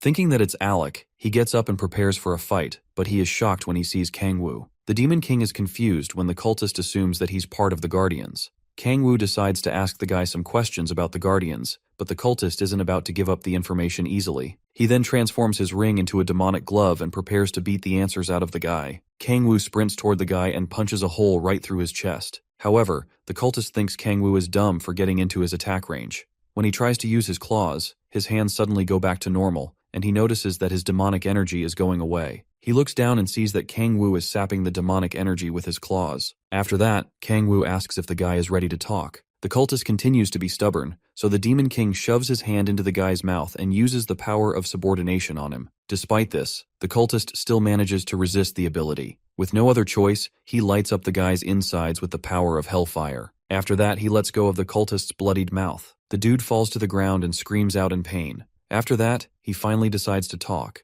Kangwoo then asks him to say everything he knows about the Guardians. The cultist assumes that Kangwoo should know more, causing the Demon King to threaten his poor life once again. Aside from the fact that the group is known as Guardian, the dude says that there are less than 10 members. He also says the leader is a woman, and her ability is to find other Guardians all over the world. This explains how Alec was able to find Sihun. When Kangwoo asks about the other Guardians, the cultist says he doesn't know any others besides Alec. After giving the information, the dude begs for his life to be spared. The Demon King offers to give the guy back his life in exchange for something else. With fear in his eyes, the guy looks up to him as Kangwoo asks what he can give. Scared for his life, he decides to tell Kangwoo every single thing he knows. He then starts giving the details while the Demon King listens closely. After talking for a while, Kangwoo says his information isn't anything new, but thanks him. The poor dude then asks if his life will be spared, but is shocked when the Demon King tells him that there's no reason to do that. As his life flashes before his eyes, he realizes that this is what the protagonist planned from the beginning. The last thing he sees is the hero setting him ablaze. After that, Kangwoo walks out of the burning area while putting on the cultist's robes. With this, he has acquired what he wants and proceeds to hatch out his devilish plans. The scene shifts back to the fight between him and Alec, and now he knows just what kind of person the Guardian is. Suddenly, he decides to stop his fight with Alec. He knocks out Alec's weapon and tells him how boring it is to fight him.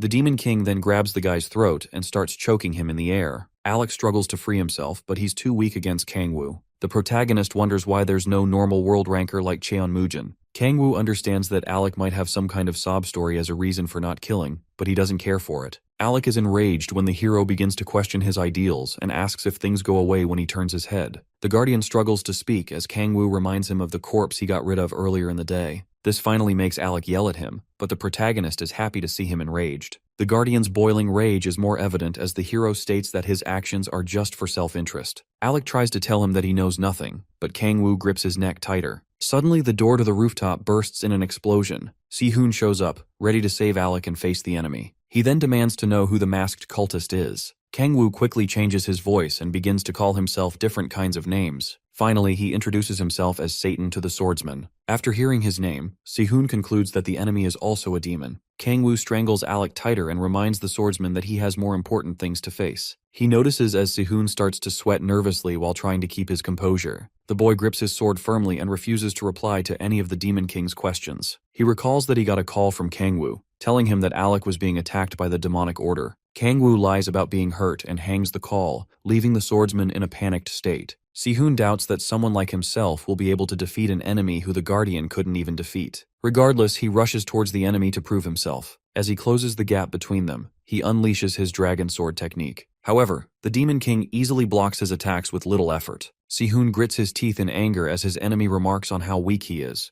Despite this, he presses on with another dragon sword skill. Before he can even finish uttering the skill, Kangwoo punches him, sending him crashing into a wall. A devilish purple aura surrounds his body, and he glares at the swordsman, wondering why he doesn't feel the difference in their strengths. Si-hoon refuses to give up and tries to attack once more. Kangwoo asks why the boy is trying so hard when Alec has nothing to do with him. Si-hoon continues to lash out with all his strength, and Kangwoo is enjoying every bit of the fight. His devilish aura shields him from Si-hoon's blade, and he sees that his subordinate is way better than the deranged Guardian. Si-hoon isn't holding back and trying to subdue his foe. Rather, each strike aims to kill his opponent. Finally, he manages to graze Kangwoo's skin and crack his mask. Kangwoo then uses the purple substance underneath his feet to push Si-hoon back. He then attacks the unfazed swordsman, but Si-hoon evades as soon as the spears are about to pierce him. The genius boy tries to land a hit within Kangwoo's blind spot, but the Demon King blocks the attack easily. He continues to circle around and strike endlessly, but Kangwoo's defenses are more than he can handle. While blocking every single hit, Kangwoo is lost in thought about the one thing that his subordinate lacks. Si-hoon moves in front of Kangwoo to land another attack, but the Demon King easily overwhelms him. Kangwoo grabs the guy's face and tosses him into a wall. The impact causes Si-hoon to cough of blood, and his eyes go blank. After that, Kangwoo tells Si-hoon that his efforts are not bad and continues to trash-talk the guy. Si-hoon is sick of his useless talk, but his fear only grows more when Kangwoo says he doesn't want to end their fight. The Demon King slowly starts sapping the life force from Alec while commending Si-hoon's determination and fighting spirit. Alec manages to whisper Si-hoon's name, and he tells the boy to run. After that, he gets obliterated right before the swordsman's eyes. As Si-hoon watches this horrific event, something in him finally snaps. With a trembling voice, he rushes towards the one he knows as Satan to avenge his comrade. His eyes are fixed to kill the demon, but his body gives up, and he falls to the ground. All he can do is grit his teeth and gaze at his enemy, while Kangwoo tells him to struggle desperately and remember him. As he fades out of consciousness, Kangwoo tells him to use his anger and resentment to grow and become stronger. When the Demon King sees that Si-hoon has passed out, he takes off his mask. He nearly throws up while remembering his cringe performance as Satan. However, he hopes this experience will help Si-hoon to surpass his limits and grow stronger. Ever since Young-hoon and Jae-hyun went to jail, Si-hoon hasn't been motivated by anything. At the same time, Kangwoo is unsure if the Guardians are allies or enemies. If the rest are like Alec, he'll have no choice but to kill his enemies himself. Kangwoo then sees the system window pop up with a message while he's thinking of how to get stronger. Due to the fact that he has killed a guardian, the system removes his level restriction and limits it to 69. Then his level increases by 10 points, and he reaches his 7th awakening. Kangwoo sees that killing a guardian is what he needs to do to remove the restriction. But the level restriction at 69 shocks him. Usually players don't get another level restriction until level 89. Seeing that the only way to lift this is to kill a guardian, he looks down at Sihun with a tempted gaze. As he looks at the swordsman, he wonders if he needs to kill the guardians one at a time. However, he pushes the thought aside and takes off his cultist uniform. He decides not to reduce the number of guardians because he doesn't know the kind of threats that Earth may face in the future. After that, he goes ahead and checks out his 7th awakening trait. From the status window, he sees that the ability is called Reaper of Souls, and it's also an SS rank ability. The details show that this skill is connected to his authority of predation, and it allows him to absorb demon souls and increase the quality of his own soul. The authority of predation absorbs a target's life force, demonic energy, and any other powers, but Kangwoo thinks of how inefficient it tends to be. He then looks at the window, showing him the second step to becoming a demon god, but the conditions are still unknown. Regardless, he feels that this ability has something to do with the unknown conditions, just like how he used his 6th awakening skill to create the key of the demonic energy sea. The thought of hunting some demons puts a deep smile on his face. He also sees that he has to trouble Yeonju, and we see her shivering in bed due to a cold. Kangwoo starts to meditate and enters his demonic energy sea. Due to his 7th awakening, the seal on the 10,000 demon core is weakened. He then uses the celestial dragon psyche style to condense some demonic energy. With his extreme demonic energy body, he's able to absorb things better. He continues absorbing the demonic energy and notices that the quality is still bad. The Demon King keeps reaching deeper and risking the chance of his entire body becoming the 10,000 demon core. While he goes deeper and deeper, he finally stops at the right time before the power consumes him. The struggle to break free of the temptation puts a toll on him, but he manages to increase his demonic energy stat by 8 points. He is glad to see this, but when he checks the status window, he sees that the points are off. He is supposed to have 121 points of demonic energy, but he only sees 120 points. He then realizes that it might be due to the effects of his coat. The system then pops up with a message, saying that his legendary equipment is not sufficient to raise his demonic energy stat above 120. Kangwoo looks at his coat and wonders why such important information was not made known earlier. However, he realizes that it's because no one has probably raised a stat this high before. He then looks over at Alex's body and sets it a balls. While he thinks about heading back home, he realizes that it took him 6 months to reach his current level. He glances back in the direction of the burning body and watches the smoke go up into the clouds. A few days later at the Red Rose Guild, a fierce battle is taking place in the training room. Sihun and Mujin are engaging in a fearsome battle, but it looks one-sided. However, Mujin wins this by knocking Sihun's sword away from his hand. He then tells the prodigy that they should stop for the day. He doesn't take it seriously when Sihun says that he can still go on.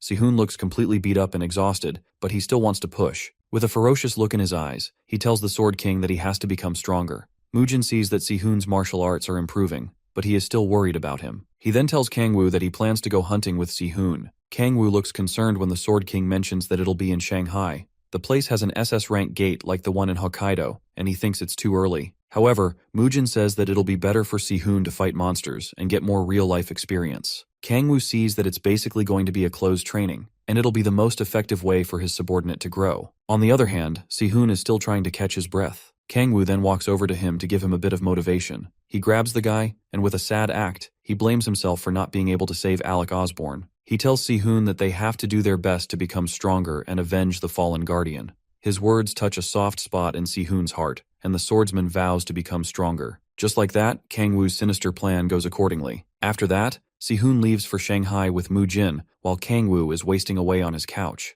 Suddenly, he hears his phone buzzing. When he picks up, he hears Yeonju telling him to put on the TV. Kangwoo puts it on and wonders what the whole fuss is about. He is short of words when he sees reports about the demon cult conducting a large-scale demon summoning. The cult manages to summon thousands of demons, and they are all wreaking havoc all across the country. While others will be scared for their lives, the Demon King is salivating as he sees this. All he knows is that this is the perfect feast he has been waiting for. The next day at the Red Rose Guild, Yeonju is walking into her office when she sees someone walk in. It's Kangwoo and his lovely family, and he asks her what's going on. He tells her that on his way to the office, he saw everyone in a restless mood. Yeonju tells him that the large-scale demon summoning took place in Vladivostok, Russia. However, they aren't sure of the exact number of demons that were summoned. Yeonju estimates that over 100 demons were summoned, and demonic monsters were also summoned. On the other hand, Kangwoo tries his best to hide his joy and desire to feast on the demons. Kangwoo and Seola then take a seat, while Yeonju tells them there haven't been many civilian casualties. Seola figures that the main issue is that the demonic monsters are on the move, and Yeonju confirms it. The monsters are moving through Manchuria,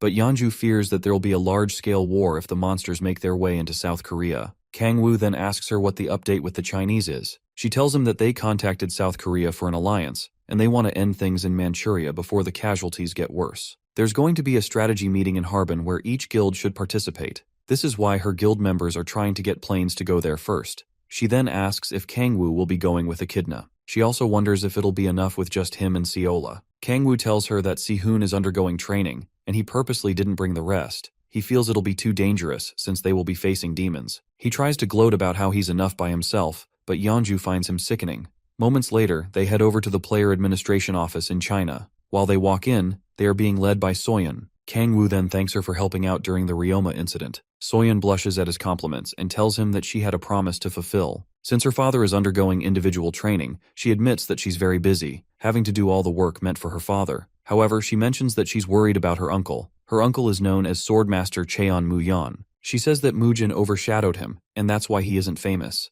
Regardless, Muyan is also the vice leader of the Thousand Sword Gate, but sadly, he doesn't see South Korea in a good light. Kangwoo assures Soyeon that things will be okay, and she hopes so. They suddenly see two people being blocked by a huge man in front of them. Looking closer, we see that the two people are Minjung of the Onuri Guild and Hyunju of the Samurai Guild. Hyunju is surprised to see Yeonju, who asks her why she hasn't entered yet. Yeonju loses her cool when she hears that they are not being allowed to participate in the meeting. She tells the huge guard to move out of the way, but the man tells them that they'll be informed of what happened in the meeting later on. He threatens that if they don't follow Muyan's orders, the vice leader will reconsider the China-Korea alliance. At this point, Yeonju is ready to blast a hole through the door, but Soyeon tells her to calm down. Soyeon takes over and tells the huge man to move, but the man remains stubborn, saying that her uncle's orders are the top priority when her father isn't around. While the ladies are arguing with the guard, Kangwoo slowly steps in and tries to handle it. He cheerfully asks for permission to enter, but the huge guy repeats the same words to him. Kangwoo then threatens to enter anyway, and the guard tries to attack him.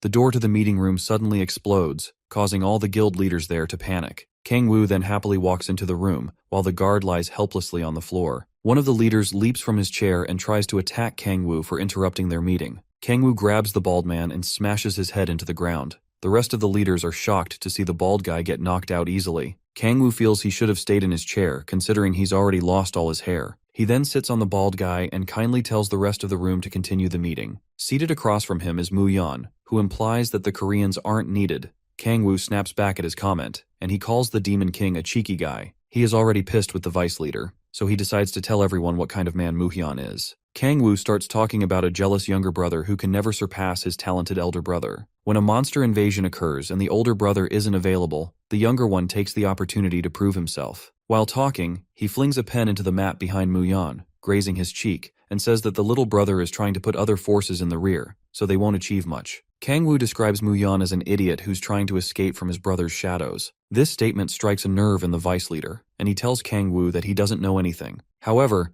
the Demon King tells Muyan that he easily figured him out once he spoke, and says that people like him aren't interesting. At that moment, he knows the vice leader is really upset and can't resist the urge to attack him. He tells Muyan to carry on and stop wasting everyone's time. Moments later, we see some troops gathered outside, and Yeonju is about to address them. Kangwoo wonders why she's so nervous, and she loses it, saying that it's all his fault. Back then, when he provoked Muyan to attack him, the vice leader leaped at the Demon King and swore to shut him up for good. He swore to kill Kangwoo, but before his sword could reach, the Demon King tossed a pen at his face and sent him crashing into the table. Seeing that they won't be able to cooperate, Kangwoo says that each side will fight on their own, and they will go their separate ways. Muhyeon lies unconscious on the floor without a way to retaliate. Yeonju complains about what happened because she feels he should have followed through with it. Now, she has no idea how to go about commanding so many people. On the other hand, Minjong is trying to boost the morale of his guild, while Hyunju can't stand the argument that Yeonju is having. Even the Hwarang squad leader is tired of listening to them bicker like insufferable siblings. Kangwoo tells Yeonju that he has something else to do, and she asks what else could be more important. He tells her it's a secret because he doesn't want to reveal his plans to devour demons.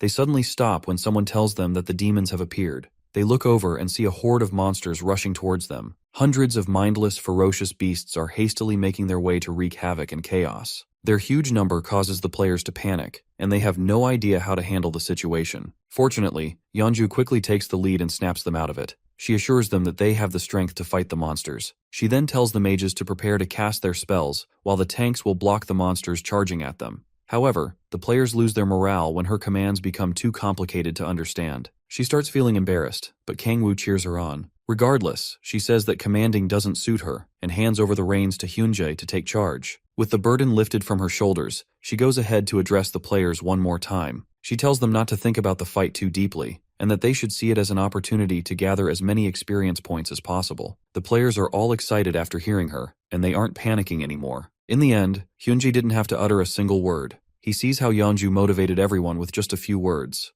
Yeonju whips out her blood chains and tells everyone to fight with 3 things in mind. Firstly, no one should get hurt, and secondly, no one should die. Last but not least, she says that all the experience is for her as they all charge straight at the monsters. As both sides are about to clash with each other, a symbol appears in the eyes of the huge demon, and the cultist sees what's happening through the monster's eyes. The culprit of all this is finally revealed, and he's known as the Apostle of Evil, Anton Sidorovich. Since the Gaia system has gotten weaker, Anton says that the demons have gotten stronger. While he's lost in thought, a demon approaches him, and he tells the monster that it's not time for him to appear yet. The demon is revealed to be a demon from the 5th hell known as Utar. Utar tries to tell Anton that his underlings want to fight, and he doesn't like the idea of hiding. He plans to prove that humans aren't threats, but Anton tells him to do it later. While looking at a poster of Kangwoo, Anton tells Utar that there's someone they have to meet. After Anton saw the events of what happened with the Japanese demon cult, he saw the devilish looks in Kangwoo's eyes and assumed that they were the same. He thinks he knows what Kangwoo desires and feels he can make him join the demon cult. Anton starts to summon another vile presence from his hands and tells Utar to hold back until he can contact Kangwoo. However, Utar isn't fond of the old man's arrogance and tells Anton not to dish out orders to him. Anton apologizes and begs him not to act rashly, but the demon sees the old man as a mere human as well. His anger grows more when Anton tells him not to do anything that will go against the will of the demon cult. Utar feels insulted by these words and attempts to squash the old man, but the dark presence that Anton summoned holds his hands back. More hands rise up and hold him down, pushing the great demon to the ground. Anton then asks if he's willing to listen, but Utar curses at him. Anton then closes his book and allows the shadowy hands to rip Utar into pieces. The demon's underlings watch as their master is torn to shreds.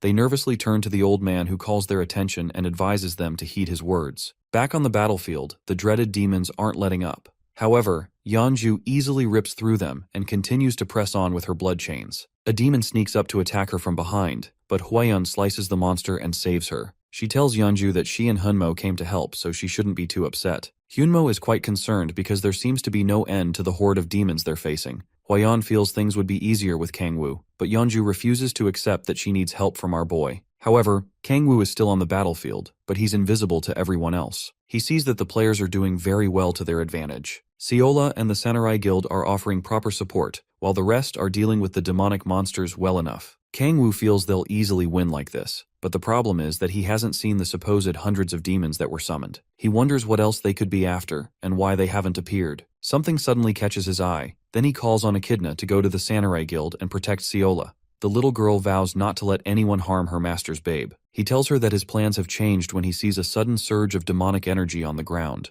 A hand sprouts up from the ground and starts writing something. The message states that the person wants to speak to Kangwoo. The Demon King is excited by this and thinks that he's finally been invited to a feast. Anatan then confirms that Kangwoo has received the message. He tells the demon beside him not to be anxious because they'll probably meet the Demon King after the war. The demon gets angry by this because he doesn't like the idea of sitting around and waiting. With a threatening look in his eyes, the old man looks at the vile demon and reminds him of who's the boss around here. Scared for his meager life, the demon quickly apologizes. Anton forgives him and asks if any of the other demons would like to take a step forward. They all decline his request in order to save themselves from unforeseen circumstances. With the demons all under control, the old man wonders what the best way to call out Kangwoo is. He decides that kidnapping Seola will be the best route, if only he knew what he was about to do to himself. Anyway, he decides to wrap things up for now, but notices something disturbing. He looks over the horizon and notices that Kangwoo is headed straight towards him. As the Demon King lands at the scene, the old man feels he can kill him if he refuses the proposal. Anton covers his nose to avoid all the dust and asks Kangwoo if he can speak Russian. The Demon King has no problem communicating with him but turns his attention to the lower-ranked demons. He can see that most of them are from the 5th Hell, and the higher-ranking ones are from the 6th hell. After confirming that none of the demons know him, he asks Anton what he wants to talk about. The old man then mentions something about the privileges of being a demon, and this gets Kangwoo interested. Anton tells him that humans eventually die, but demons don't. The old man tries to persuade Kangwoo by saying that demons don't have to eat or drink and don't have lifespan restrictions. He obviously doesn't know the happiness that kimchi stew brings. Kangwoo tells him to get straight to the point. Anton then says that the demon cult can turn humans into demons and offers to give Kangwoo eternal life. He foolishly tries to tempt the Demon King by saying that Kangwoo can become an immortal being and won't have to rot like humans. He then extends a hand and asks Kangwoo to join the cult. Anton claims that he knows people like Kangwoo, and only he can understand him. Kangwoo can't hold it in anymore, so he bursts out laughing at the old fool and his useless words. The demons are shocked when he insults the old man and mocks his words. Anton is short of words when he sees Kangwoo making fun of him. After enjoying his laugh for a while, Kangwoo switches up and tells the old man not to act like he knows him. He makes it clear that Anton doesn't have a single idea about who he is. With his power, Kangwoo begins to shatter the ground beneath them. The demons try to run for their lives when the ground starts splitting, but they end up falling into the depths of the earth. As pillars shoot out of the ground, fear grips the demons, and Anton as well. The old man is scared and wonders what's going on. Yeonju and the others are shocked as well when the ground on the battlefield starts shaking violently. She then sees the ominous structure that Kangwoo created, and she gets even more frustrated. Nevertheless, she is concerned about Kangwoo and hopes that he is all right. Anton sees how Kangwoo transforms the place into a hellish environment. While staring at it, he asks if this is truly the strength of a mere human.